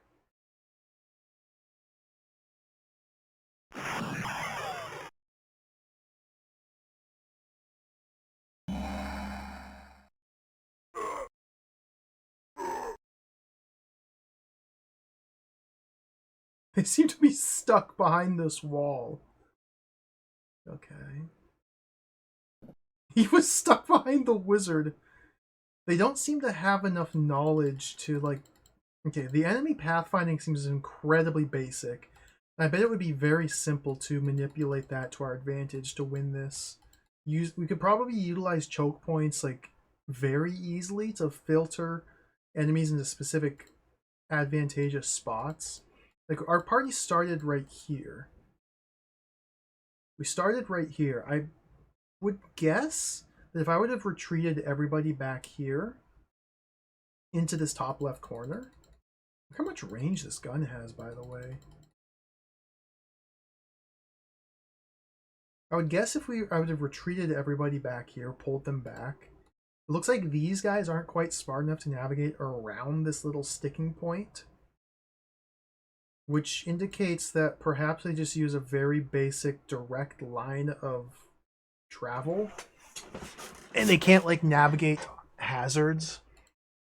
Like this wizard here, he had his turn and a wizard was in front of him and he couldn't like walk around him. He just stopped. He passed his entire turn because of the turn order, because this guy here moved before this one. And this guy was currently one tile lower. And then when this guy's turn came up, he moved one step north and then readied an attack. So that's his, okay. I'm getting ideas. I think this game might be playable. I missed. Batman gains 10% perception due to his range combat. What? Number go up?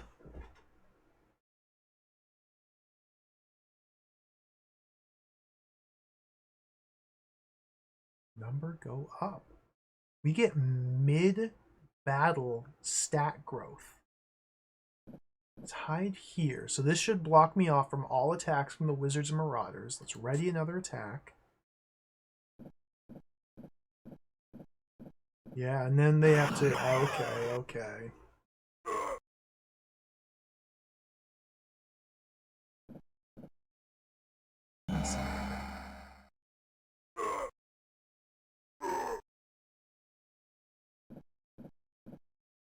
They're so dumb!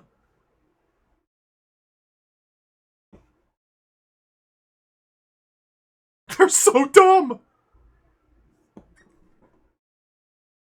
They're stuck on the walls here! They can't even... Okay, this is huge. So, despite how complex this is, it would seem like there's a massive failing on the part of the enemy pathfinding being completely non-existent. And we could probably manipulate that to our advantage here. I'm not really too concerned about winning this fight. It may still be doable. It would just take about 3 hours.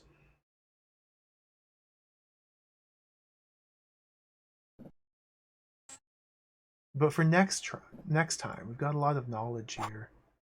Now he's in melee range, so I can't use my range attack. Yeah, we have to swap to our fist, but I can't swap fist after committing to an attack. Therefore, we have to just abort.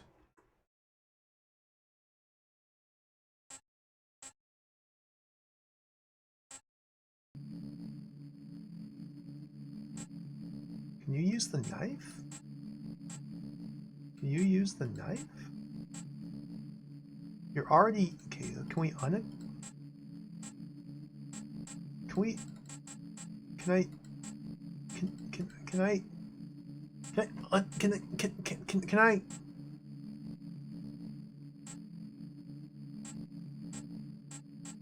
How do I take this off? How do I swap to the knife? I'm already using a two-handed weapon. Okay, so unequip this. Put that back in the bag.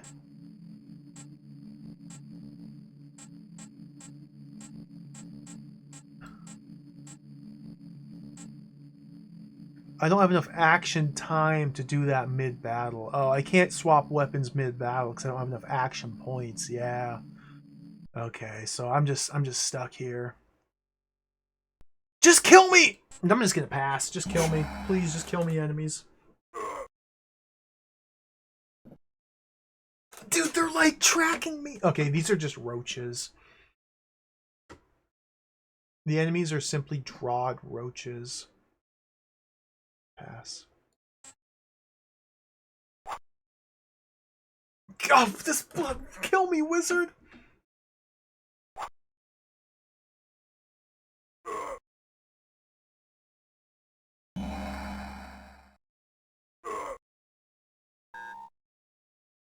I got plus 10% stamina. My stamina's at 1.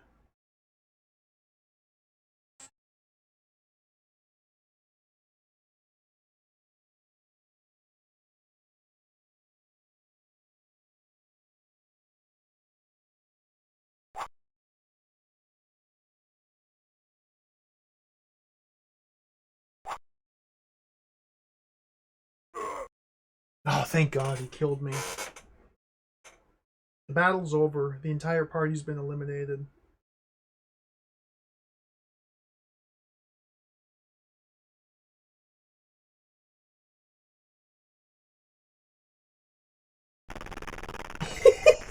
Space baby! Somewhere in a different time, in a different space, a wicked child's born from the essence of the universe itself. Mighty energies erupt and clash in the points of childbirth, leaving behind nothing but emptiness. Then the reality fades away in a final struggle against the cold grip of death, as you begin your trip into a totally new kind of existence. Is the music broken?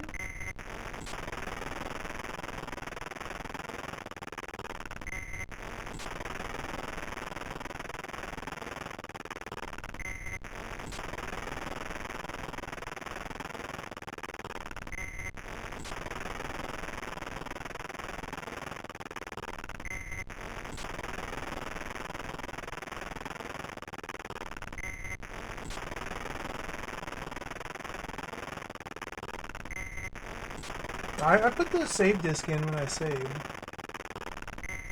I'm just using the version of the game that the author had on his website. It's not an IPF.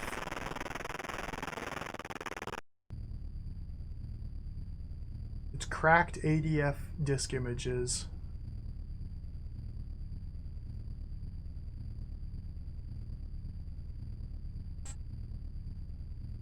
At least I assume I used the... I have 4 disk drives going.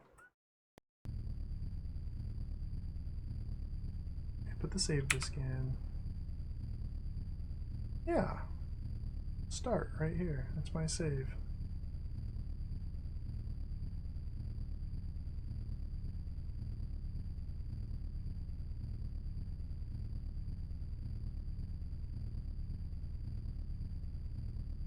Game's now loaded.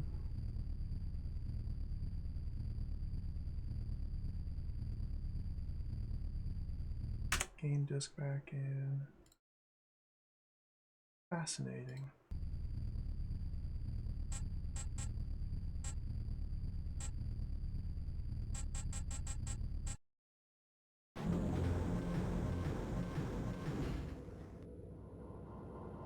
My team sucks. My team is terrible. I don't like this party. We need to re-roll. I need to roll better characters. I have a bad team. But the problem with that is I don't know what's a good team yet. So now that we're not in combat, we can simply put the knife into this slot. Then put the knife in there. Oh, we're already using a two-handed weapon. Okay. Put the knife into that slot and then put it here. Oh, okay. Take this and put it up here. And then take the knife and put it there. Okay, yeah. So that's how you trade weapons. You have to take your weapon from your hand, put it in your bag. Take it from the bag, put it in the hand.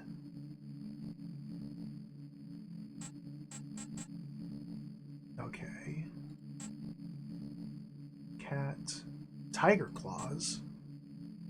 In the hand. Take that out of the hand. In the hand. Okay, I'm just making sure my guys can use their weapons.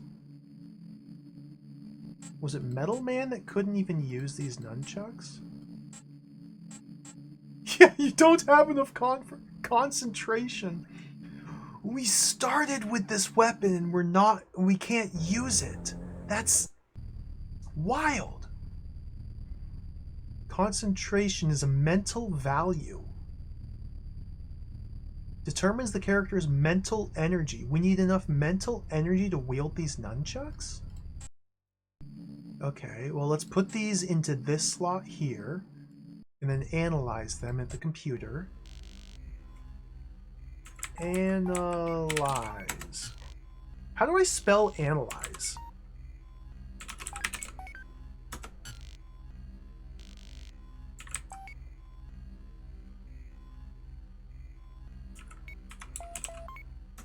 That's how you spell it. I forgot how to spell. Okay, does the game tell me? It does tell me minimum required values. In order to learn the minimum stats necessary to use equipment, you must first roll your characters and begin the game. At which point you can no longer create new characters to use. Do you see the problem? Okay. If I ever want to use Nunchuck, we need 48 dexterity, 48 speed, and 48 concentration. We have to be a mediator, a psionic, or an assassin. Speed factors are 38%.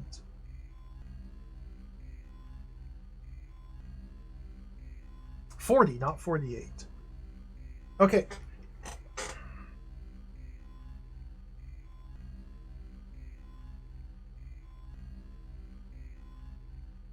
I think if we want to play the game effectively... Hello. I think if we want to play this game effectively, what we first must do is spend a couple hours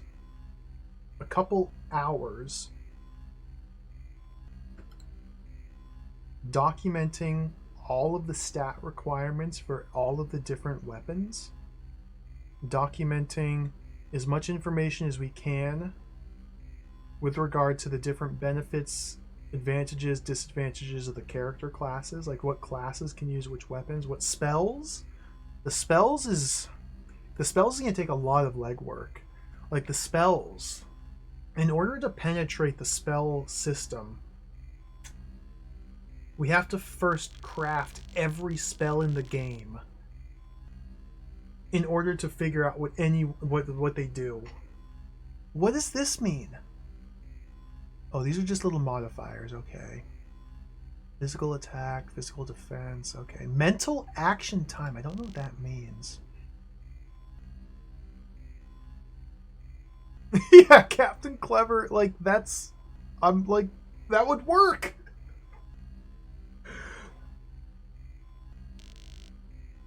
It sucks! Like, we need to figure out what floor we want for the stats, but what are the classes? Like, I don't even know what all the classes are, like, or what the difference between any of them is.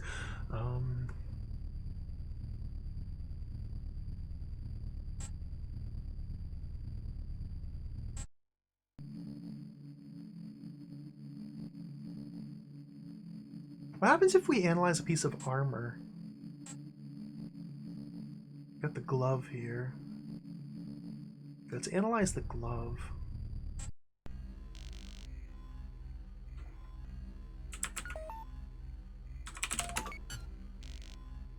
Gotta think about it again. I forgot how to spell. Okay, so Knight, Mercenary, and Assassin can use glove.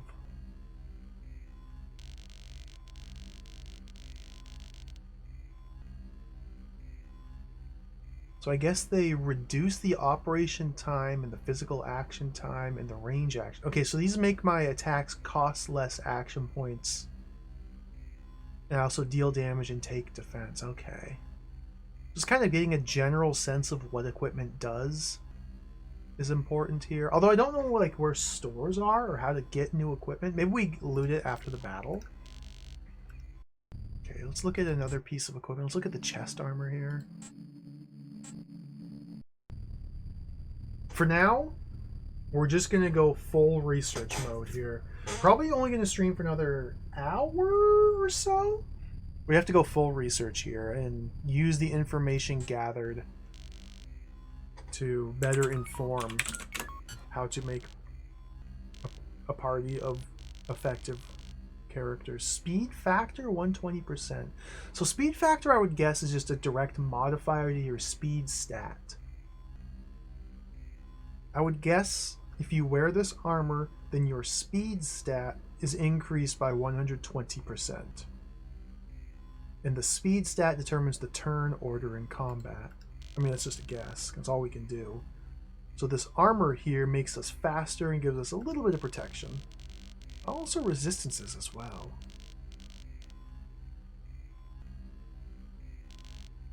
Fascinating. This very clumsy and slow interface is all we have to work with. Wait, I have 2 different armors on?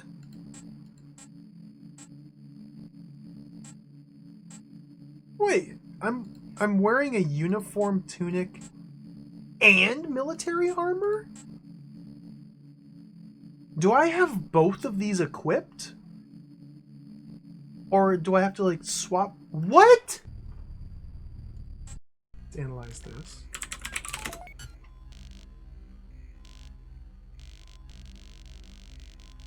Speed factor went up. Mediator, Psionic Knight, Mercenary Assassin. Oh, that's really good protection.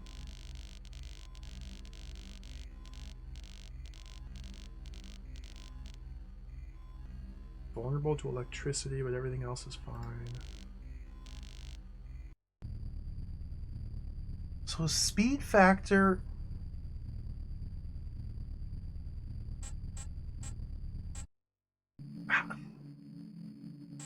Which one am I wearing? Military armor. Uniform. So the only one of these is worn at a time, but they're both in the torso slot. Weird.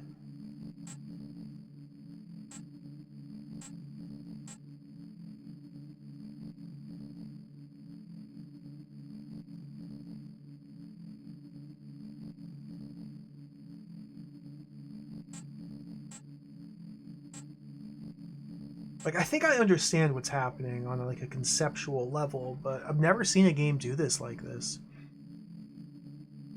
Where you can have multiple pieces of armor in a specific slot, and you can just like toggle between them.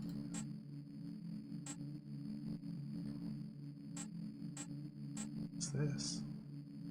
Arrows.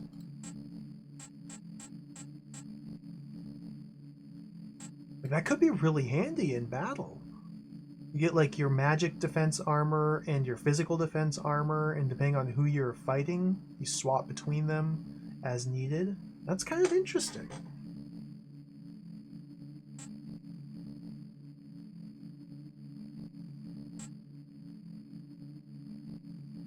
The Lizard Lord. So why did Chin Lord have a medkit? Hold on.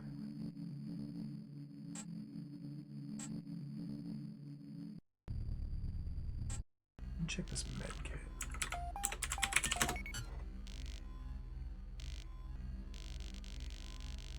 300% speed factor. Okay, we do have a minimum requirement for the med kit. 50% operation time. I don't know what that means. So Chin Lord was a mediator. So the mediator started with the med kit. We worship the Chrome Panther. Okay, everybody rested.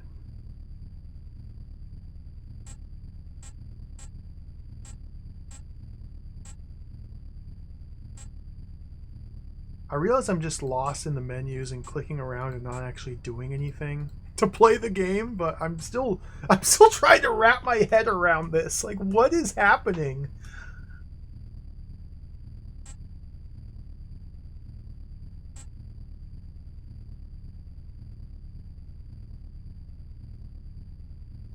The amount of action points needed to accomplish a physical attack / defense. 94? But what's the 24?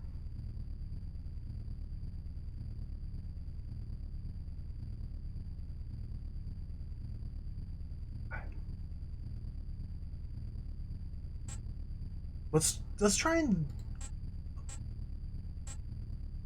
do what? I don't know. Mercenary, Symbion. Symbions were the telepathic ones.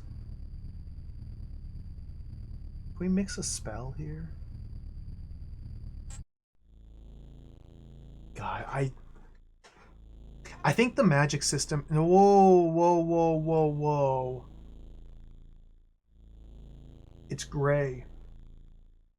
This is gray. We can't use magic with this character. Metal Man can use magic. Cat can use magic. Batman can't use magic. Lizard Lord. Okay, so Chin Lord, Metal Man, and Cat can use magic. Okay, so what class are they? Chin Lord's a mediator.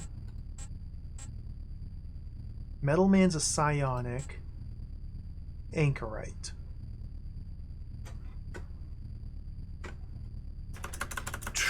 Mediator, psionic, anchorite. Can use magic. Okay. Make a note. So, anchorite, let's go into the magic crafting menu and let's try and craft some anchorite spells here. Now, this is copy protection. We have to open up the manual here to figure out the combination. Let's just start from the top. Acidic fume. Disinterest plus forgiveness plus shame plus calmness. Okay? Disinterest, forgiveness, shame, and calmness. Disinterest, forgiveness, shame, calmness. Whoops, we need to craft first. There's calmness. Disinterest.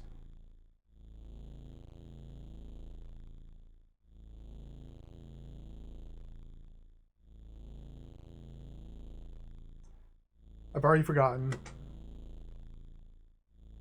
Disinterest, forgiveness, shame, calmness. Looking for shame and forgiveness. Okay.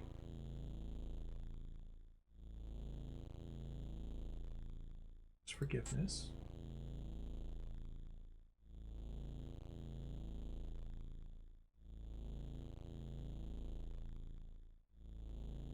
Shame. Create. Okay, it worked. Acidic fume, we can choose to manifest it in a storm or a field. I have no idea what the differences between these two manifestation forms are. Neither one of these was even mentioned in the manual. So let's go with a storm. Don't know what that means. Okay, so now we can... Now that we've crafted the spell...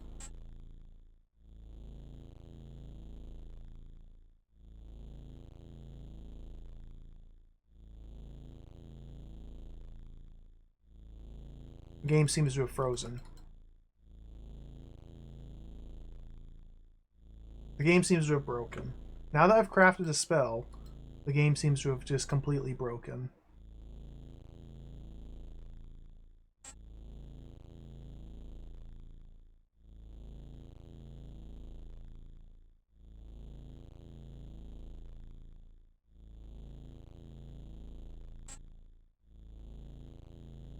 Well, that's unfortunate. Maybe it is best to play this on WHD load. Or on an IPF disk images rather than the cracked versions the author provided.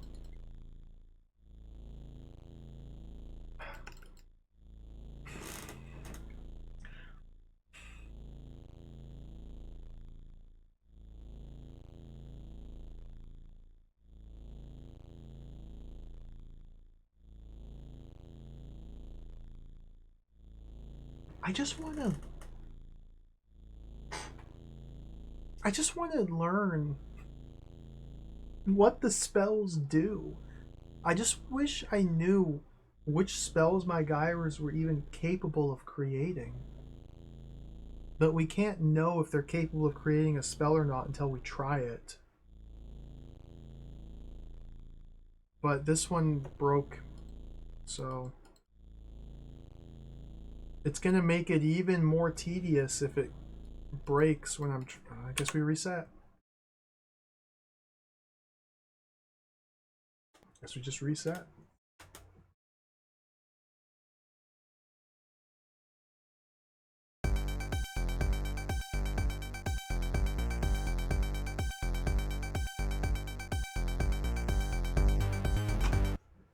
Skip the crack tro.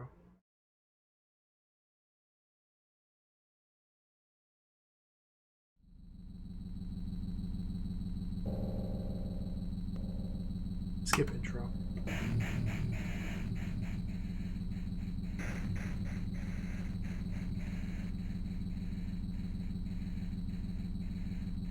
This game seems like it might be really cool. I really do like just the visual style of it. The theme seems awesome. Very creative. The graphics are amazing. Just everything about the presentation is top tier. I'm just a little bit worried that it might be unplayable.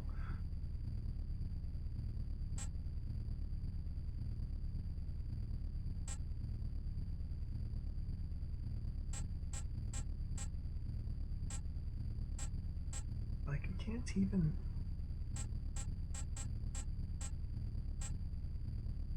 You can't even step back in this menu here. Like, there's no way to go back a page. Oh my god, okay.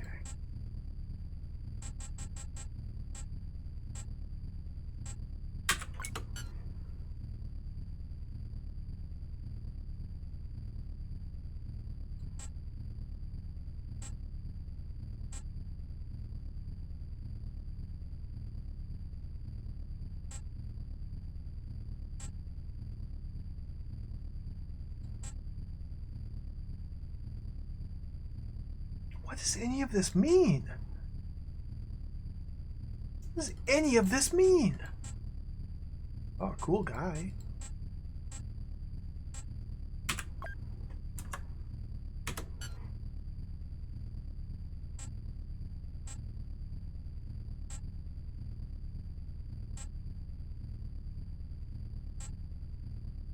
When do I get to pick a god?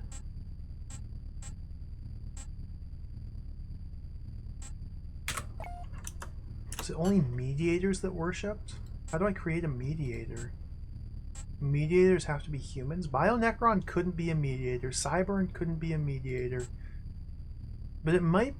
Like, these hybrid races, your classes may depend on the specific combination of human versus bio genetics. Okay, psionic... Can't... No. Psionic is not the same as a mediator... What...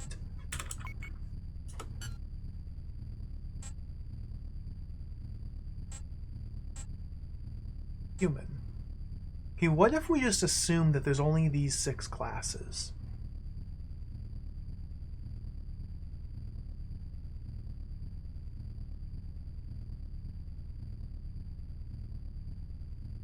Mediator, Psionic, Anchorite, Knight, and Mercenary Assassin. What if we just assume that this is the extent of the classes?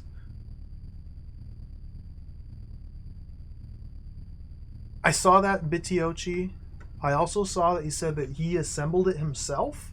That is out-of-game material that's cheating.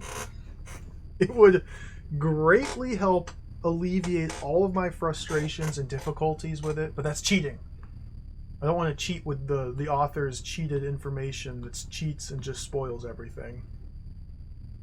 I'm going to be stubborn. We got to figure it out ourselves. Oh, we got into a fight, Karens, and then I died. I died in the very first battle, and now I'm just trying to understand where I went wrong.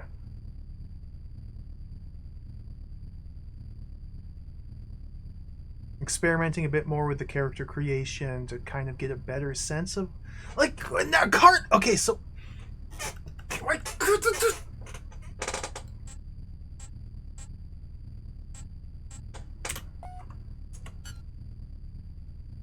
Dismiss.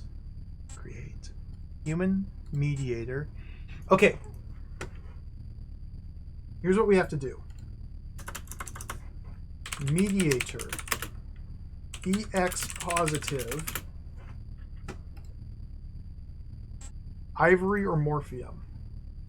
What does this mean? Why would I want to pick Ivory over Morphium? Or Morphium over Ivory? How would anybody in the universe ever know why? How you? It tells you right there. Extremely positive entity stimulates concentration morale. Morphium, strongly positive, stimulates vitality and stamina. The only way you can figure out in-game, the only way you can figure out, period, what these different gods do is to, in the process of creating a character, select your alignment out of the list of 10 different alignments and then hover your mouse cursor over the god of that alignment to see what the benefits are. It's the only way. Okay, we can harvest this information. So an extremely positive... Okay. Gods. Do this for gods. Ivory is EX positive.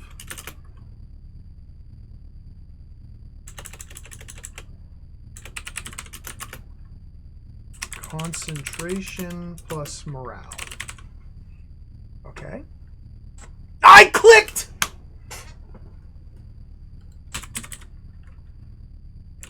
And there's no way to back up one page from this. So we have to finish out character creation, then dismiss the character, then create a new character, then click human, mediator, extremely positive, morphium. Okay?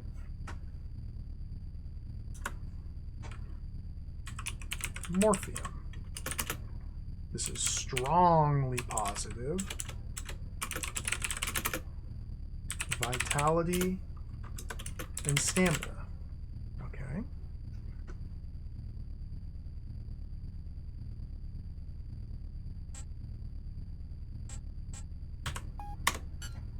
Erase, create, human, mediator, strongly positive. So we still have access to Ivory and Morphium, but we get Chrome Panther here.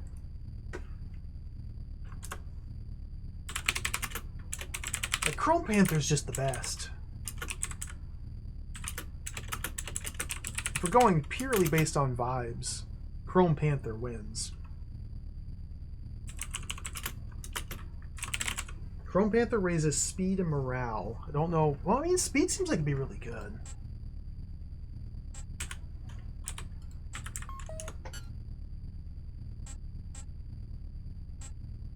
Okay, that was... So Morphium is a strongly positive. If we're obviously positive, if we're one step down, then we can still worship Morphium. But we no longer have access to Ivory if we're strongly positive. Or if we're obviously positive. Because it goes extremely, then strongly, then obvious. So you have to be within one step of the spectrum to be able to worship the god. So we lose access to Ivory here, but now we gain Whisper Dance. Okay.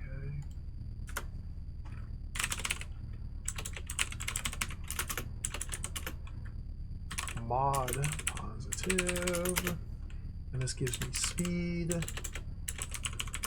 plus 6th sense. What does 6th sense do? Shows the initial strength of the character's mental protection. What does that mean?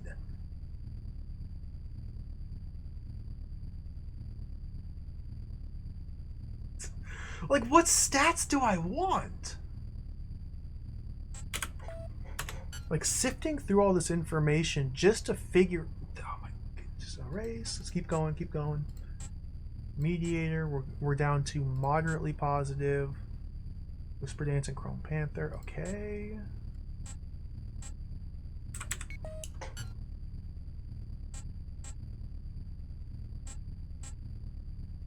Neutral... Neon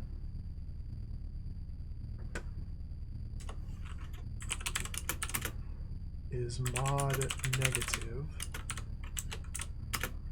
gives us int and concentration.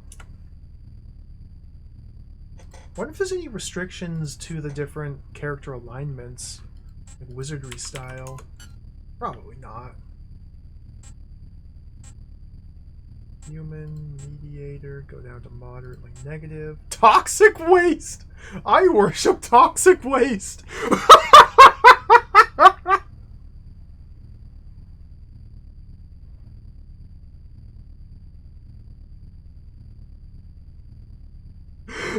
Okay, Chrome Panther, step back. We found toxic waste. Oh, good. Toxic waste. Obviously negative. Obviously negative.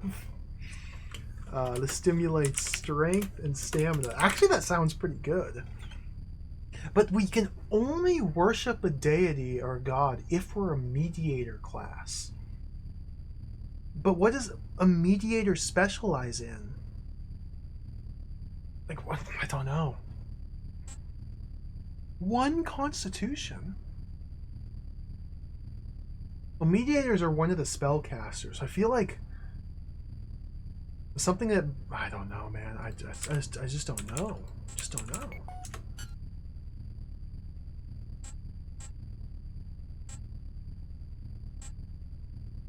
Okay, now we're down to obviously negative. Vitriol is now in play.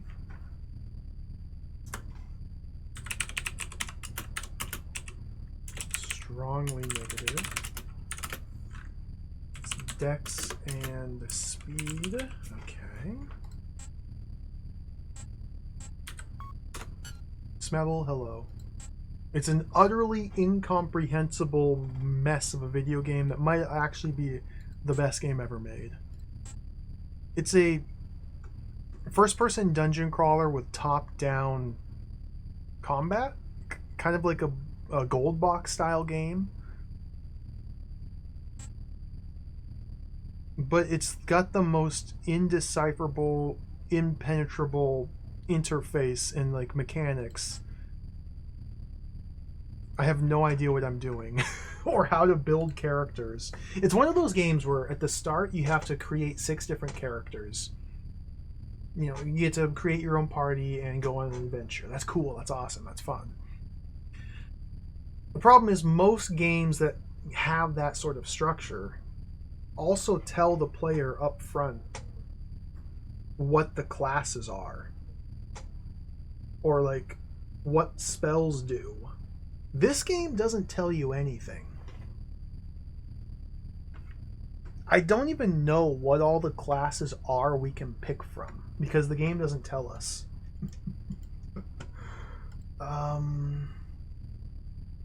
So where are we? Okay, so I'm just right now messing with the character creation to try and get a little bit more information out of it. Carnivore is extremely negative, and that stimulates strength plus con. Okay, like we have these primary stats, mental stats. There's 6 primary physical stats and there's 5 mental stats.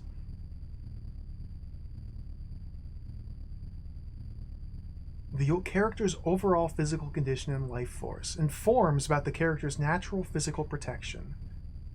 Strength affects the character's close combat, wounding, and endurance. So strength is only important if we're doing close combat fighting.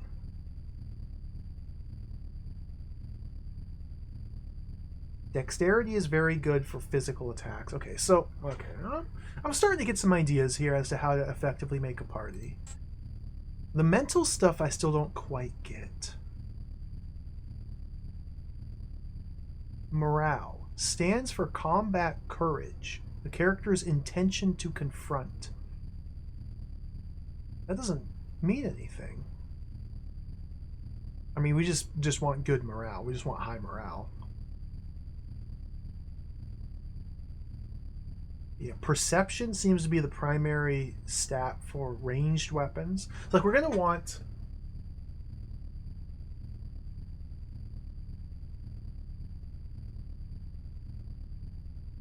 probably just one of each class.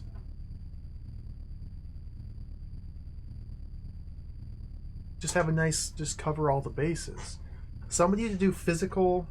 Okay, so if we think about the combat, the top-down grid-based gold box style combat, and think about the enemy pathfinding, how easy they are to get caught up on corners or walls, then it seems to me like we could very easily and effectively use choke points to our advantage So if we get one character with very high physical defense, mental defense, and just like a tank, a standard tank archetype to hold the front line, and then perhaps we could use him to plug the choke point, bring enemies to you one at a time, and have people stand behind the tank shooting magic and gun?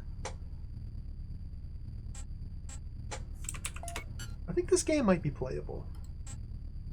Hold on, let's do one more extremely negative.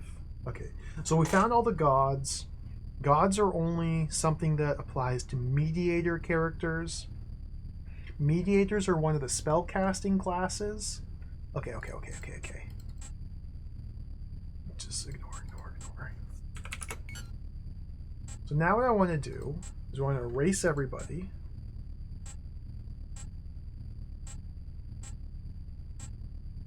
We didn't need to do that. Okay, create.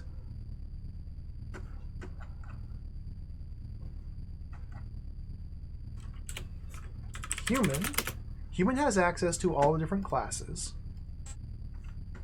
This.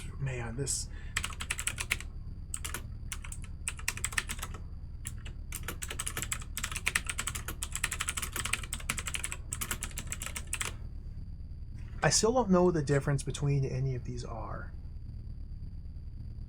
I know that these three classes can cast magic. I don't think these three can. But like Knight versus Mercenary versus Assassin, no idea why I'd want one over the other. It's probably like a different range of starting stats when you're rolling the characters. We just need to figure out magics. Let's go Mediator, Extremely Positive, Worship Ivory.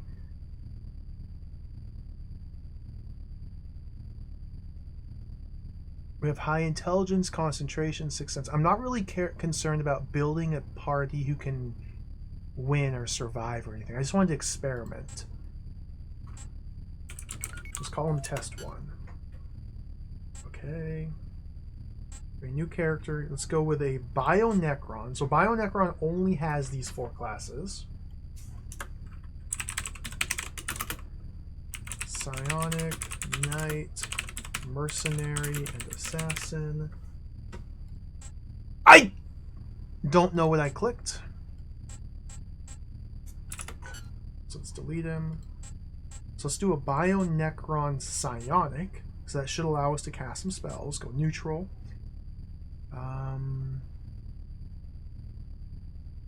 I feel like I probably need more intelligence. If Sixth Sense is simply defense, mental protection, yeah. We just need concentration and intelligence. It's good enough. Test 2. Okay, so Bio-Necron can be those classes. A Cyburn. We have to pick how much cybernetic and how much humanoid. We do 50-50, it's Mercenary Assassin. Okay. So Cyburns were described in the manual as psychic beings that could not procreate. But it seems strange that a psychic being doesn't have access to a psionic class.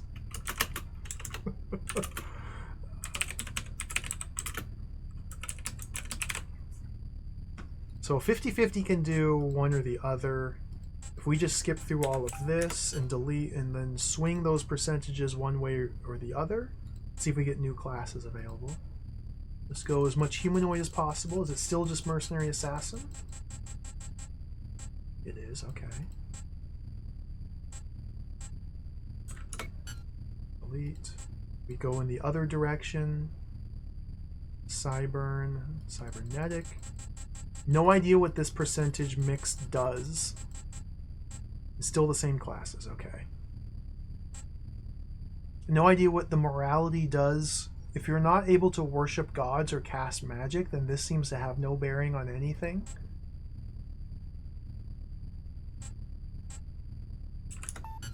Okay, let's delete him. Yeah, I'm just experimenting, Z80 Guru. My first endeavor, my first attempt failed miserably once we got into a battle. And so I feel like I need to understand this a little bit better. Symbion. Symbion is the bridge between human and Bionecron. Got 50-50. So Symbion can be psionic, mercenary, or assassin. We did de-mind Crypto Baby. That happened for sure. That actually happened. It was pretty cool. Okay, again, just as before, I want to test all the different extremes of genetic material. Symbion. If we go full humanoid, do we get any different classes? Dr. Inuhyun. Mind encrypted the baby. Whoa there. No.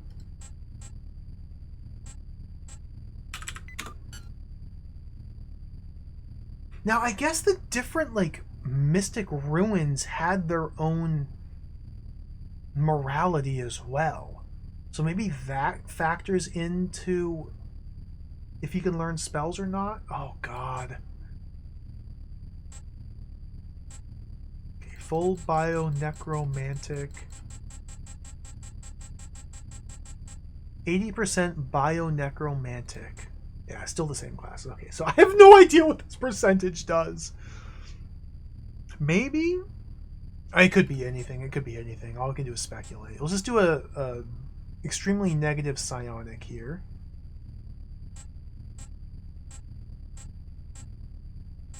Make sure I got enough intelligence and concentration. Looks good. We'll call you test 3. The insectoid chimera can be a mercenary alone. What's a mercenary?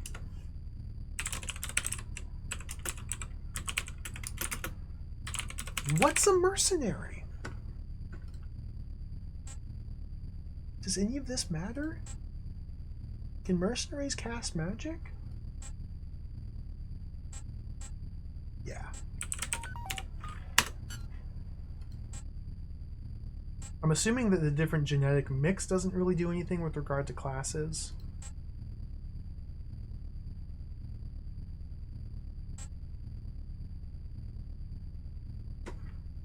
So this is the lizard mercenary. Be a mediator, psionic, mercenary, assassin. Yeah, I would guess, yeah, resistances on the character sheet, that's probably a factor.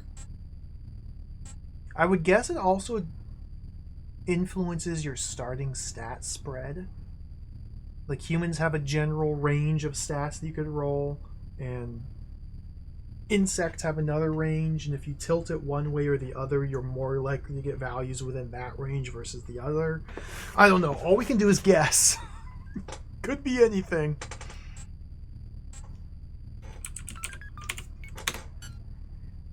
Test 5. Feline chimera. Chimera.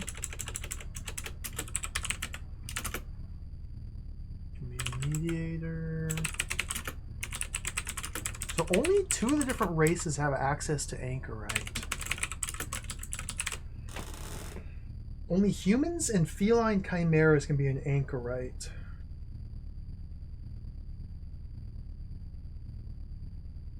Only humans and bionecrons can be a knight.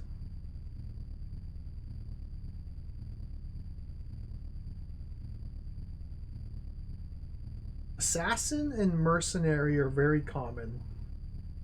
Everybody except insectoid chimera can be an assassin.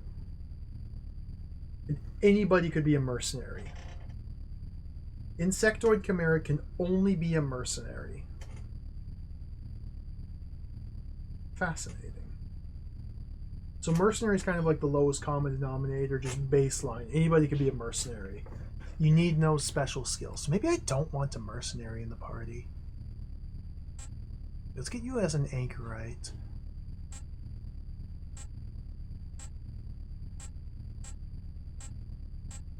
Yeah, that looks good.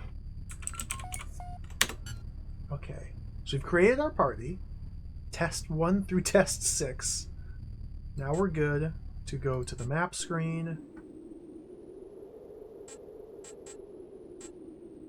Let me skip this. From the map screen, we can travel to the town.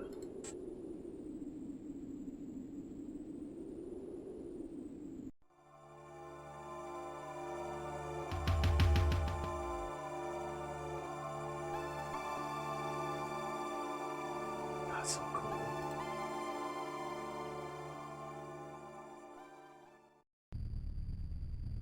Okay, now we're in town. So we got the town all mapped out. I know exactly what to do here to start. All we have to do is go to terminal.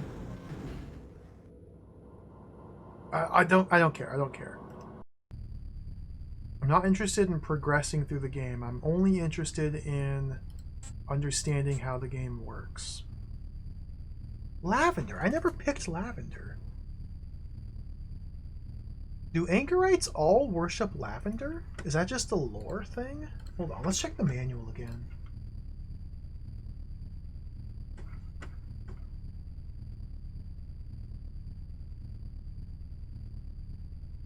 Wrong way.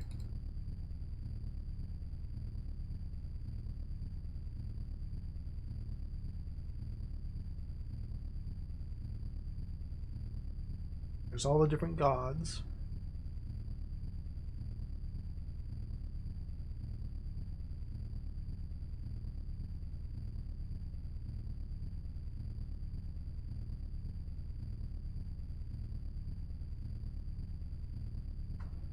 Advanced psionics, mediators, or anchorites. Anchorites are a renegade mediator order of lavender. Okay, anchorites are always neutral. Can create remarkable effects, including shape-changing teleportation, lakes of fire, radioactive rains, and other phenomenons. Boy Necrons were made by Neon. We can see Neon's tower.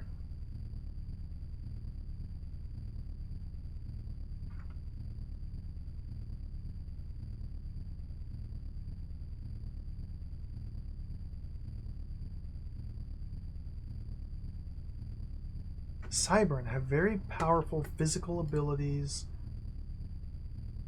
Yeah, lack mental.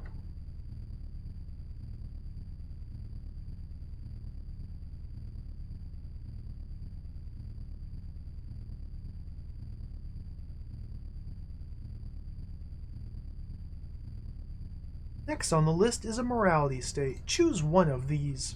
The selection mainly affects the type of god your character worships. You might have to select an entity for your character to worship if he's a mediator. Positive characters worship positive gods, and hence can use their attributes, vice versa for negative gods, and any in between.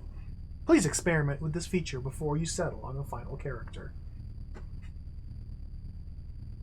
Useless. Don't forget to move the pointer over that. Okay.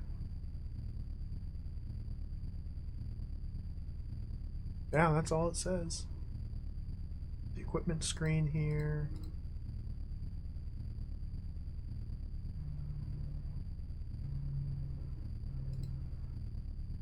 Alright, let's try and craft some more spells and try not to crash the game.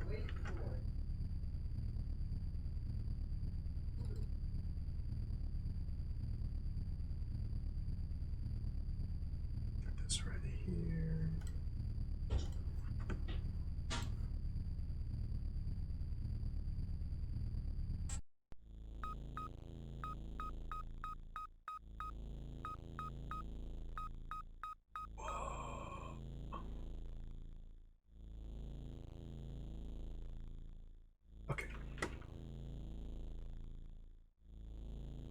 if I want to cast Acidic Fume, we need Disinterest, Forgiveness, Shame, and Calmness.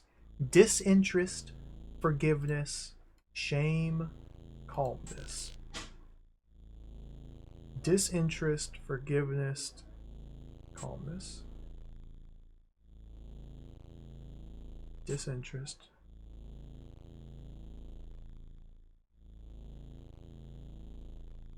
No. Forgiveness. I think shame was down here. Yeah. Okay.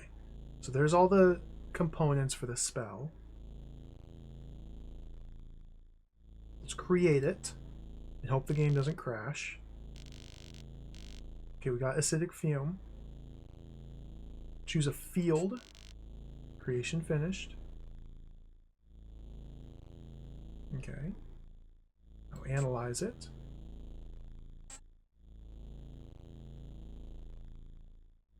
Okay.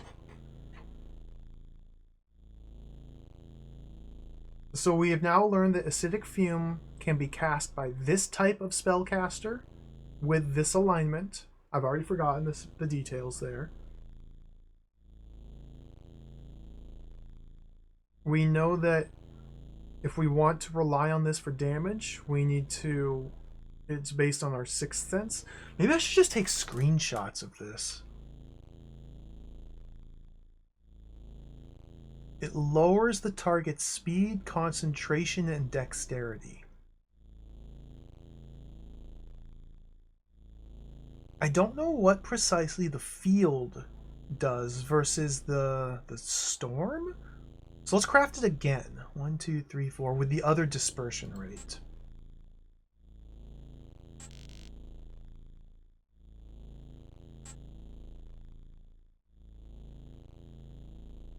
Is it that? I've already forgotten. Disinterest, forgiveness, shame, calmness. Disinterest, forgiveness, shame, calmness. Forgiveness, shame, okay.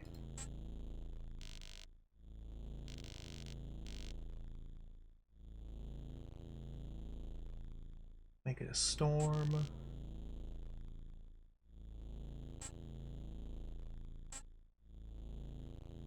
So storm is 16 range, 5x5.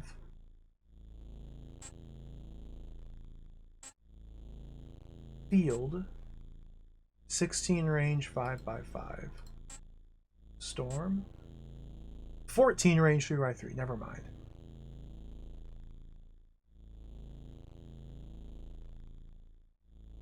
So field is less range, but probably less cost. Is that a 60 or a 68? So it costs 60 to cast it using that.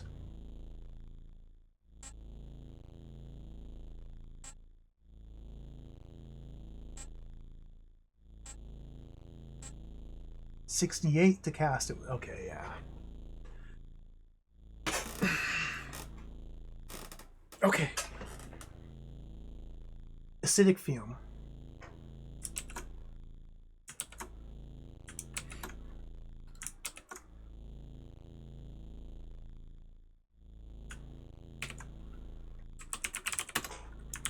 Let's create another document here. I have 3 separate programs running documenting information from this game now.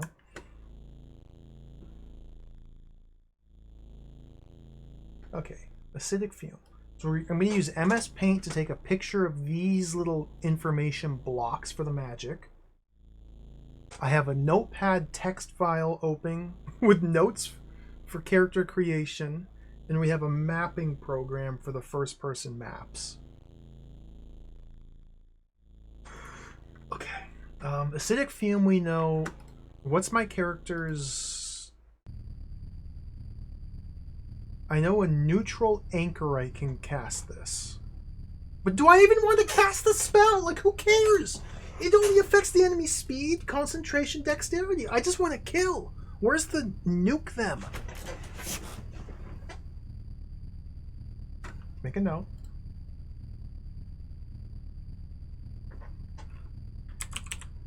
Neutral anchorite. can cast it. Okay. Let's craft another spell. What's the next one on the list? There's 40 separate spells, by the way. The next one is Alpha Catharsis. Fear, devotion, repentance, pleasure.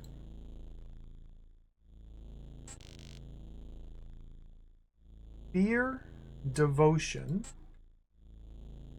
repentance, pleasure. Fear, repentance, pleasure. Fear, repentance, pleasure. Pleasure, fear, repentance.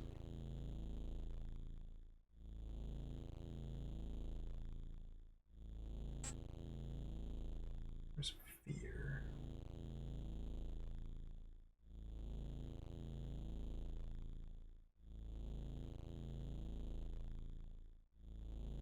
So the different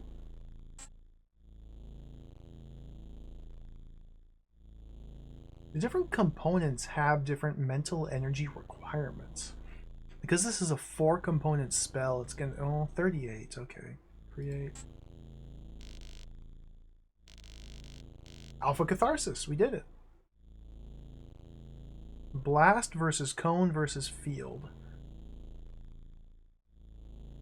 Let's just do blast. Okay.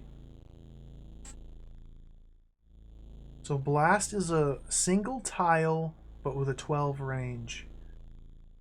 Efficiency depends on 6th sense. Efficiency depends on 6th sense.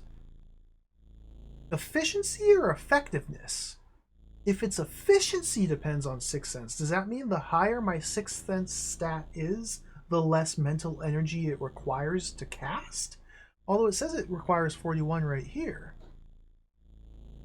Would this value go up or down based on my 6th sense? Because I'm more efficient? Or is that the effectiveness? Is it more effective at reducing vitality, stamina, and intelligence based on the... I don't have a dang clue. There's another spell. Okay.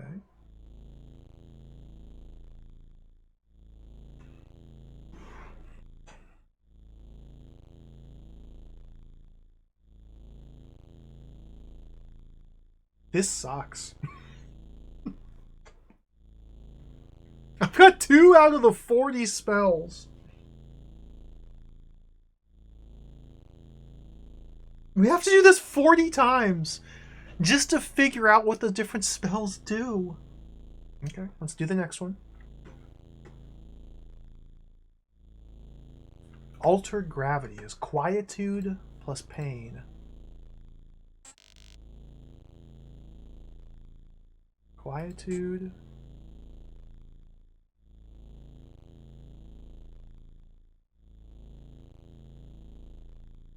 Pain.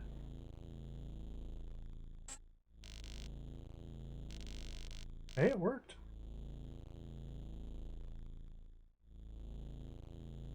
So these two seem to be listed in order from top to bottom. The top is the cheapest energy required. Then as you go down, the more and more energy is required. Field is area of effect. Tunnel is... what's tunnel?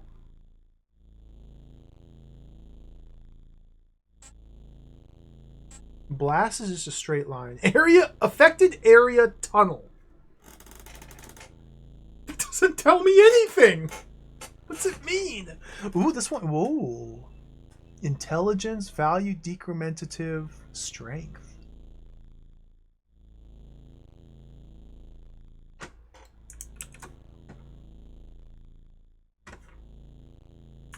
Okay, got our 3rd spell.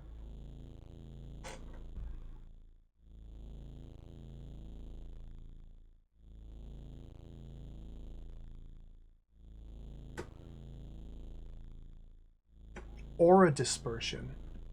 Anger, pain, modesty.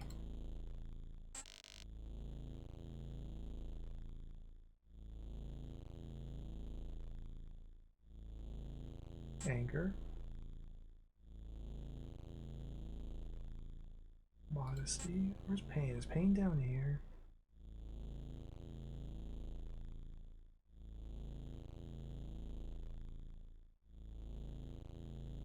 Pain was not down there.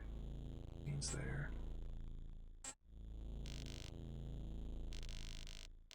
Maybe anchorites can cast all the spells. Sphere.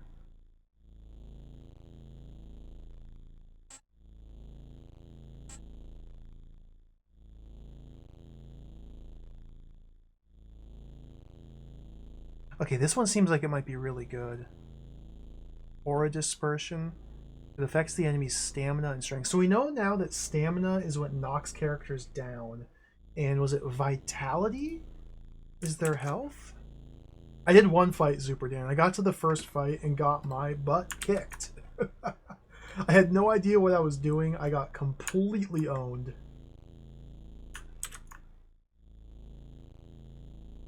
And died. I kind of got an idea as to what we're in for, though, so now I'm just learning. Now I'm trying to figure out what the heck's going on with the magic system here. I bet... I'm getting the feeling that there's only going to be a couple spells I'm going to want to use.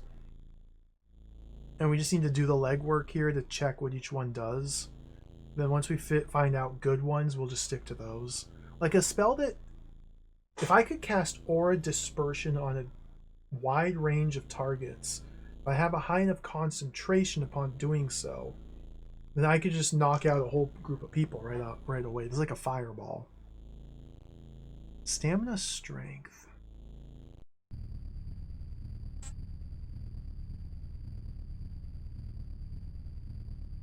Yeah, stamina's good to have spells that target stamina because that knocks enemies down. Vitality is their actual health, though. So if we want to kill them, we gotta knock out their vitality. We can lower their constitution to have them take more damage to their vitality and stamina? Question mark? Strength affects characters' close combat, wounding, and endurance. Okay, so if we're able to... Well, if this is specifically close combat endurance... then strength is not actually that important of a stat. Physical attack, defense rates, action time, speed, sixth sense. Okay, more spells, more spells. What's the next one? So we got Aura Dispersion, Beta Spread Point, Bravery, Sincerity, Baseness.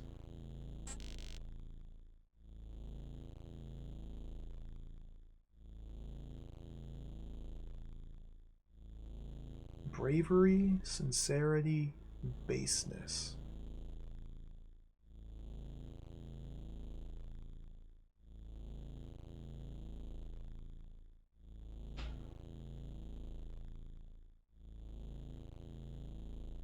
Sincerity, baseness, bravery. My anchorite's not been unable to do any of these spells yet. Very interesting. Maybe the anchorite has access to all different types of magic. Okay, affects stamina and perception. This is really good. Another really good spell here.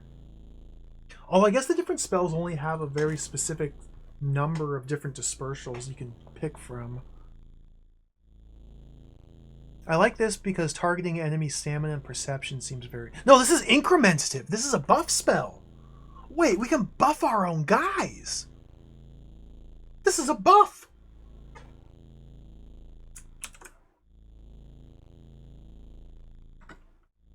Love to buff my guys.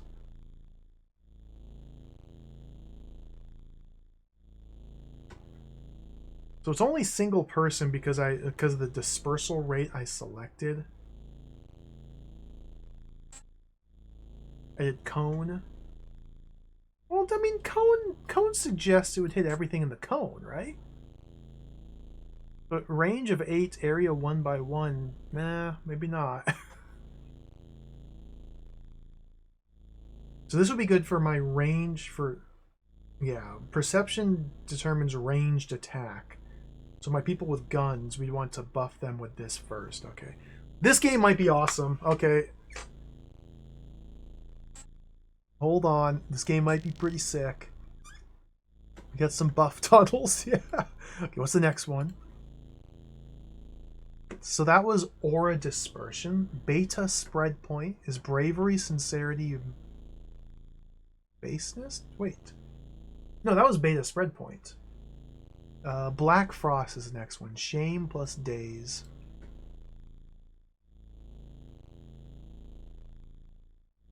Not a fan of the magic system they have here.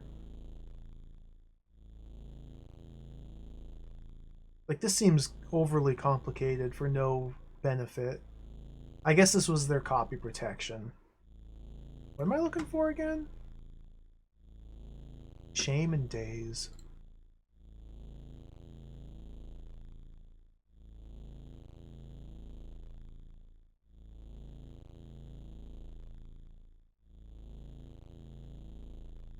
Shame, Daze, okay. Down at the bottom. Black Frost. Tunnel.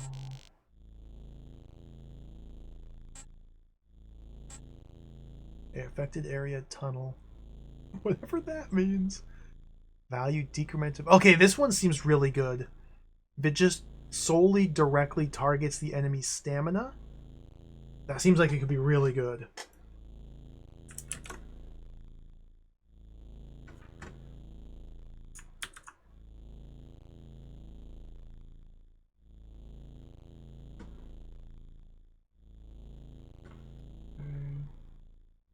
Next spell.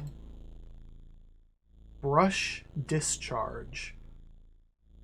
Generosity, Repentance, Delight, Disappointment.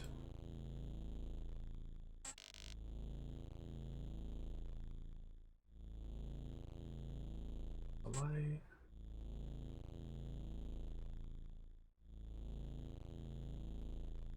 Generosity. Generosity, Repentance, Delight, Disappointment. So we need Repentance and Disappointment.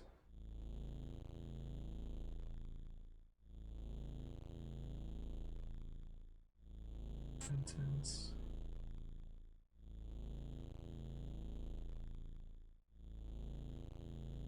Disappointment. I'm not even like trying to learn what these different symbols are or where they are here. Ring.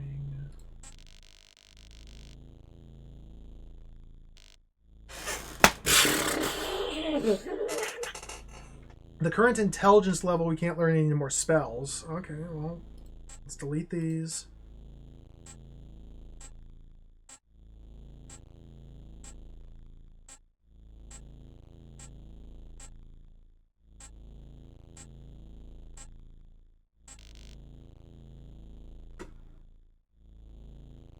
Generosity, Repentance, Delight, Disappointment.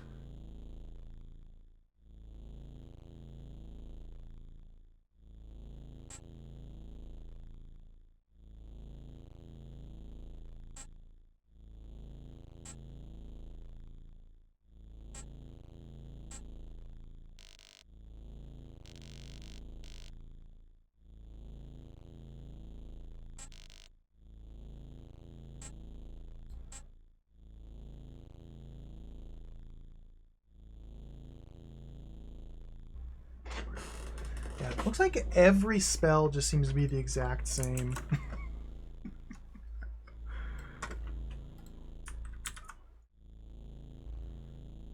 By the exact same, I mean the same general format.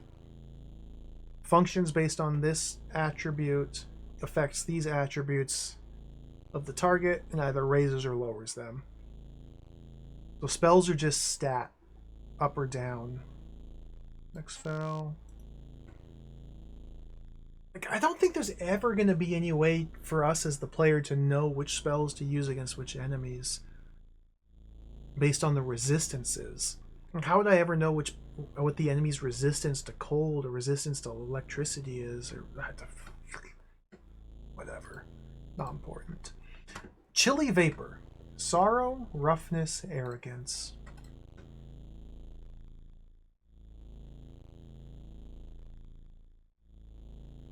Sorrow.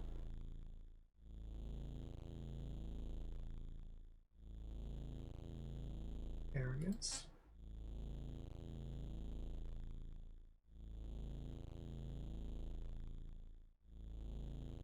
Roughness.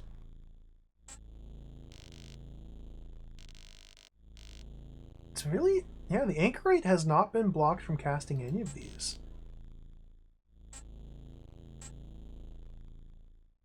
Yeah, every spell has a different resistance. That's true.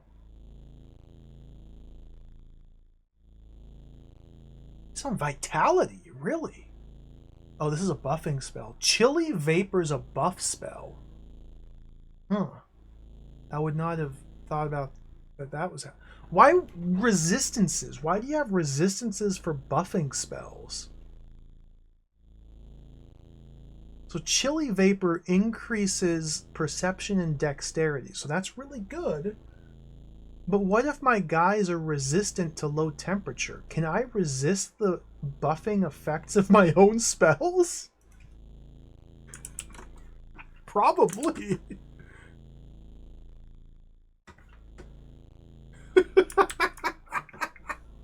What a game.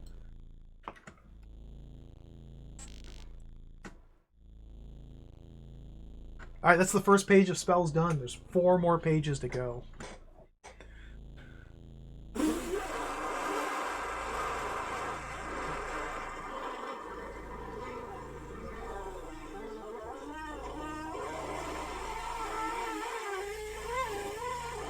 Okay, let's do another one.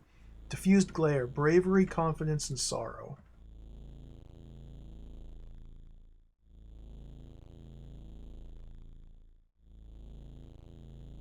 Sorrow. Confidence.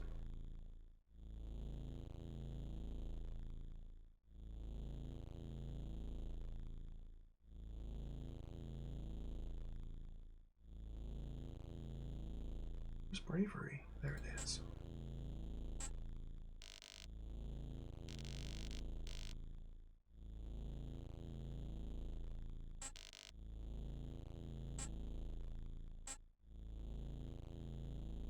Decrement of perception, 6th sense. Okay, this is garbage.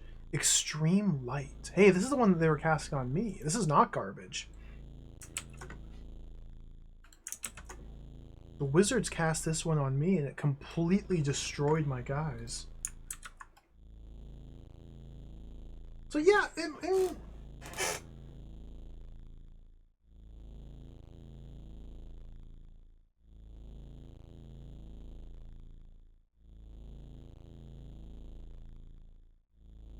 the spells themselves don't seem to have alignments.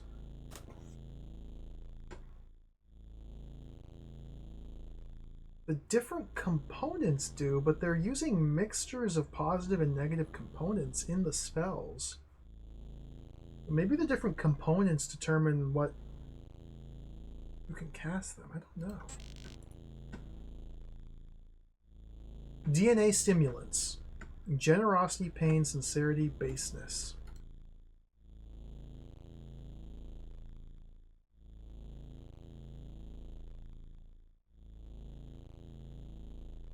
Generosity. Pain.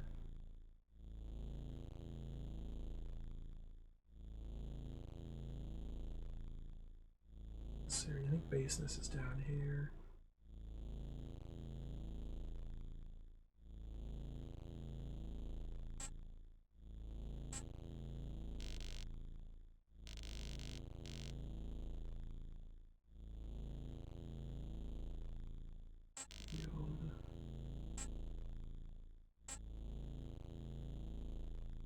Okay, this is a buff.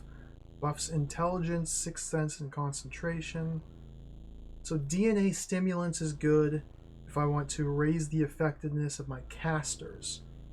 The 6th sense, intelligence, and concentration are all mental attributes that govern spells. So, like,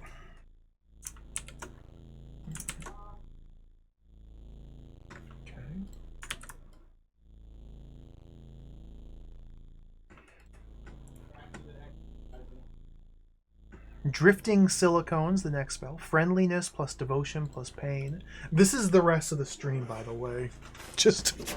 I'm just saying.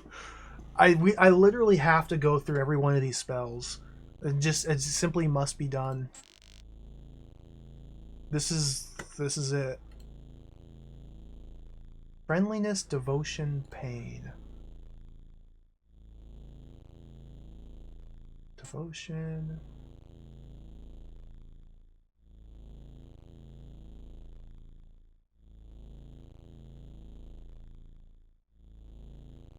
There's Pain. We'll be able to play the game eventually. It's just going to take a little bit of time. And we'll be able to play the game eventually.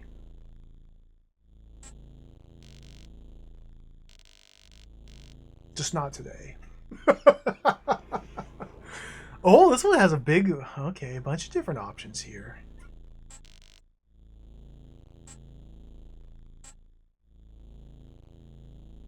Value, decrementive, speed, morale. What happens if you completely drain a character's morale?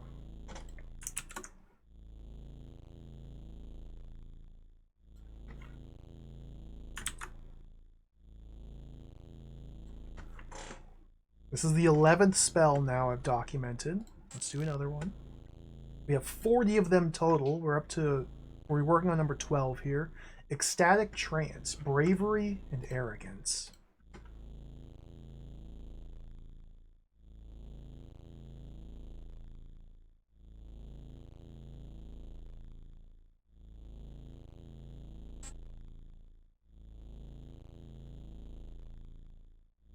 Bravery.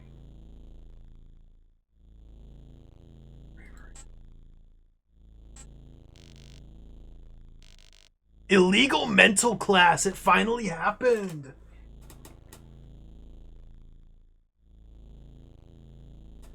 So, illegal mental class.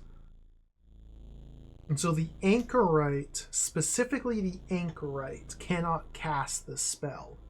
Why is that again? Because it's illegal. Bravery is obviously positive. What was the other one?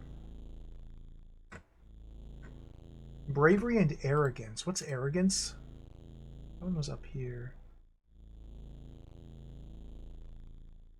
Where's Arrogance? Arrogance. Arrogance is obviously negative.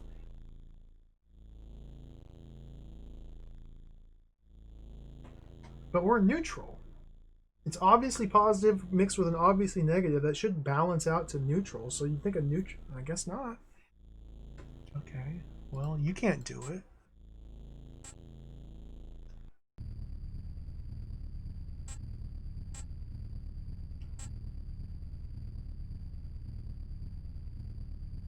So maybe my extremely positive mediator can cast it. Let's try.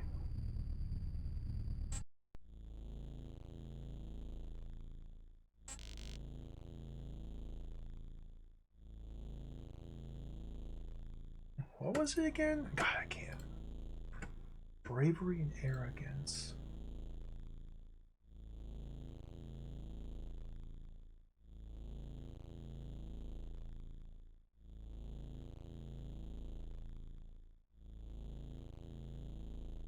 Bravery and Arrogance is like up here.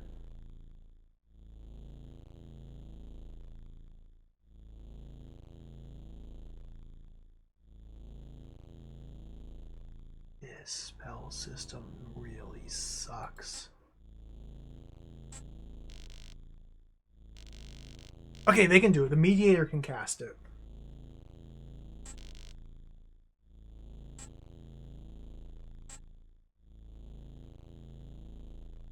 Incremental morale. I'm never going to use this in my life.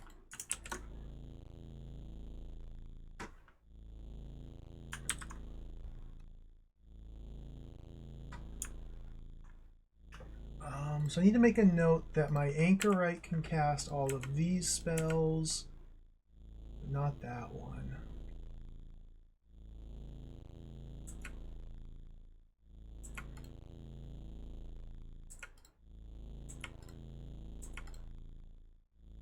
Like, if I really want to be thorough, I'd craft each of the 40 spells with all 3 different magic casting classes. I don't know if I can be bothered doing that. Okay, so this one gets an M, because you need to be a mediator to cast a spell. Okay, next one. That was Ecstatic Trance. Electric Shock. Hostility, Distrust, and Calmness.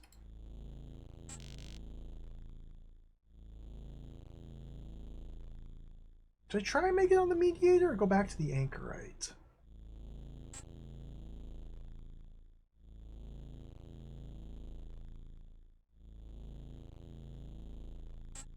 It's hostility.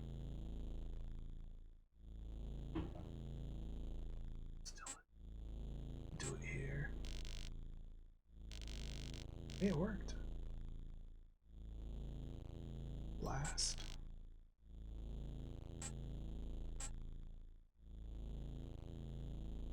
Speed.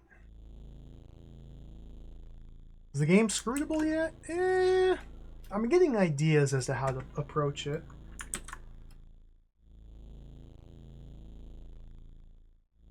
Maybe. Perhaps. Perchance.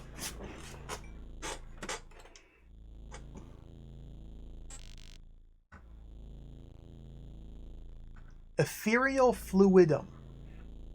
Hatred, forgiveness, envy, bravery.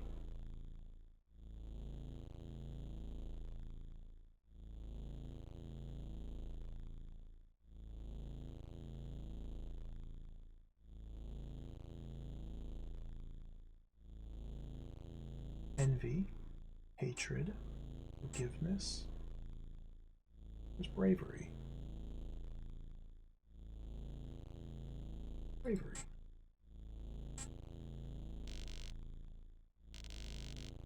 Oh, nice, it worked.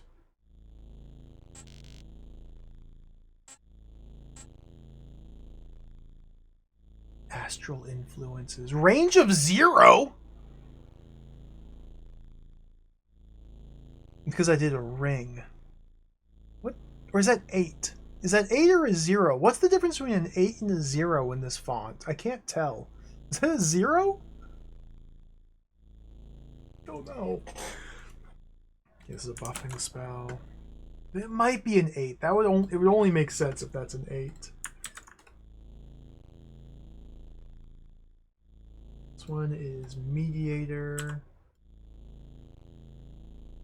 A buffing spell. Speed, Strength, and Dexterity does seem like a good combination. Based on the caster's vitality.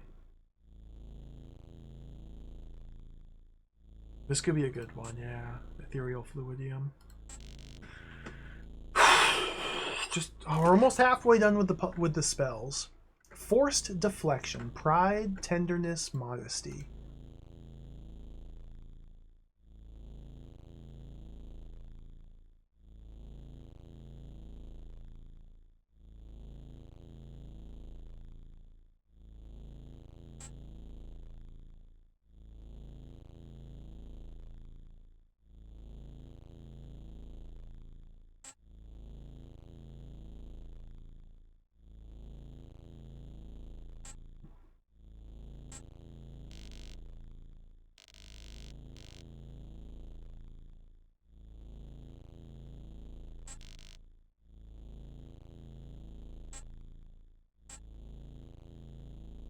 This is the 8 right there. That's the 8. So that was a 0 before. This is an 8.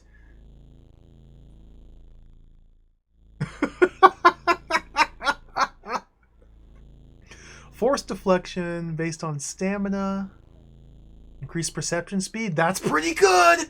That's a really... Okay, some of these spells are going to be really good. I think some of these spells might be really good.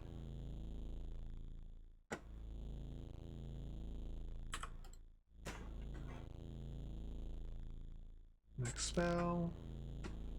We're going to do 20 spells. That was the 15th spell. We're going to do 5 more. And then I cannot be bothered to do any more at the moment. We'll have to come back and do 20 more next stream. and then roll characters, and then we can start to play the game. It might take about 6 or 7 hours of playing the game before we can finally play the game.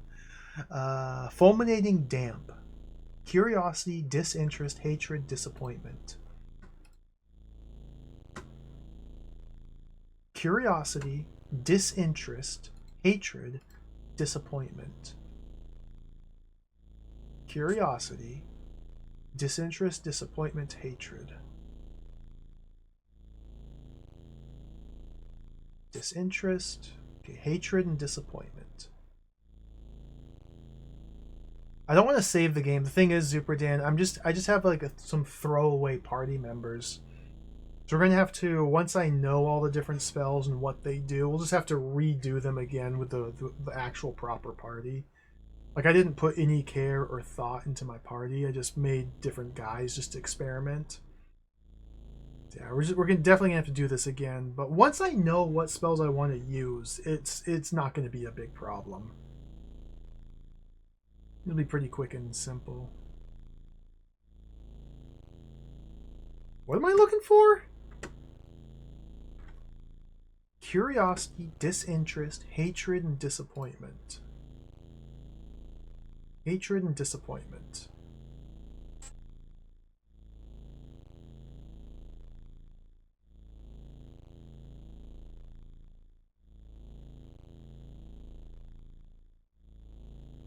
It's hatred.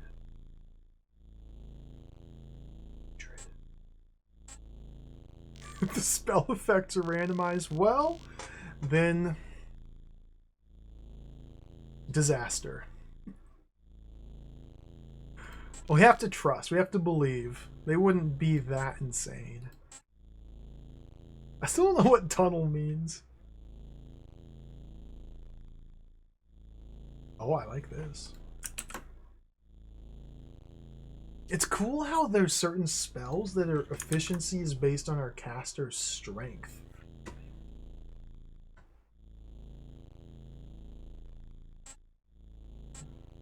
We must be incredibly strong to cast the Tunnel of Fulminating Damp, which causes a pressure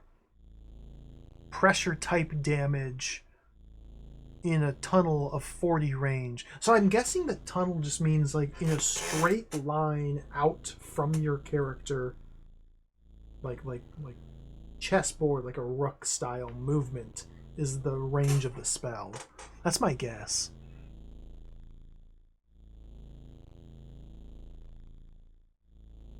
Okay, next one.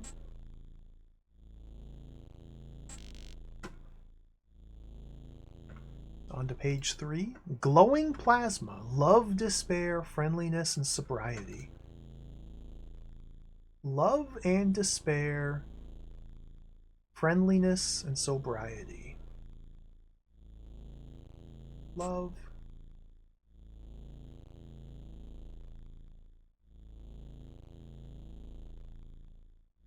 Friendliness. We need despair and sobriety.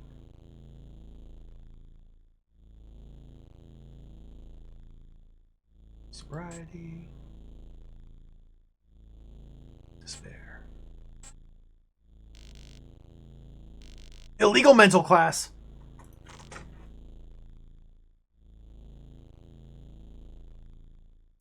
It would be so cool if there was any way to know which classes could cast which spells without doing it like this. Okay, this is my psionic. Let's see what the psionic can do here. Despair, sobriety, love. What was the other one? Love, despair, friendliness, and sobriety.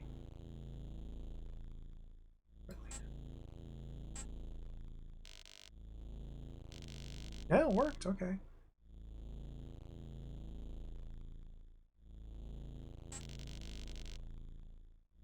Don't have enough mental energy. Oh.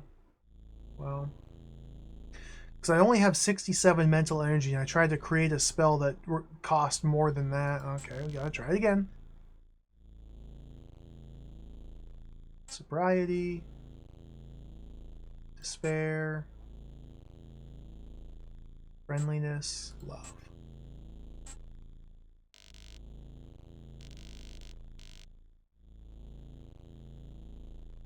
So you can see here if I select field, field costs 81 mental energy.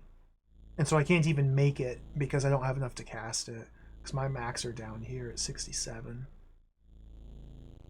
So I could get away with tunnel.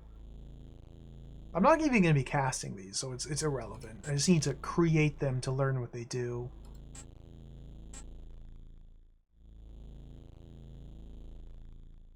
Decrementive. Is this the first one that lowers vitality?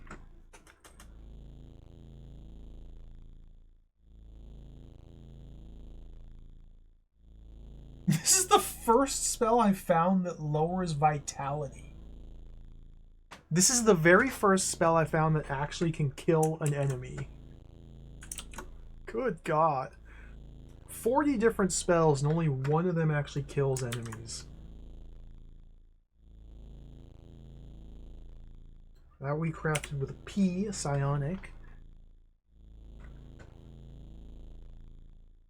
Okay, next one. This is just going to be permanently. I guess I could abort.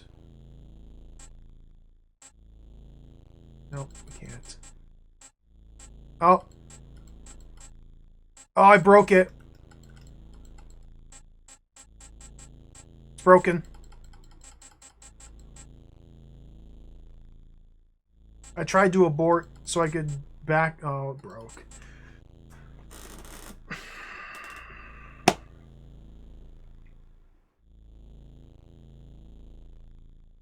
Well, we have to get 3 more. I've only done 17 spells out of the 40.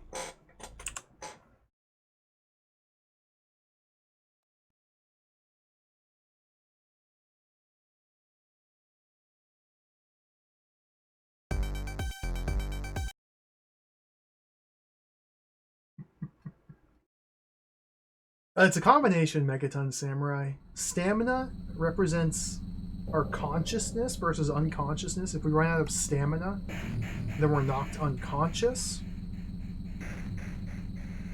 Vitality is what keeps us alive, though.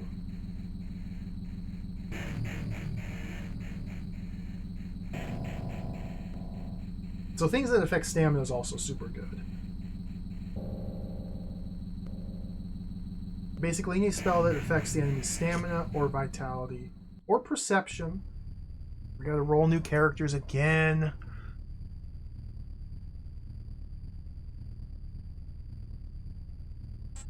Oh, I'm so sick and tired of this. Mediator.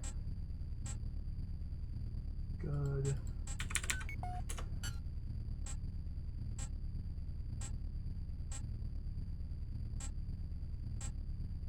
Whoa, 108. Okay, we got 2 mediators. Get psionic in here.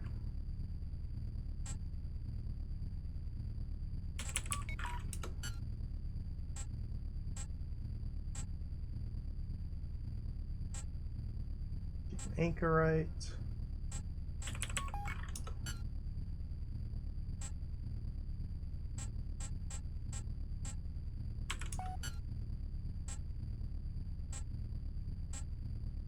Anchorite.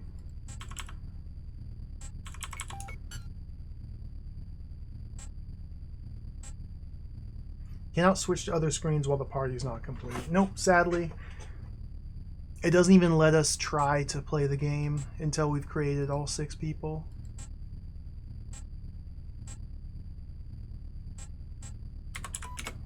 Okay.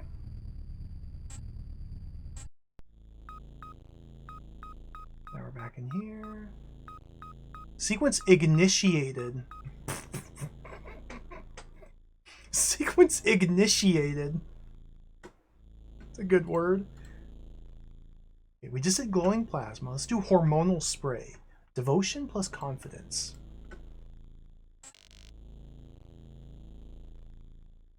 Devotion.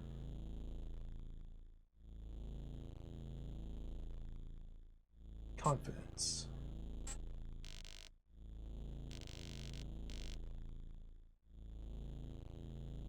Sphere. Hey, decrease enemy stamina. This is a really good spell.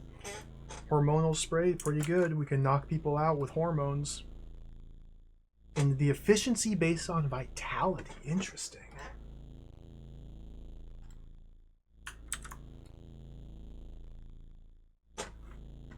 What type of character is MK here? Mediator, okay. Next spell. Infraresonance. Sobriety plus disappointment. There's a good combination. Sobriety plus disappointment.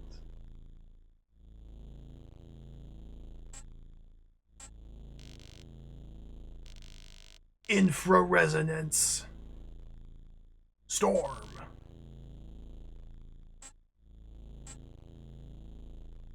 Okay, this is an extreme sound. Perception. Decreases in target's concentration. I don't think I'm ever going to want to use this for anything. Well, no, okay. I guess if we're fighting like a group of wizards, this could be useful to disrupt them. Mediator spell, mediator spell. Next spell.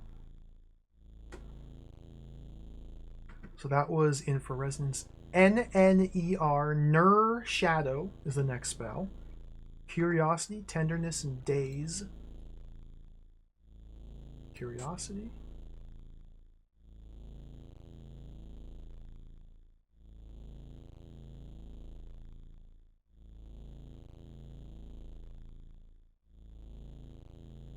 Tenderness.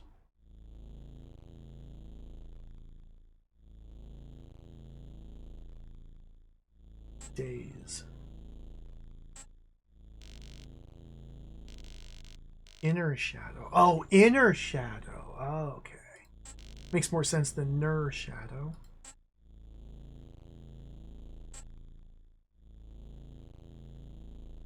Strength, concentration. It's just everything is just the same.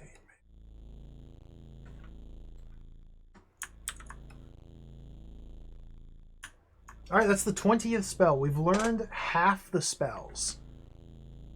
I've now learned half the spells. It took, what, like 30 minutes, an hour to do half the spells? We still have to do the other half. But I'm going to save here.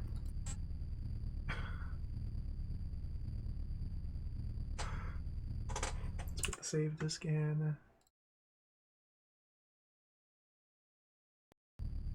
As far as I understand, Psygnosis was only the publisher.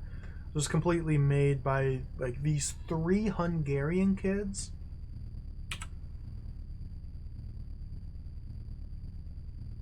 No idea how much help they had or anything. These saves came with the game. Alright, we're halfway. Wonder what you spend money on. We didn't find any shops. So this is what the game looks like for those who missed it. Here's the world map. You can move around these different nodes on the world map. Here at the start of the game, all we can do is visit the town right here, the town of Midlight. We can go to the town of Midlight. We're playing as these 6 chosen unborn entities foretold by a prophecy who have been awoken because of some existential threat to the universe, to life, to everything.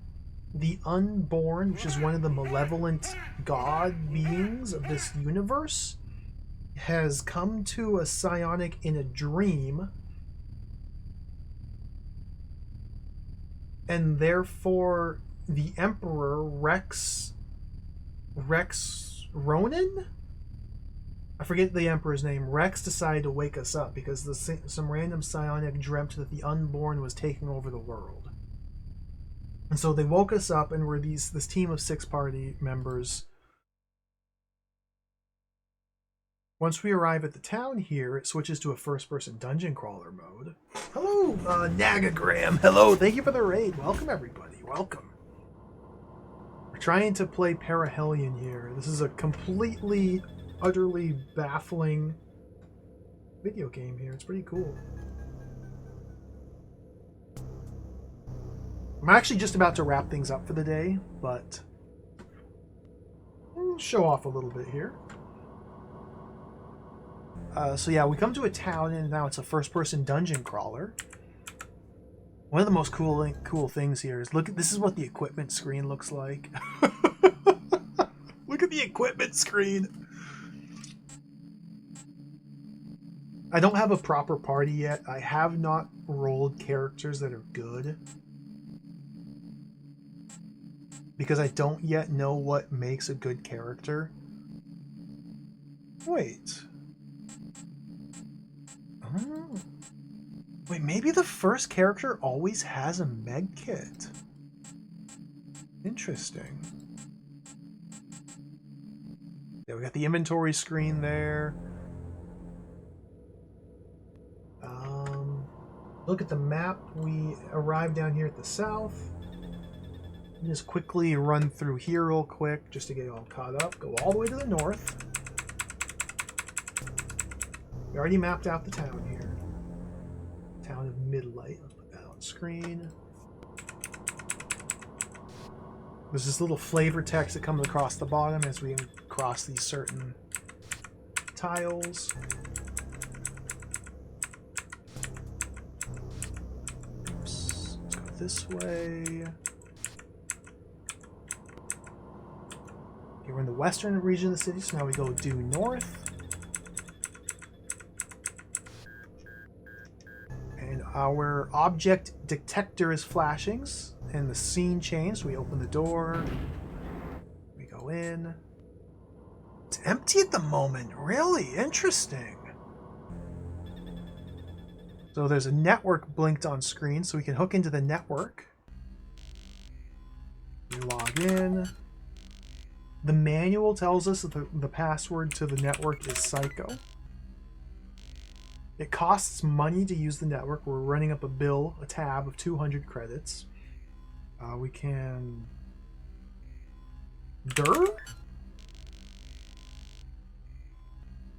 Lists all the files. We can read these individual files. We want to read, I think it's report 1.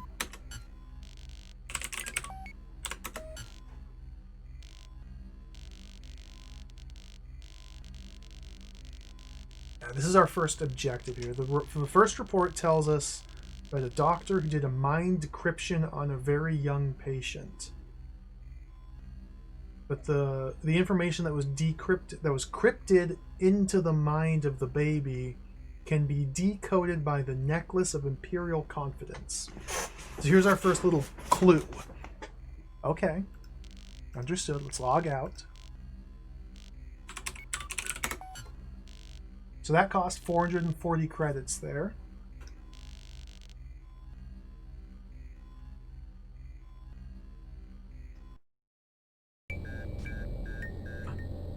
What's this? Oh, this guy's here! Fascinating. Keeper of the small and dusty store. So he's obviously one of the few. Now we read all this. So now there's a person here. He just showed up. We busted into his house and started using his computer. I guess this is a store. No, that says stair. Skip. No, we can talk to him.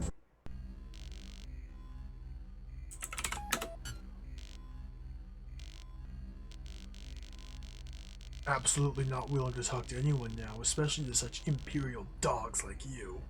Anyway, wait. I'm gonna try to help. I need something specific, otherwise you have no any business here. So he does say he'll help if we have anything specific. If we ask him about... Let's go through my list of proper nouns here. Midlight. It's the name of the town. He doesn't want to talk about the name of the town. Okay.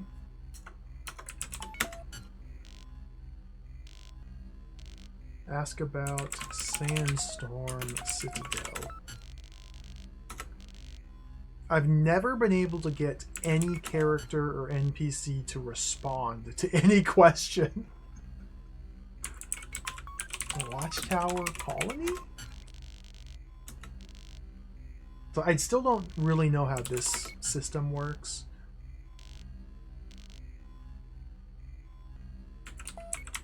Can we do Asylum? Doesn't care about that. So I'm not going to bother with him too much yet. So we can turn around and leave. So now, if we head all the way down to the southwest corner,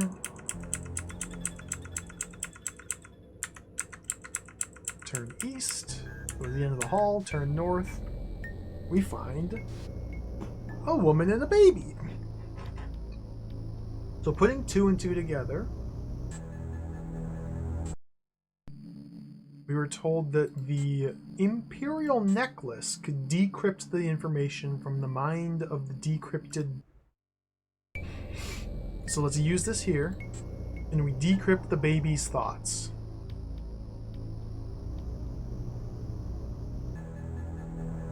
And now the baby can psychically tell us one single word.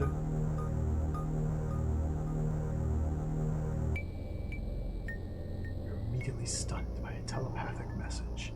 As powerful as it can be. Message is a word. Only one single word. Asylum.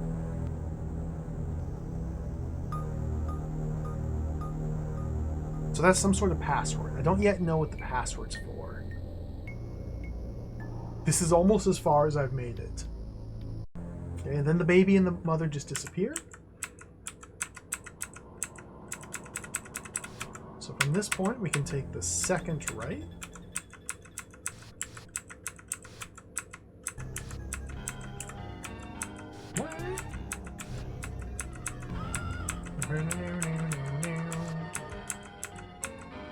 Past that.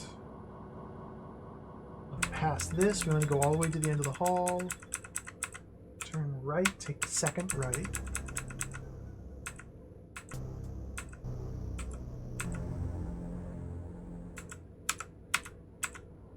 And now if we head into this section of the city here, from the nearby streets you hear the shouts of a considerable crowd. Okay, the alarms are blaring. If we move here, we get our first encounter. Facing a serious street riot, the wild and enraged crowd is led by some young reptiloid priests of a strongly negative entity called Vitriol. Appearance of these ill-famed and perverse priests is always very likely in similar situations. They're unpredictably violent, chaotic. It's not surprising. They're enjoying the confusion. Beyond the rapidly growing tension, clearly feels something more frightening. These people, even the priests, are not in full control of themselves. There's a hidden power behind their blazing eyes. Blazing eyes? It's very hard to read this font. We do battle.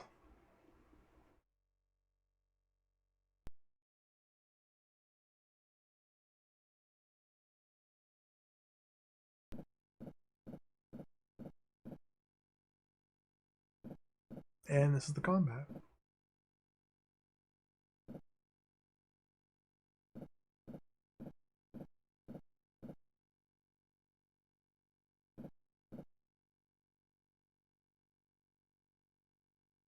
That one was able to shoot me from all the way down there?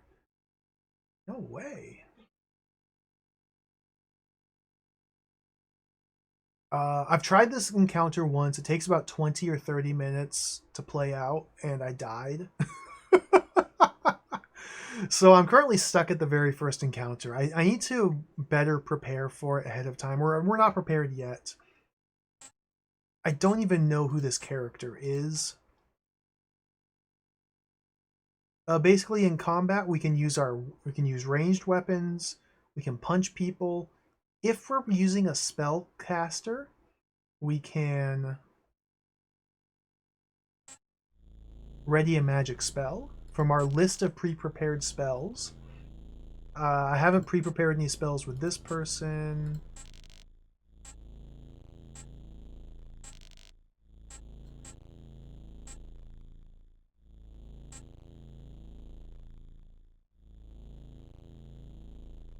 Sure, use that one.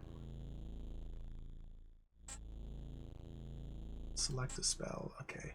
Storm of Infraresonance is selected. Okay. You have action points up at the top here. That's what this menu is. Or this little bar here is your action points. Mental energy over there. So every time you move, you can only move in the 4 cardinal directions. It uses the highlighted chunk of the action points. And the usage is based on your equipment and your stats, I believe. So we want to probably move him up here and defend. Okay, who are you? I don't know. I don't care. Let's move you up there and defend. Try and get you out of there and defend.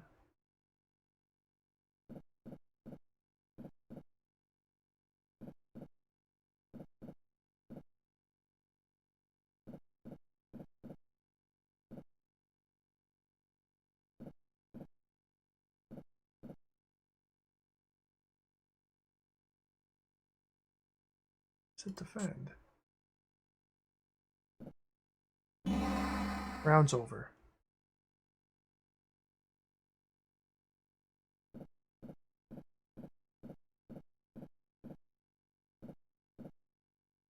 Marauder prepares for a ranged attack. So this one's preparing for a ranged attack. So if we rush him, now he can no longer do the ranged attack.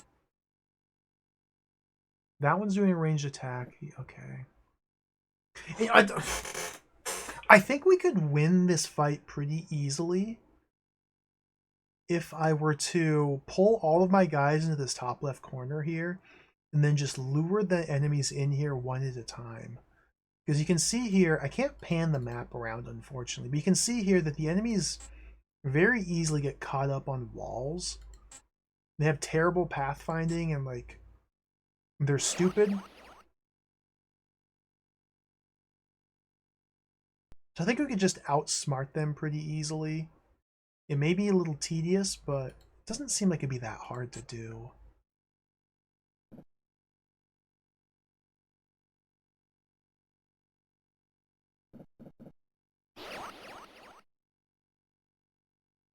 Nice, their spells are missing.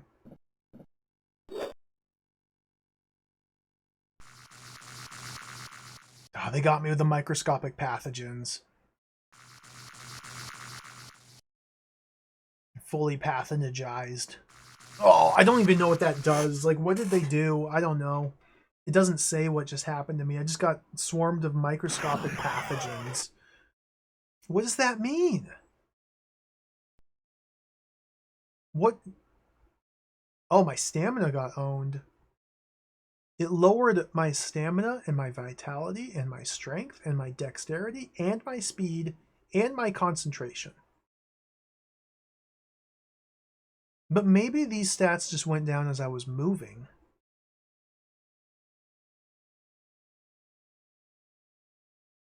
The huge hit to stamina seems like the biggest problem. So I'm going to guess that that spell primarily targets the unit's stamina. So if we lose all of our stamina in battle, then we get knocked unconscious. If we lose all of our vitality in battle, then we die, turn into bones. Strength determines our physical melee damage as well as defense from physical attacks. Dexterity is something. Speed is our turn order in combat. Intelligence is something.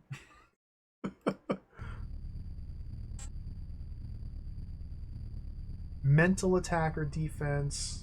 Into action time. So every stat has its own different effect. Basically, every stat is like a different health bar in a sense.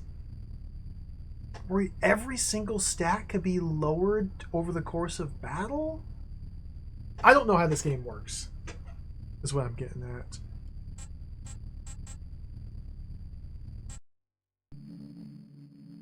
You can like hot swap your inventory, your equipment mid-battle. Everybody comes with guns. Guns have ammo. You need to reload them, which costs action points, which you have to use in turn or during your turn of combat. You also have melee weapons. We can't swap because I'm in the middle of attacking.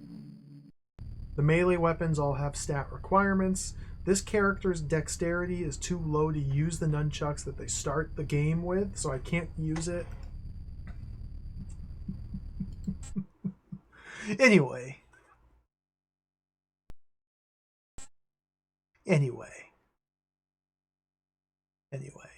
We're not going to play out the battle. Because like I said, it takes about 20 or 30 minutes. And this is not a good party. We're still in the experimentation, fact-finding, research and development phase of the game.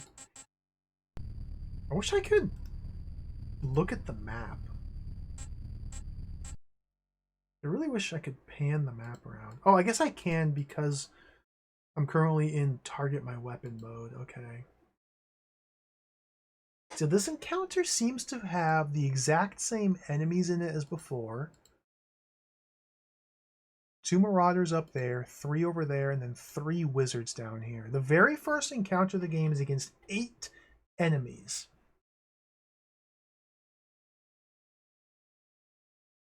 Fascinating. Kind of wish I could see the game over screen again, but that's... Nope. Take forever. Just have to click this button a whole bunch. I can't be bothered. Okay, we're going to pause it here for the day. Get rid of that. Let's pause it. Perihelion, the Prophecy, Day 1. We have accomplished literally nothing. That's not true. We've accomplished 1 step towards playing the game. We're 1 step closer to playing it. We're going to pause it here for the day. I wish there were music. Let's get the crack troll going.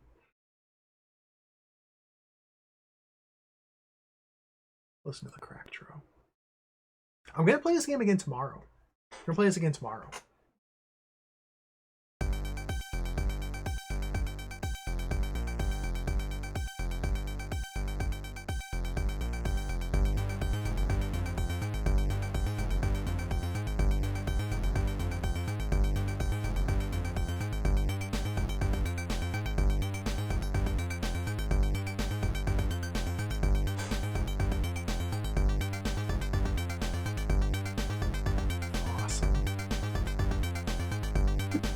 Thank you for watching.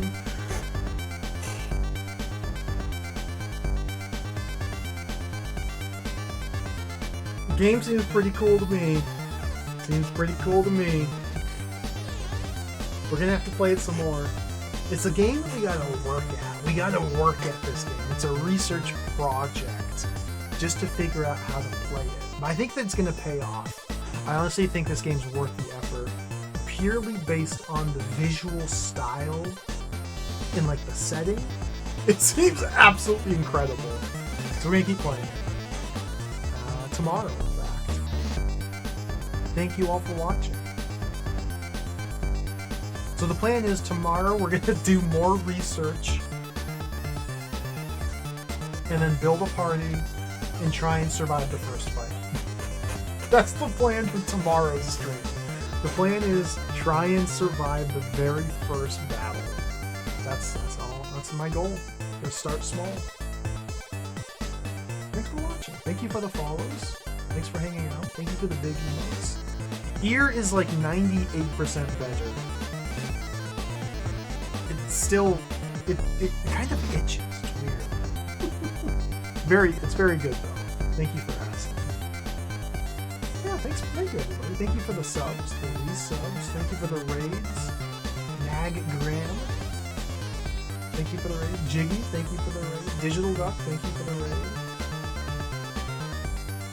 Terror Man, thank you for the raid. Thank you all.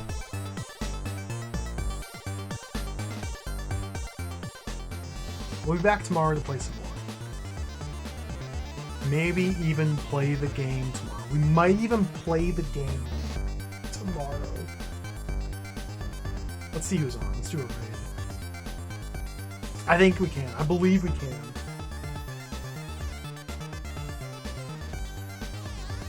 Who's streaming?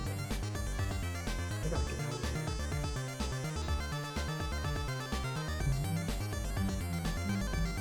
Is anybody streaming Perihelion the Prophecy? Nobody I'm following is streaming Perihelion the Prophecy.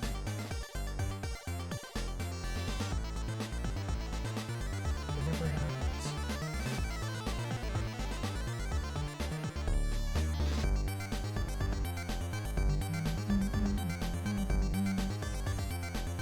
It's a really good song. We're gonna rate games with Johnny _ Lord Games with Johnny _ playing the dankest games you've never heard of. You think I play obscure stuff? Check out Games with Johnny. He's playing Super Cow.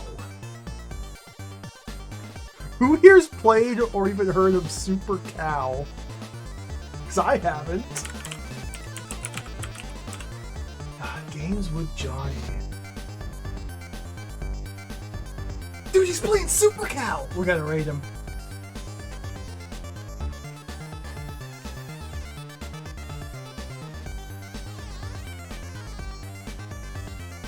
This looks so cool. Take care. Catch you next time. We'll be back. Adios. See you later. Bye-bye.